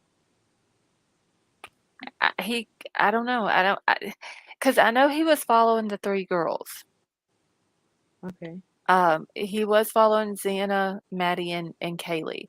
And he was following them 3 on his, it was Bryan Kohberger .phd, I think was the name of it. Brandon, I can see you. He was following them on that Instagram account. So I'm wondering if he saw them somewhere or realized maybe got their name. And that's why the Mad Greek keeps coming back into mind. Did he go there for the vegan options that they have? And he might have saw Xana and Maddie because they worked there, and maybe Kaylee had been in there one day while they were at work and he was in there. Or, there had to be somewhere from the time he moved to Washington to the time that he got pulled over on August the 21st. He had to have seen them or had some type of contact or something for him to be following them that early after he got there. Yeah, true. Yeah. My theory is a little maybe different Mhm. as far as like everybody else's. I think that maybe he's part of this group, not the like incel, but the criminology type of I don't know, like I don't even know what you would call that group of people, but they pretty much get off on stuff like that. Mhm. Yeah. I mean, he's so fascinated with stuff like that, and I'm not saying that just because he studied that type of stuff, but, but then again, it could have something to do with that. He studies under this professor who becomes very close with BTK. He, asked a question when he was arrested, like they said John Wayne Gacy did. But then also that question could have been, like he could have been meaning his parents. Like, has someone else been arrested? Meaning he was at his parents' house when he was arrested. Maybe he thought they were going to get in trouble too, because he was there. His dad, 'cause he was Right. with them. Yeah. Right. So maybe he meant it by that, but it just seems weird that he would have asked a question like another SK had asked.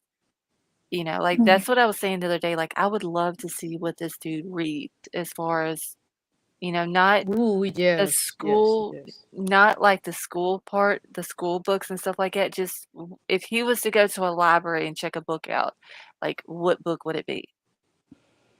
Yeah, It would be very interesting to see. definitely.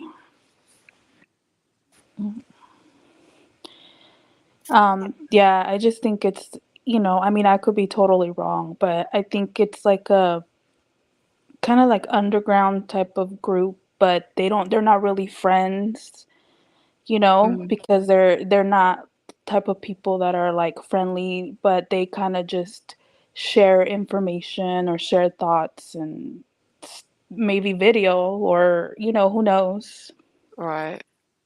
I don't know. I'm just curious where a dude from Pennsylvania who comes to Washington State University ends up stalking these 3 girls. Right. You know what I'm Yeah. saying? That's like it's driving me crazy because I want to know what the connection is, and they may know what it is. Like law enforcement might know, Yeah. but it's just like that's the next thing you want to know. Like, how did he come across these three girls? And I honestly think that maybe Ethan was just collateral damage. Um, Ethan, Because he he didn't. chose them. He chose them. So, Right, right. And I but think that, but because Ethan didn't live Scarlett, there. but that's why I was saying, was it targeted? Because if he wanted to just unalive people, like I said, he could have just gone in and got the girls, waited for the other two girls, got them. Why would he wait for the guy who could possibly hurt him? Good You point. know what I mean? Yeah, hold on, Yeah. R, I'm bringing you up. So I mean, I wonder though if he knew that Ethan was there whenever he went into the house. True. Yeah. Maybe he Hey, wanted Miss. to show that it was Hey, not R. just against that he can overpower a man. Yeah. Yep. That is true. That's true. R, can you hear us? Hi, Yes. Ara. Okay. Hey, guys. Hello. This has been killing me, guys, and I was gonna go live myself, but I trust Miss Scarlett, you know. But the guy left. He left his apartment at 2:40. What was it? 2:40 something. He left his place at 2:42 a.m. Mm-hmm. Okay, he left his place at 2:42 a.m. And Miss Scarlett, if you want to show it or not, that's up to you. But this is A what timeline? I'm referencing to. Where is it? Here we go. This is a news thing. You can look at it and see what I'm looking at. He left at 2:42 a.m. Okay. Okay. The food truck video is from they left at 1:59. Okay. So I'm wondering what made Bryan Kohberger like decide to leave at 2:42. When did he decide? Why did he decide 2:42? Do you understand? Right. Okay, so then did he, in my opinion, it will not be popular. I feel like he was told, "Okay, go."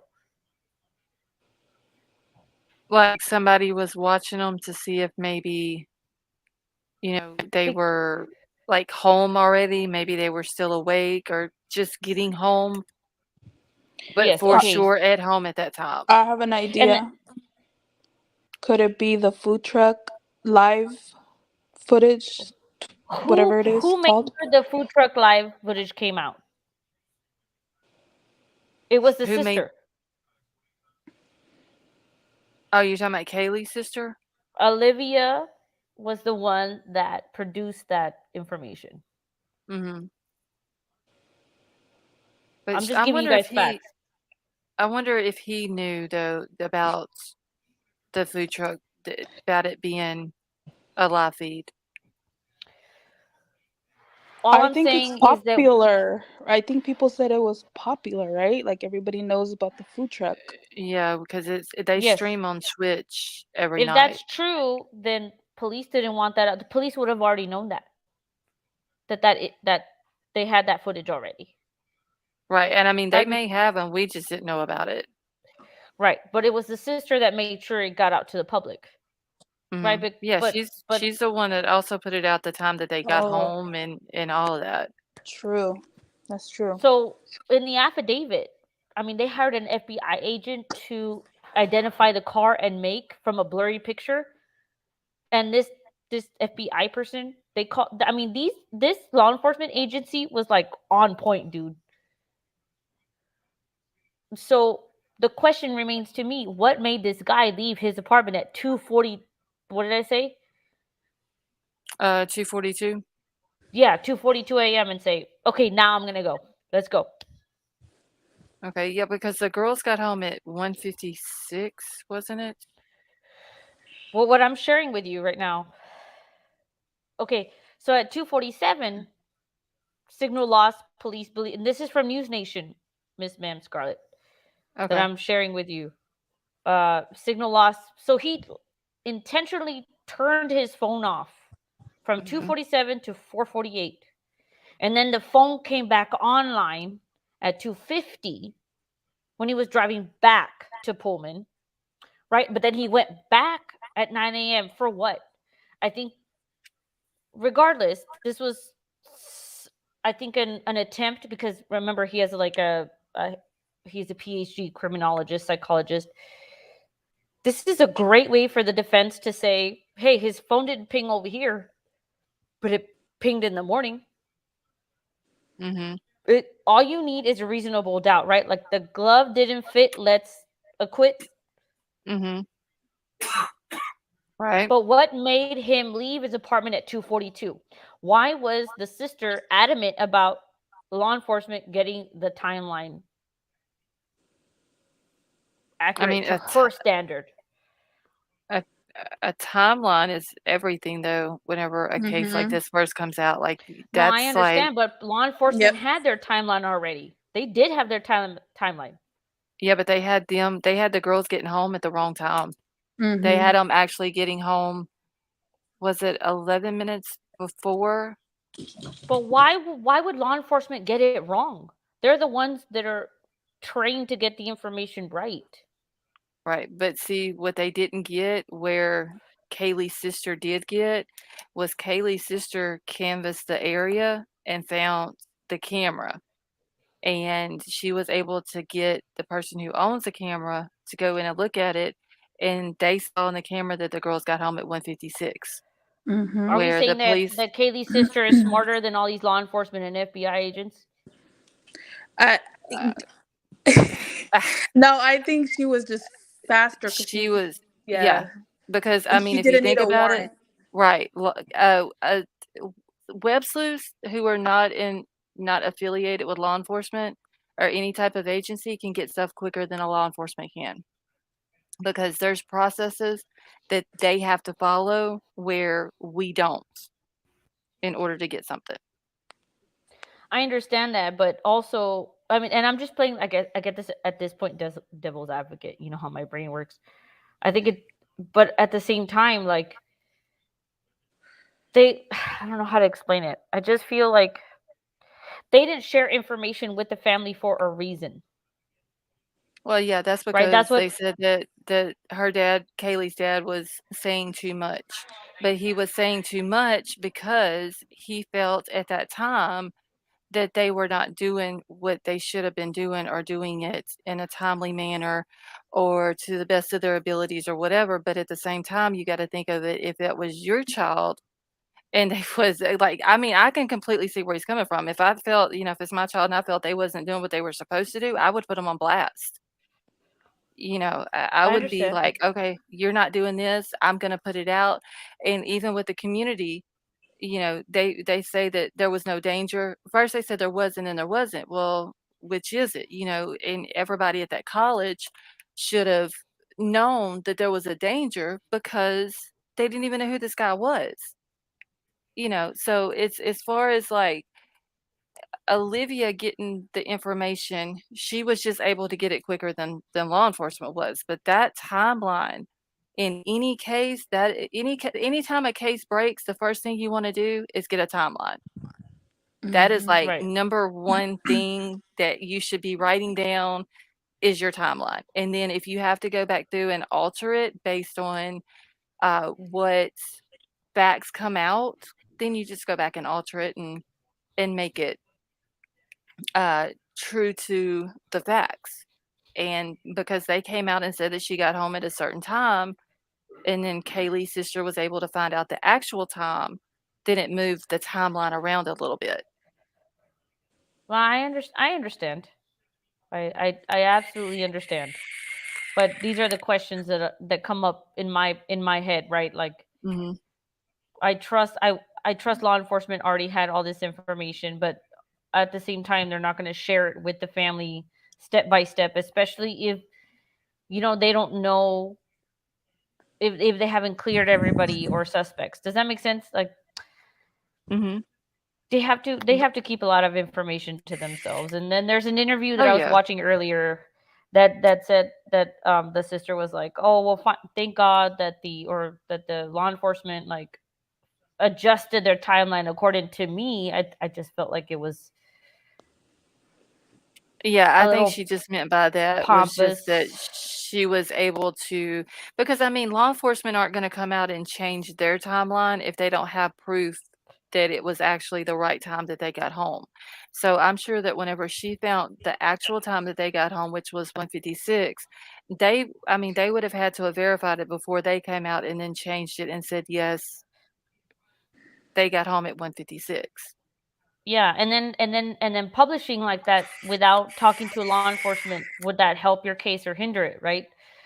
If you're acting like you're not on the same team of law enforcement. I mean, if it was my child or which I don't have siblings, but I'm just gonna say if it was my child and I knew that police were putting out misinformation that as far as like the timeline, and I knew an actual time that someone arrived home, what is that timeline of whatever the right time that they got home? How is that gonna hinder a case? So if I knew and I had proof that they got home at a different time than what law enforcement was saying, yeah, hell yeah, I'd put that out. I'd be like, "No, they got it wrong. This is the time and this is how I know." To the Because internet. if You would put that out to the internet instead of like trying to Yes. No, I talk mean, to I the would take cop. it no, I would take it to law enforcement, but I would also put it out because a timeline, how is that gonna hinder it? Especially when it comes to someone who got home and then was murdered. And if the police are putting out, let's just use for example, the police say they got home at 1:45, when in fact they truly got home at 1:56. Well, if that's what 11 minutes difference, that 11 minutes in a murder investigation is a huge amount of time. I mean, that's And then it meant a lot to the sister for that to be right. clarified. Oh, sure, because I mean that's her sister, that's her Right. little sister and she It because wants she knew a comparison. Well, I mean, I don't know. I'm going off on a trip, but it seems irresponsible to me. But It's A bit. I'm sorry. timelines are I'm done talking. everything. That's like if you look at Sleuthy, No, I she's like understand top notch timelines are with important. timelines. So you always want to make sure, and if you have a timeline and it's not accurate, and then you can come out and put the right information in it, you always want to put the right information in it. Always. Like, because timeline is everything. No, I understand. It's just it's this case is like, oh, it's a whirlwind of a situation, and Oh, for sure. I don't It's understand how things were handled. And I think I'm going to speak very gently. The family of one of the victims, I think, could have been more responsible with putting out information, because I feel like because law enforcement has now proven to us that they were on this since day one. I mean, they had a suspect within a week. right. And yeah, and I mean, I'm pretty sure I know who you're talking about. And but he also came out, was it last night?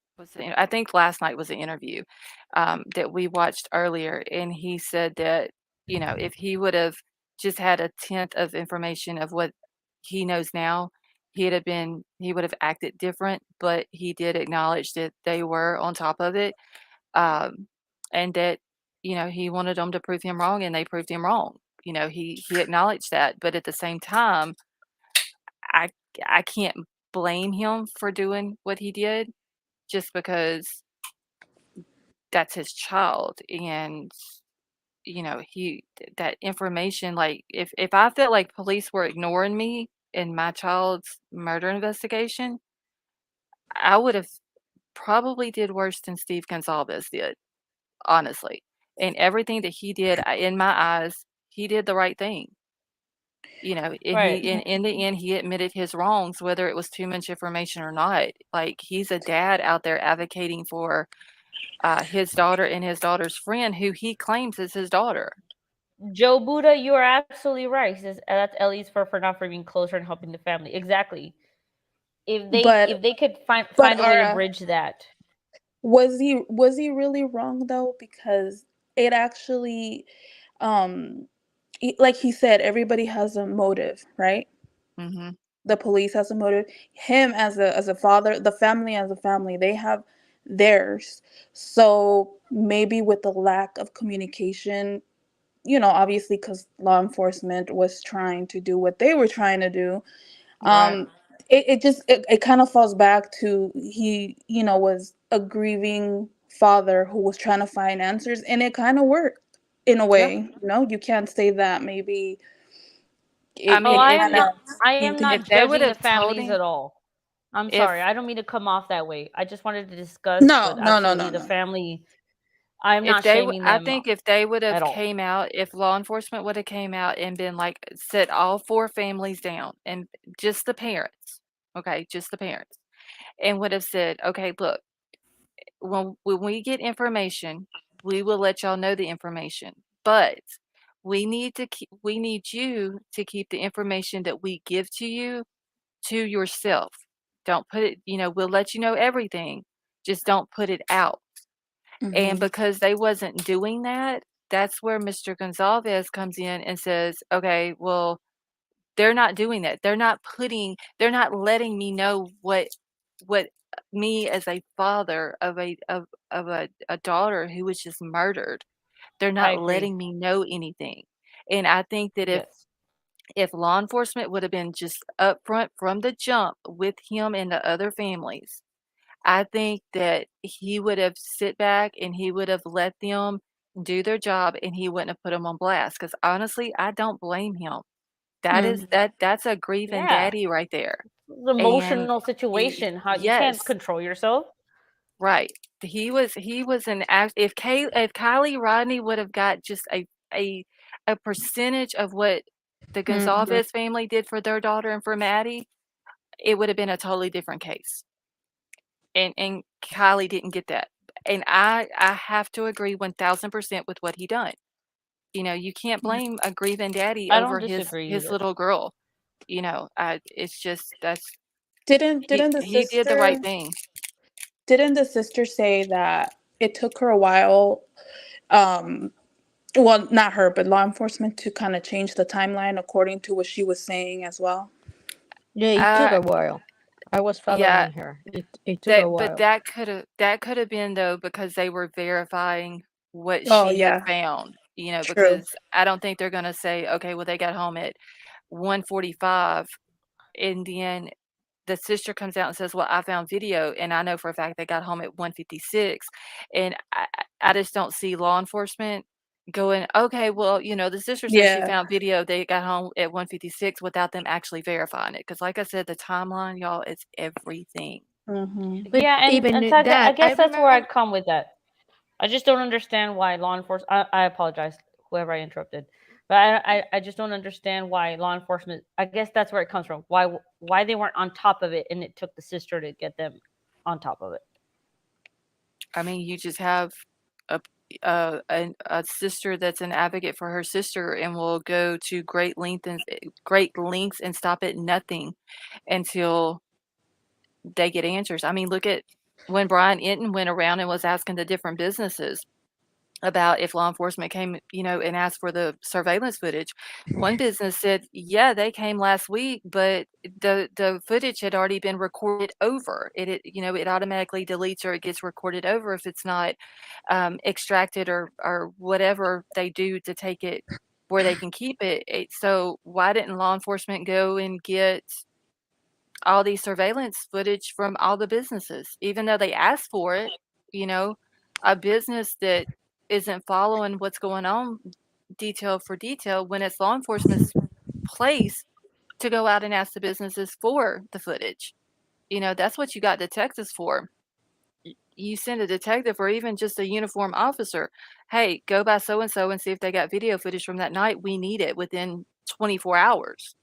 And 9 days before the law enforcement came and asked for it, the video footage had already been recorded over, you know? Well, the So, I mean, chauffeur too, the chauffeur that took the right. girls to the house, Mhm. have to go to law enforcement and say, "Hey, I took them to their house. Right. They didn't even, they was like, oh yeah, we knew you were the one that took him home, but you didn't question the guy. He literally, if you think about it, that guy that brought them home was the last person outside of that house that seen them alive.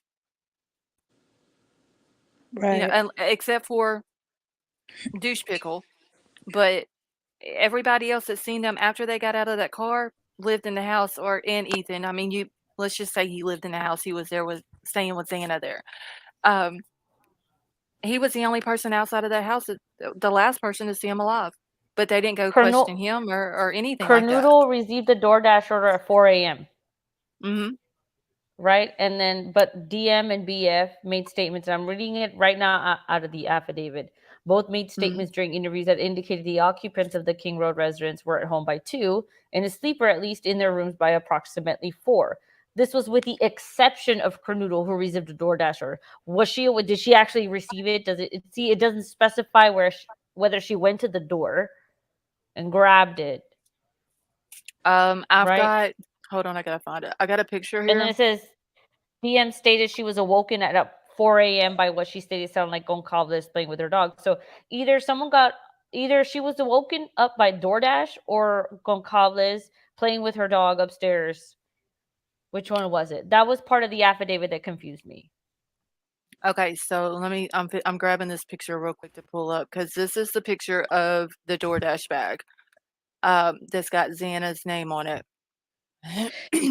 Scarlett, was that from that day, or could it have been from other days? I don't know. I mean, they brought it up about DoorDash. And if she was just at that food truck, why would she order DoorDash? Xana wasn't at the food truck. Oh, sorry, never mind. So they were awake when the girls were home. Well, I don't know about Bethany, if Bethany was awake, because Bethany apparently was on the first floor in her room. Dylan said that she was asleep. She was woke up about 4. She was woke up. She thought that she heard Kaylee upstairs playing with their dog. But then she says she hears what she thought sounded like someone saying, someone is in here. Then she hears crying. But then the police say that during the time that she heard someone say, someone is here, the police say that she could have been mistaken Kaylee when it was actually Xana, because at that same time, Xana was on her TikTok. So it could have been Xana saying, oh, there's somebody here, and it could have been her DoorDash at that time. Because they're saying at 4 o'clock, but was it actually at 4 o'clock that it was delivered? Yes, but try to imagine you are Dylan, you're in your bed, the bedroom is closed, and you feel that upstairs somebody is playing with a dog. It's bump, bump, bump, bump. That is very different from somebody on TikTok. It's not the same. You cannot go. It's like a kid drinking juice and a kid fighting with his brother. You know, I don't think that. Well, you know, I mean, this is redacted. Right. But you know that do y'all remember the guy who used to live in the house who said that no matter where someone walked in that house, everyone else in the house could hear it? Yes. Okay. This was during the time that we thought Dylan was on the first floor. But now we're learning that Dylan was on the second floor, and her bedroom door was literally out right beside of the steps that goes upstairs. So if I'm wondering how she didn't hear this person, because he would have literally had to have walked by her room at least 3 times. How did she not hear him go up and down the stairs when, or heard what was going on in Xana's room when a camera that was outside of the house, 50 feet away from the house, hear what was going on in Xana's room along with the dog barking? Look, if in the affidavit it says that she was frozen in fear, then was she frozen in fear for another 8 hours? I don't know. or 6 Ashes, showers. thank you You see so what I'm much for saying? that. Right. I think that she could have feared those. We don't know the history of her life or what happened before, but um, I don't know if you have those. Sometimes you do something and you feel that hours had passed and it's just 15 minutes. And sometimes you do something else and you lose the timing, the time, the grasp of time. I think that Not when fear I is feel a like someone very else is in danger. No. you, but not everybody acts the same way. No, it's not about me. That's what I'm saying. With her, she was afraid. Yeah, I'm So not blaming her. no, I, I would I would have thought though, if she sees a man at 4 o'clock in the morning that she doesn't know in a mask, and it's to the point that it scares her so bad that she's frozen in fear, and then she has to lock herself in a room. Why, even if it turned out to be nothing, why, especially after she says that she heard crying coming from Xana's room, and then there's this guy in her house. I don't understand why. This You is what know, I think the affidavit is missing. I feel like this man threatened her, but she can't say that yet because then she probably did some sort of voice, like she had to go and like recognize the voice lineup. I It might be that he did see her when she saw him and he said, "If you say anything, I'll kill you." I mean Probably something like that. that could And be in then the so affidavit. We that just would don't. It could be redacted. redact it. We don't. Yeah. And that would freak me out. I'd be like, okay, yeah, I'm gonna close my door and then just probably shiver in the corner for hours. Yeah, I would do that. See, but that's not in the affidavit. So again, I'm not attacking Dylan, but if she saw his bushy eyebrows, who knows? He was close enough to say to her, if you say anything, if you identify me, I will kill you. I know where you live. Right. That would scare the But crap out of me, and I wouldn't say anything either. I agree with her. Well, the affidavit said the male walked past DM as she stood. He saw her, and I agree with you. Maybe he talked to her. But I don't know. I mean, and that could be in the affidavit. They just have that part redacted. I mean, we don't know. Exactly.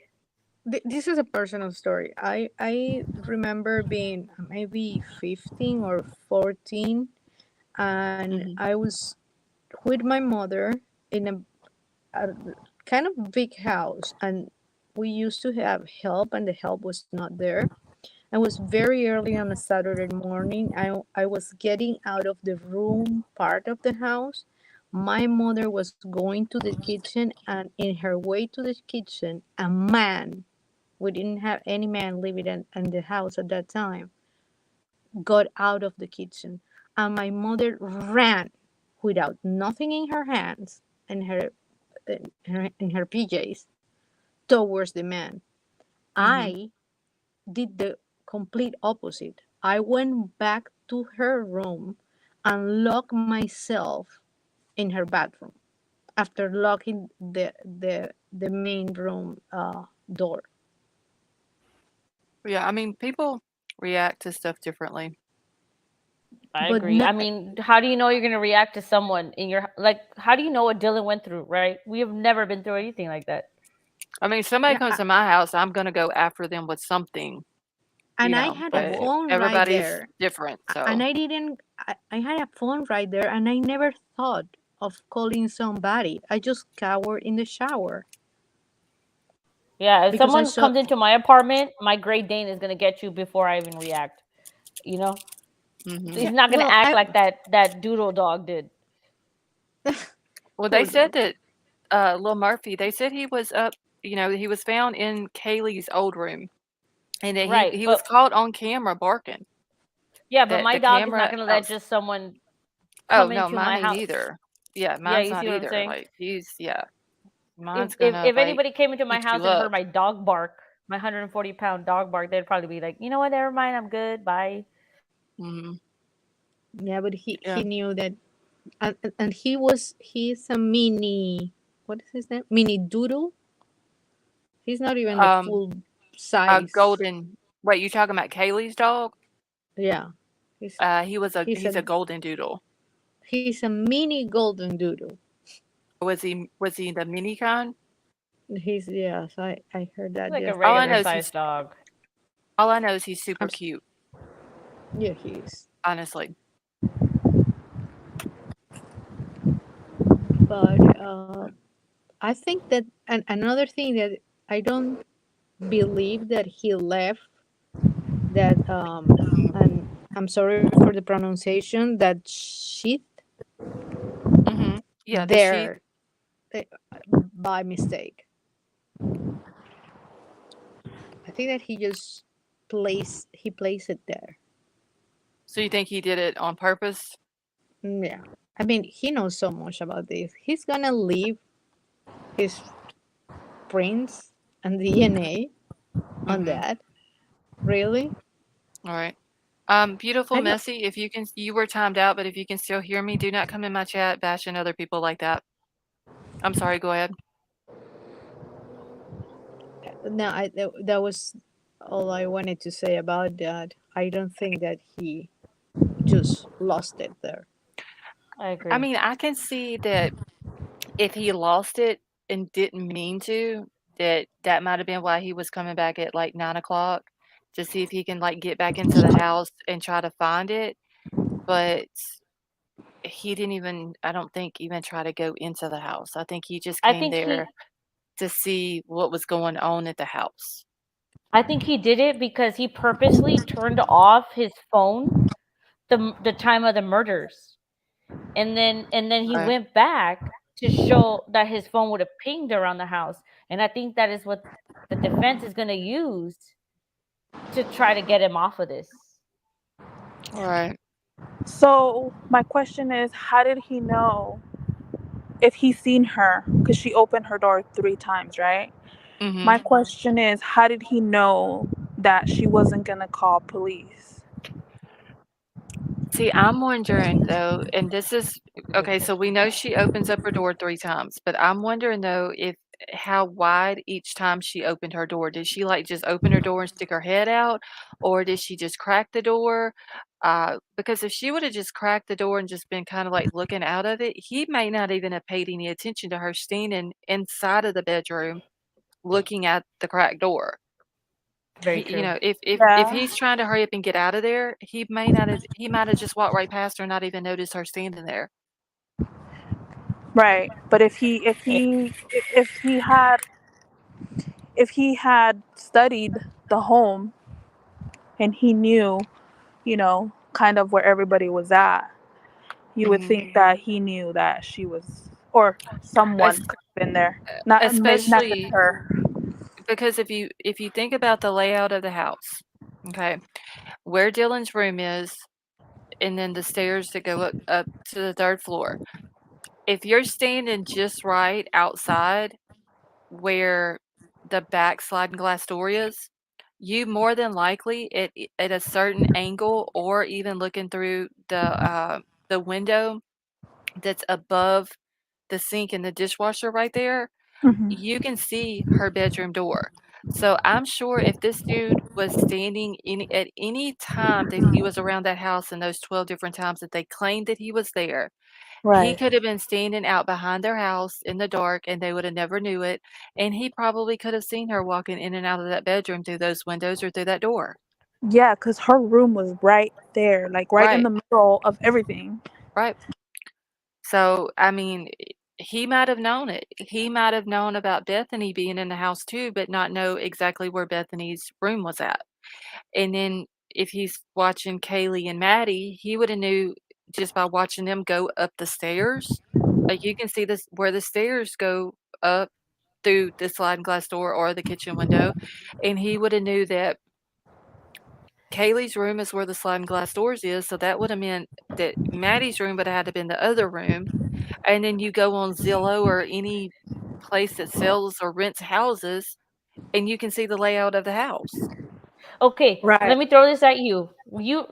Literally, Charlotte, you're brilliant because you're right. Because Dylan was not supposed to be on the 2nd floor.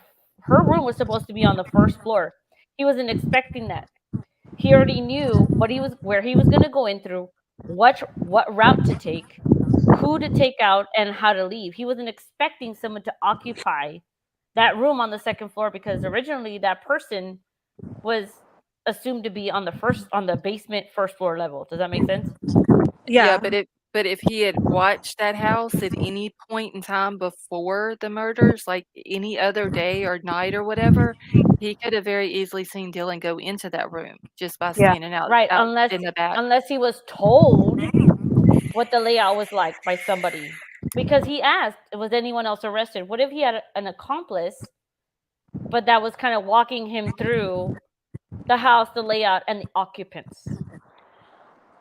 My main question is, how was he so sure that, I mean, because it doesn't say that he saw her. So, it doesn't say that he saw her.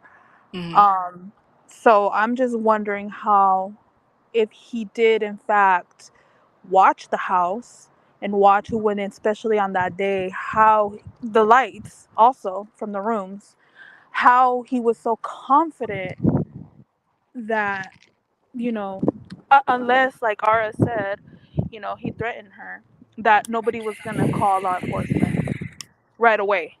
And they would be there within, a couple minutes. I don't know. Maybe he did, and she just and maybe she told law enforcement that, and they just didn't put it in there. Right. Gigi, can you hear me vaping? I'm sorry. Please stop holding the microphone. I'm sorry, Gigi. That's me vaping.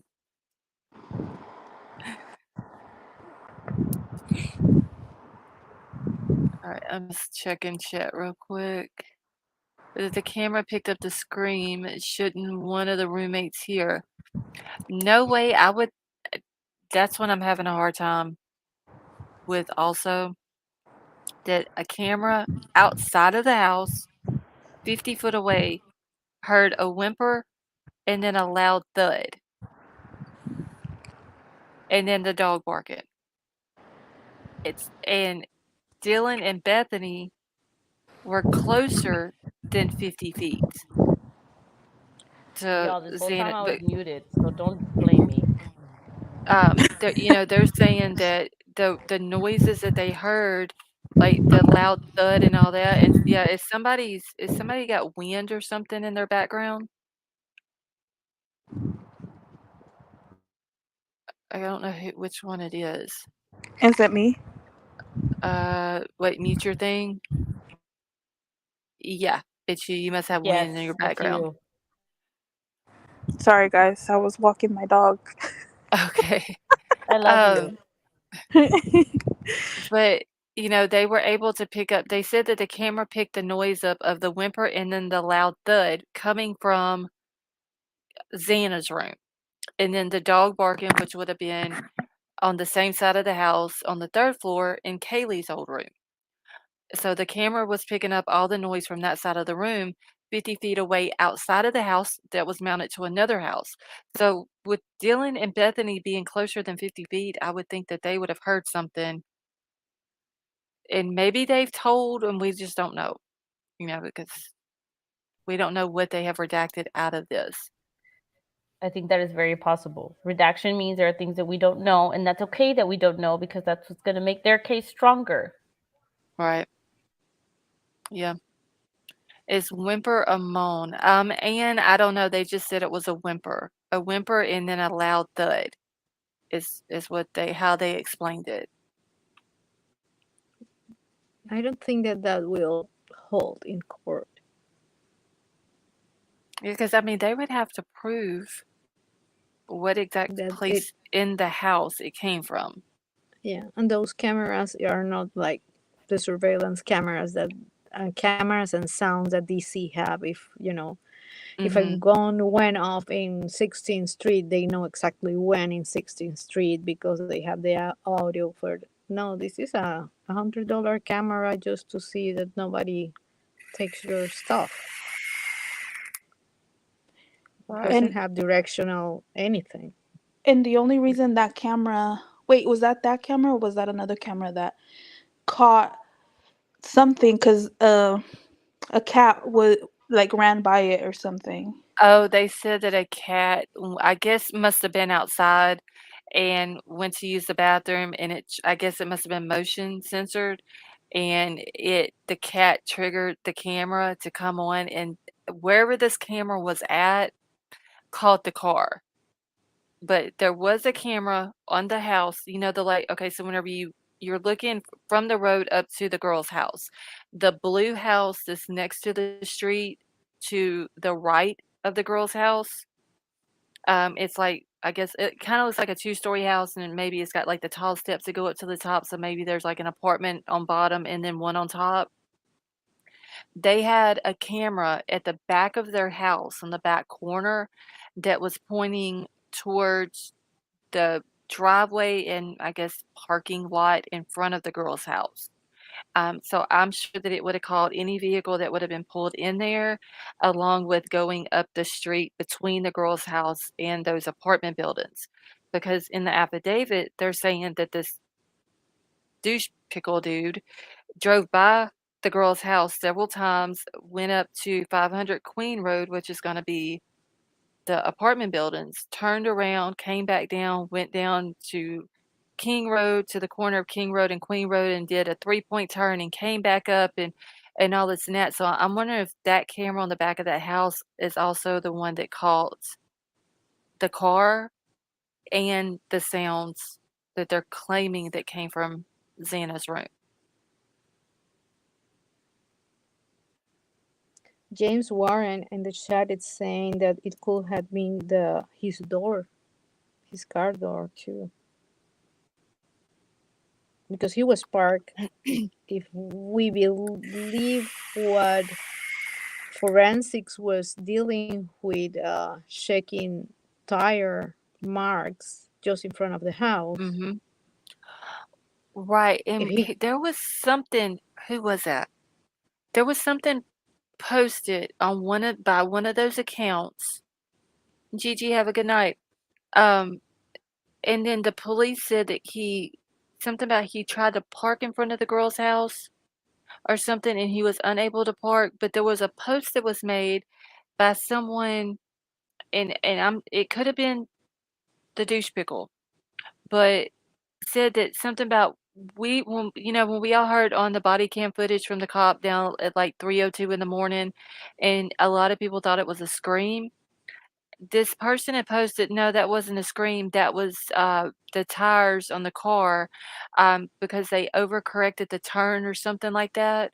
I forgot exactly, like, the exact verbatim words what was said, but it was something to do with the car at that time, but obviously, what that cop being down there at 3:02 with those kids and underage drinking wasn't close to the time that the murders happened, like we all thought it was. Oh, the tire marks? You're talking about the tire marks Yeah, that they were the looking tire at? mark. Yeah, so the tire marks themselves could have came from during the time that the murders happened. But what we heard on the body cam footage, where a lot of people thought that it was a scream, uh, it couldn't have been, because they're saying now that that's not the time that the murders happened. It would have been Yeah, an hour and after that. then the Oh, defense can yeah. hang on that and said, the sound could have been could had come from anywhere. Mhm. And honestly, I don't think it was a scream coming from that house. There was other kids in the parking lot of that apartment building where the cop was parked right in front of on Taylor Avenue. There could have been kids that was off camera that was playing around in the parking lot. They could have screamed, or it could have been, somebody said, maybe a whistle to let everybody in the neighborhood know that there's a cop in the neighborhood. I mean, it Oh could have my been God. anything. You know how some kids in a neighborhood, especially with underage Yes. drinking, like, they'll make a noise or a certain sound to let everybody else in the neighborhood know that there's a cop around. Um, so we don't really know what that noise was. Like I said, I just took it as maybe there was some kids playing around, and one of them laughed loudly or screamed playing around or something like that. Yeah. They said that's a very busy area, especially on the weekends, because of all the Right. college students going back and forth. But my thing is, if somebody drops something on your foot, right? How do you scream? Like you scream loudly, right? Like you're, let alone somebody like unaliving somebody with I a think it would be a knife. different scream, a different type. That's what I don't get. Like, Yeah.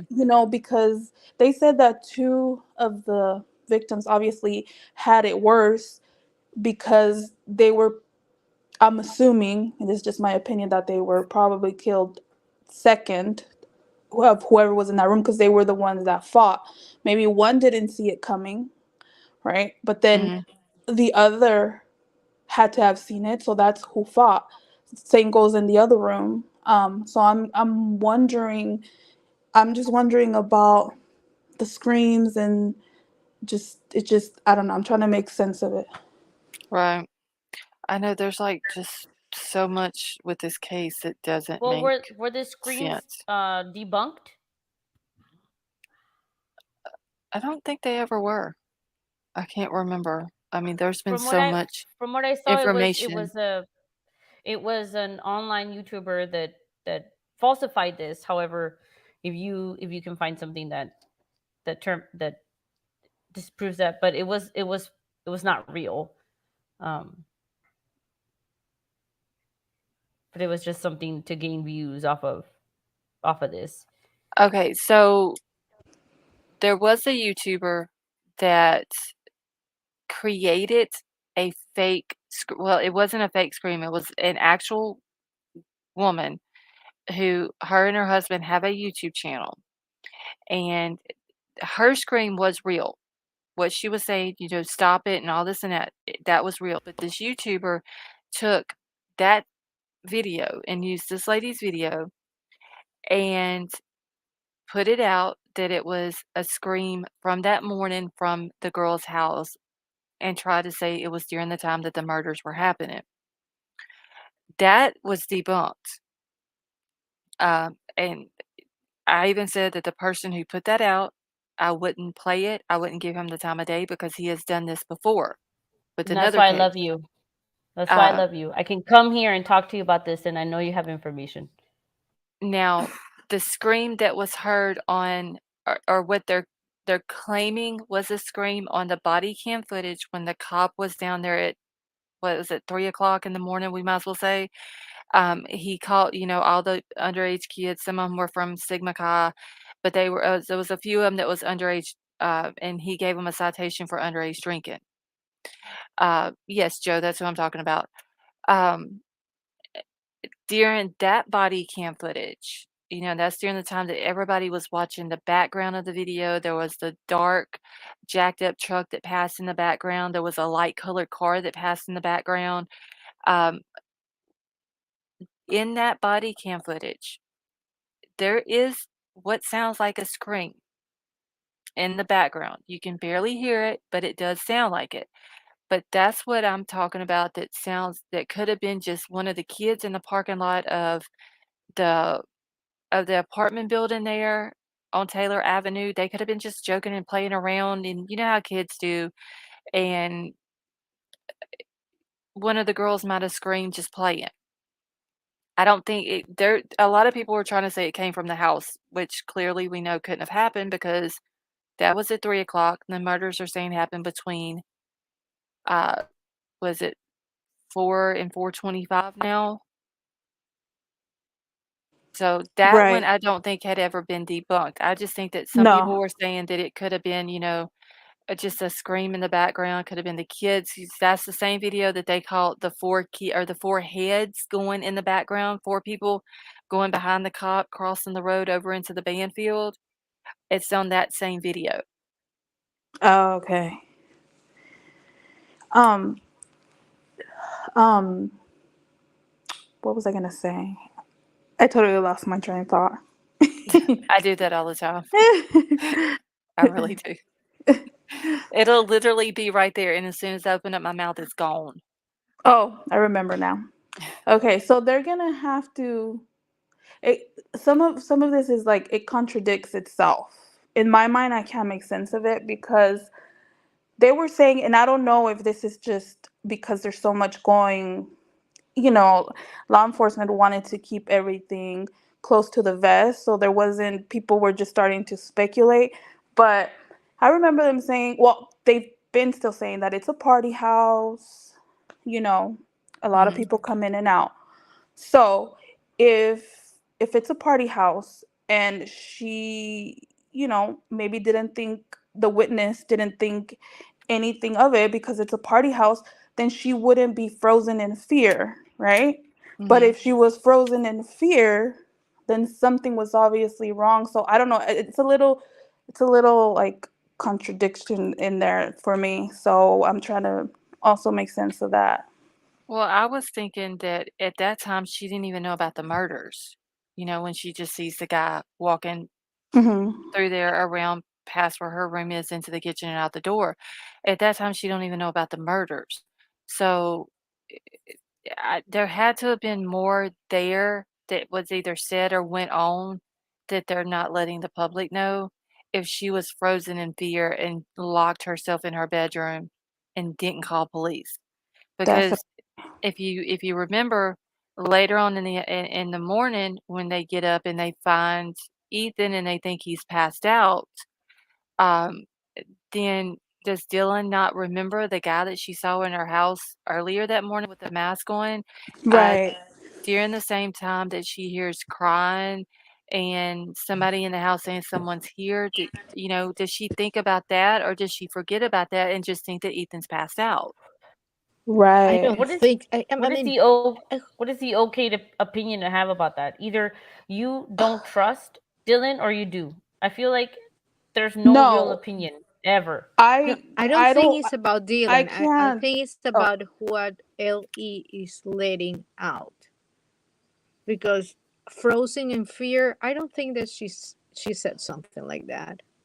It doesn't. It doesn't register. And somebody passed out. Come on, you don't see the blood. That's what I was thinking. Like, why would The you think people. that someone passed out, but That is a there's massacre. right. He took 4 minutes to kill two people. So I It don't know has if a they're that is not passed out there. It's just their wording right now. How do you notice someone's bushy eyebrows without somebody noticing you back? Is my question. Thank you. Yes, that's yes, another I one that is agree. great. Yes. I don't know. This case, y'all. Tell me I'm wrong. Tell me that my thinking is wrong. How do you notice someone's bushy eyebrows? That was in the affidavit. That's specific. That needed to Yeah. be in the affidavit. A lot of things were redacted from the affidavit, but that wasn't. Bushy eyebrows.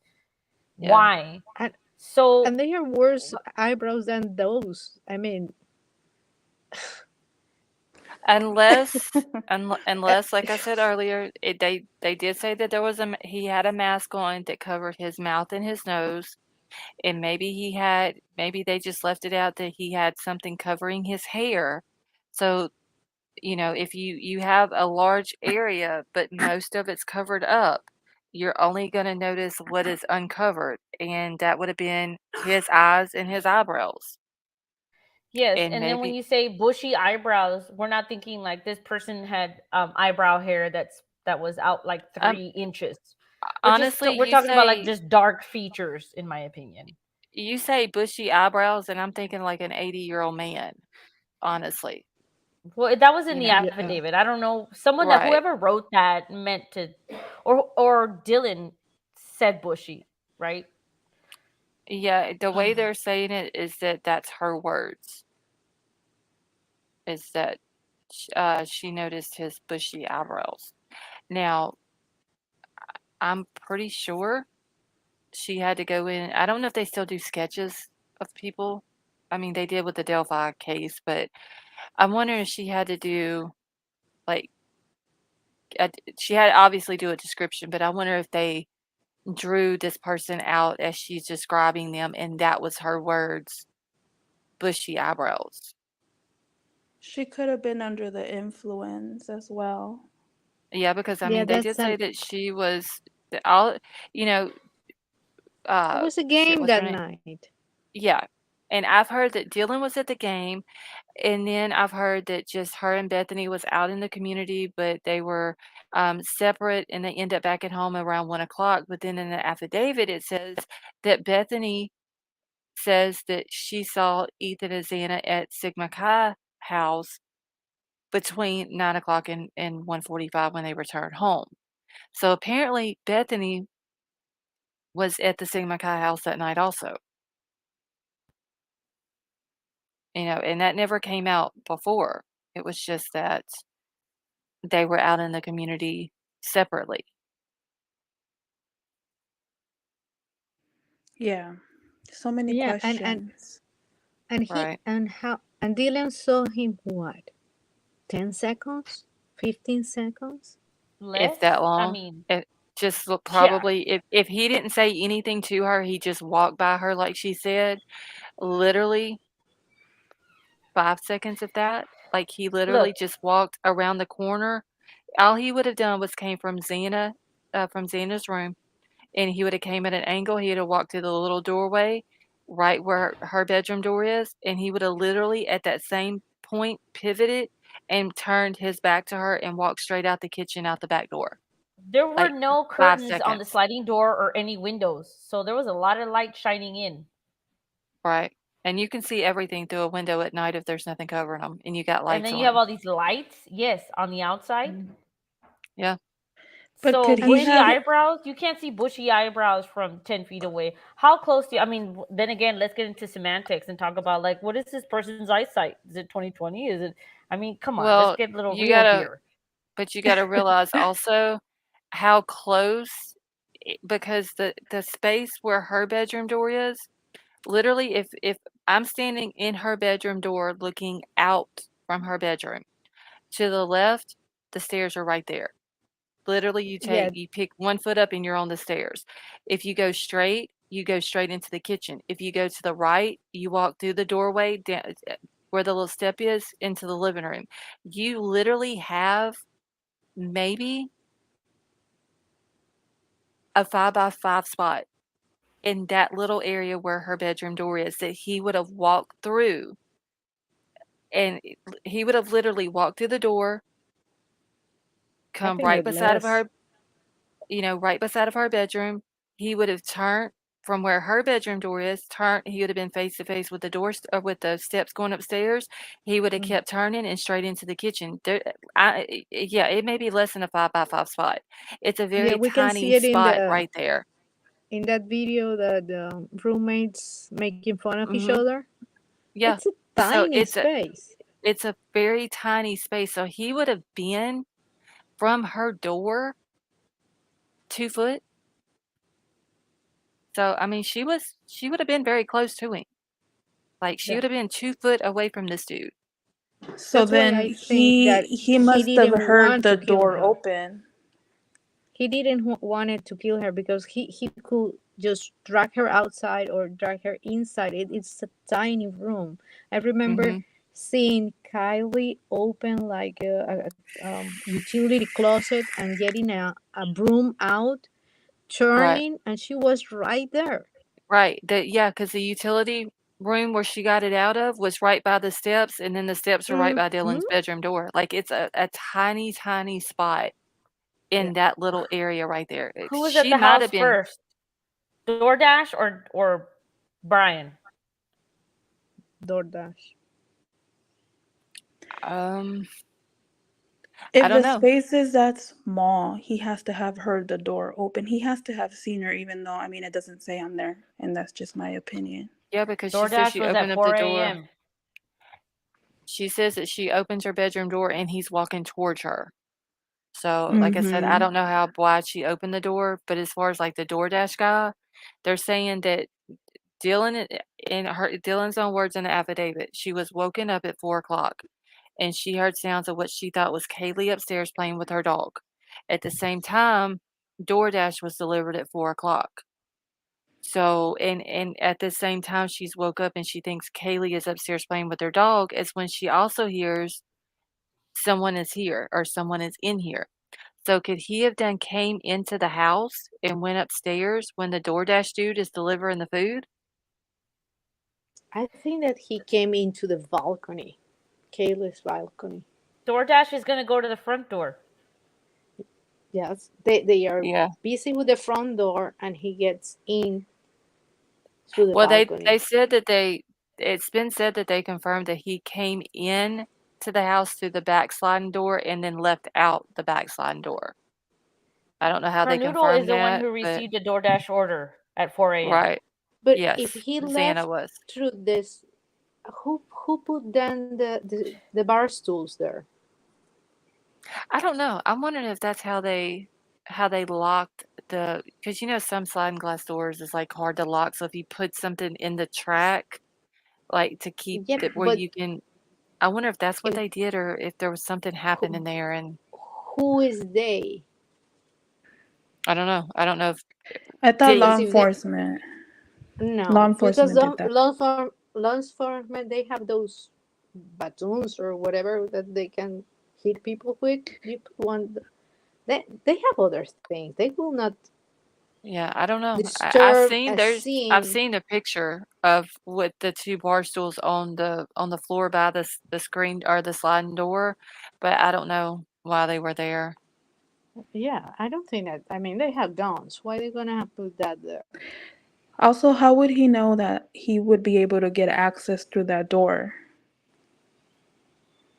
See, that's Yes, another thing thank you. because Finally, allegedly they never locked their doors.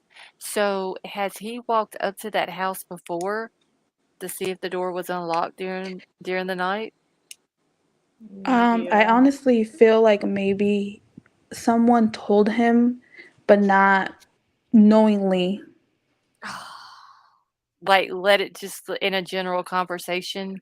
Right. I love you Like so Yeah. he, much, Scarlett. I love you so much. Yes, yeah. I mean, that could yes. have been it. They could have just been in a general conversation. And I mean, it could have been Kaylee and Maddie and all them. They could have been somewhere Maddie, and not even knew that he was even around listening. And they just could have been in a general conversation with somebody and be like, "Oh, we never lock our doors. It's a safe town," but and not even knowing it. Olivia says that everything was locked. I know for sure they locked everything. Well, I mean, somebody had to have left the back door unlocked. 'Cause they're saying that's how he got in. I don't know. They said it was confirmed. Right. But King Scarlett, you're asking the right question. That's what I'm saying. And then this guy leaves his freaking wherever he lived at 2:42. That's specific. He's waiting up to 2:42. He's like, let me drive over to Moscow and do this. And he knew where to go in, made no noise, did what he did, and then left out and boom, easy. Yep. Yeah. He could have took a shower, ate breakfast, and no, just kidding. But yeah, it seemed like he had all opportunity for some reason. Right. It's difficult to accept that because we don't want to accept that maybe there was an accomplice, right? That gave him information that allowed this to Oh, I happen. mean, We don't want I that. I think I completely think that it is a possibility that he did have an accomplice helping him outside of the house, but what went on in the house, I fully believe he did on his own. I agree with you, Michelle. I agree with you. Yes, he's But too there was some sort of like outside dominant. confidant, Right. Right. I agree stakeout 100%. information. Why leave that place at 2:42? If he was gonna commit this crime, and why wouldn't he be there at 10 p.m., 11 p.m., 12, right? But he like random leaves his apartment at 12:42. It's almost like someone said, okay, go now. Okay, so hold on one second, y'all. Okay, Crisis Cast, I know that you come in here a lot, but some of these comments that you're leaving regarding these kids and their bodies is a little bit ridiculous. I mean, we all know that their bodies have been removed from the house. I'm sorry, y'all, go ahead. People can just gonna be very disrespectful. And it could have been innocent, you know, that maybe one of them was talking to somebody, or even, the roommates that were not, victims. It could have been innocent, but he somehow knew a lot. Right.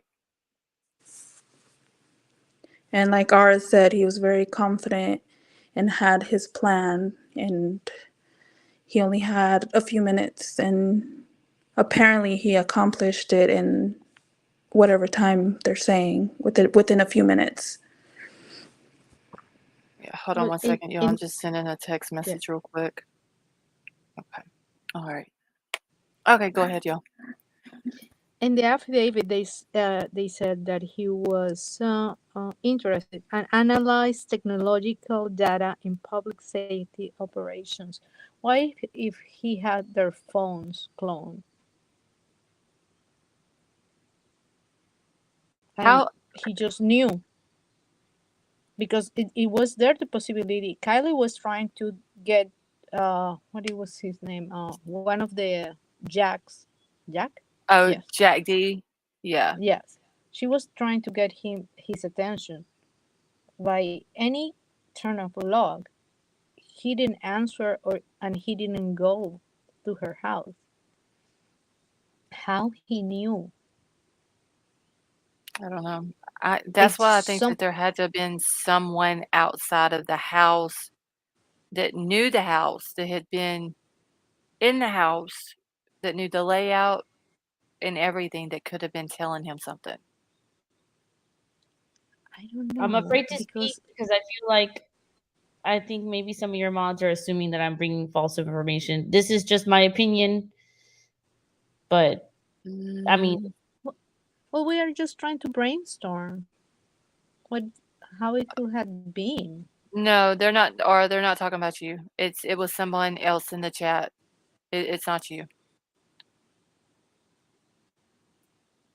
So the person that they're talking about, they just got rid of because they were being very disrespectful to the kids. You have super mods. Thank you.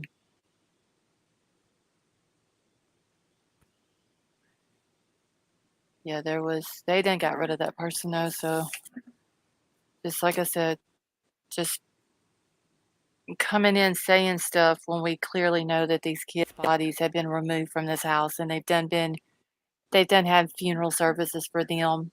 It's been going on 8 weeks. I mean, don't come in my chat saying stuff like that. That's weird. Why would you even say that? Seriously. Just being disrespectful. So I don't know why people feel the need that they got to be disrespectful to people who are now deceased and have been brutally murdered and who are kids. I mean, I can't fathom that. That is just ridiculous. People that want some kind of attention.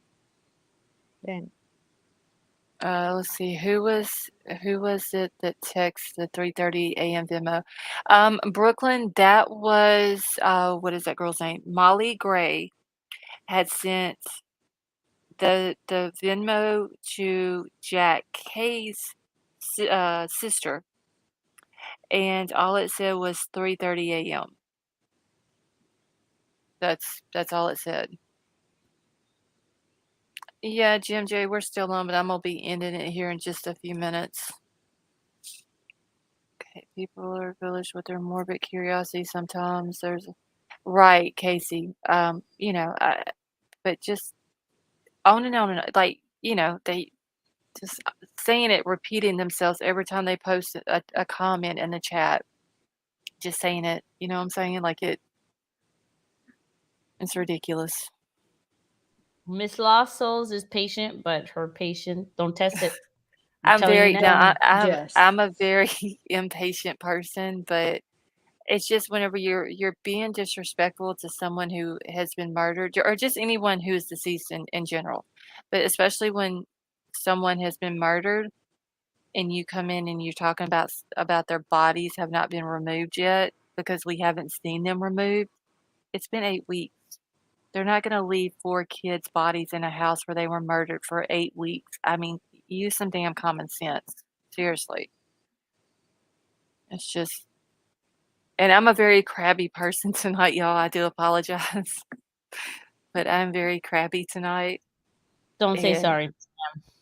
Don't do No, that. I didn't you're on notice. point.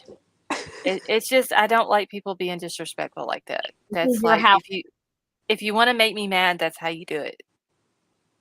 Be And that's disrespectful not, to someone I who have has been seen you murdered. mad, and that was not mad. I don't, mm-mm. Yeah, Let I try not to this get too mad lady on here. alone. Yeah, I have heard, oh my God, she goes like a lion. Yeah, Wow. I can get mad, but I'm trying not to. I just don't like people being disrespectful to someone who is deceased, whether they died of natural causes or they were brutally murdered. Like, don't be disrespectful to someone who is no longer here and cannot defend themselves. So Does it it, irritates does me. it, yeah, you're right. And they were just kids. They were kids. At 21, Right. I I mean, was at 21, you're clueless. legal. Right. 21, you're legally, and thank you for that, Tonka. I saw your comment. 21 legally, you can drink, you can smoke, you can vote, you can go into the military, you can you're legal completely at 21. But at the same time, I'm 42 years old. These kids were 21. They're still kids to me. My daughter is Ethan and Xana's age, 20 years old. Mm. So, hey, Maisie, how are you? So to me, they're still kids. So whenever I say these kids, even though two of them were legal adults, well, they all were, but y'all see what I'm saying? To me, they're Yeah. still kids, you know, and that's all they were. They were kids who are starting out in life, like finishing up college, starting college, getting their career started, Kaylee moving to Texas to start her career. Like, these kids were just getting started, you They were know? figuring out which dreams they were to pursue. Uh, Right, oh, mom, what I'm going to do, filing taxes. I have to do right. the insurance. Why I have to do this? Help me. I Do mean, that's everything on their 21. own, yeah, Yeah, yeah. it's I mean, my son is 22 years old right now, and I still have to make my son's doctor's appointments. These kids were, they're yeah. still You're mom and daddy starting, babies, and they're starting out in life on their own where they're, and just learning how life really is. And and and the that was and the taken away last from them. thing and the last thing they thought, the last thing they saw, that was that they were going to be victims of such a horrible Right, act. right. They For they no never reason. thought something like that. They No. we can see it in their pictures, their laugh, their bodies. Mhm. Oh, They yeah, were at the food full of truck. life. On the Yeah, video at the food truck, I keep every time I don't even like watching it because every time I watch it, I just sit there and I think within a few hours, these 2 girls will no longer be with us, and they never had a clue that in just a few hours, their life would be ending for no reason, absolutely no reason, just Miss and because Ma'am, one it's person have heartbreaking. I'm a gonna jump weird down. experiment. Okay, R, thanks for coming up, honey. Thank you for Yeah, having me yeah. here and support you Oh, Nice to 100%. meet And you. everybody on panel, you're amazing. Love y'all. Bye, alright, love you Nice to too, R. meet honey. you. Bye bye. Bye, Scarlett. I'm gonna leave too. Okay. Bye. Thank you for Alright, having me. you're very welcome. Thank you for coming up. Bye bye. It's Bye. 5:09 where I am. Yep, it's 4:09 where I'm at. I love your channel. Oh, thank you. We love having you here with us. And let It's me ask you something while I'm thinking about it, because I always call you Lisa with a Z, but is it Lisa or is it Liza? it's Liza, but Okay. I you just know, wanted to make sure because I don't like saying people's names wrong. So I wanted to make sure. it's okay. To me it doesn't matter because some people say Lisa. Some say, if you go to Spain they will say Liza with that I just th- th- th- I th- try th. to I try to put the Z in it whenever I would say Lisa. I would try to put that in there, and then I got to thinking, well, maybe her name is Liza and not Lisa. So It's okay. I just wanted to ask because, like I said, I hate butchering people's names. I would much rather just ask them how do I pronounce it and be done with it, you know. No, it's okay. I wish. When are we? When is the next court hearing? In January the 12th, Okay. and I don't even know what day that. Let me find my phone. Let me see what day of the You week think it that? is. Do you think that he going to plead? They're saying that he's supposed to enter either a not guilty or a guilty plea, but honestly, I do not see him pleading guilty. I really don't. It will be at Thursday. Okay. So let's see what it's now the 7th. So this Thursday coming up then it'll be when it is. I cannot see Okay. him pleading either, but Yeah, I don't I mean, I don't think his attorney's gonna let him because if his attorney is supposed to be badass, y'all. And if his attorney just has any inclination that he can possibly get away with it, like at all, she's not gonna let him plead guilty. So January the 12th at 8 a.m. Okay, I'm hoping that they're gonna allow the cameras and we can maybe stream it, hopefully. So, because if it's 8 a.m., that would be 10 a.m. my time, or isn't Moscow Pacific time? Should be 2 hours behind me, so that would be 10 a.m. my time. So yeah, I don't think he's gonna plead guilty. I mean, he honestly thinks that he's gonna be exonerated. Like he told him that, hey, I'm gonna go ahead and just waive the extradition. I'm ready to get to Moscow and get this matter taken care of and get exonerated. So he's a very I want cocky dude. I want to see how he will explain the many trips to their neighborhood. I'm wondering if he's gonna get on the stand. No, that will. That's what I'm wondering. Because most attorneys will not put their defendant on the stand, but it's controlling as this guy is, and he's gonna want to tell his story his way to the jury. I'm wondering if they're gonna put him on the stand. That's gonna be or he has a public defender. Um, that's I mean I would if he goes on the stand, y'all, I would love to hear it. Like I hope they put the cameras in there because that is the one thing that I would love to hear is him speak and him give his explanation of why he did what he did. I will not risk it because if what they say about him is true, his lack of human empathy will just make the jurors hate him. Oh yeah, that could be true too. I will not.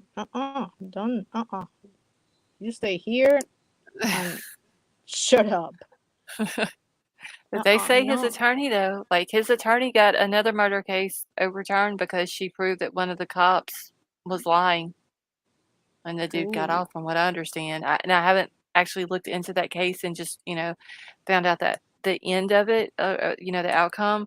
But from what I understood, she got it overturned because she proved that the cop was lying. So, like I said, she's a public defender, but she's supposed to be a badass public defender.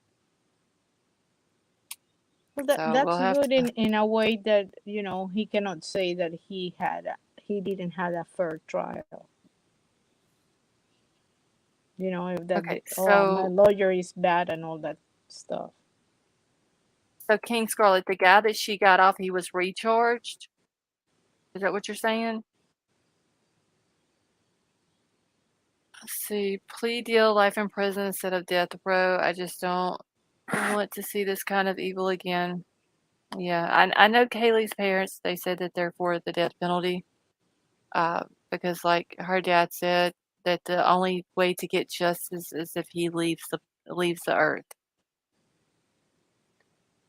So, yeah, I think I'm just gonna have to end it here. It is after 4 o'clock, and I need to go take a shower and go to bed. Thank you very much, Mrs. Scarlett. Beautiful Oh, you're name. welcome, honey. Thank you. And I'm gonna remember now whenever I see you in chat to call you Liza and not Lisa. Lisa, it's okay.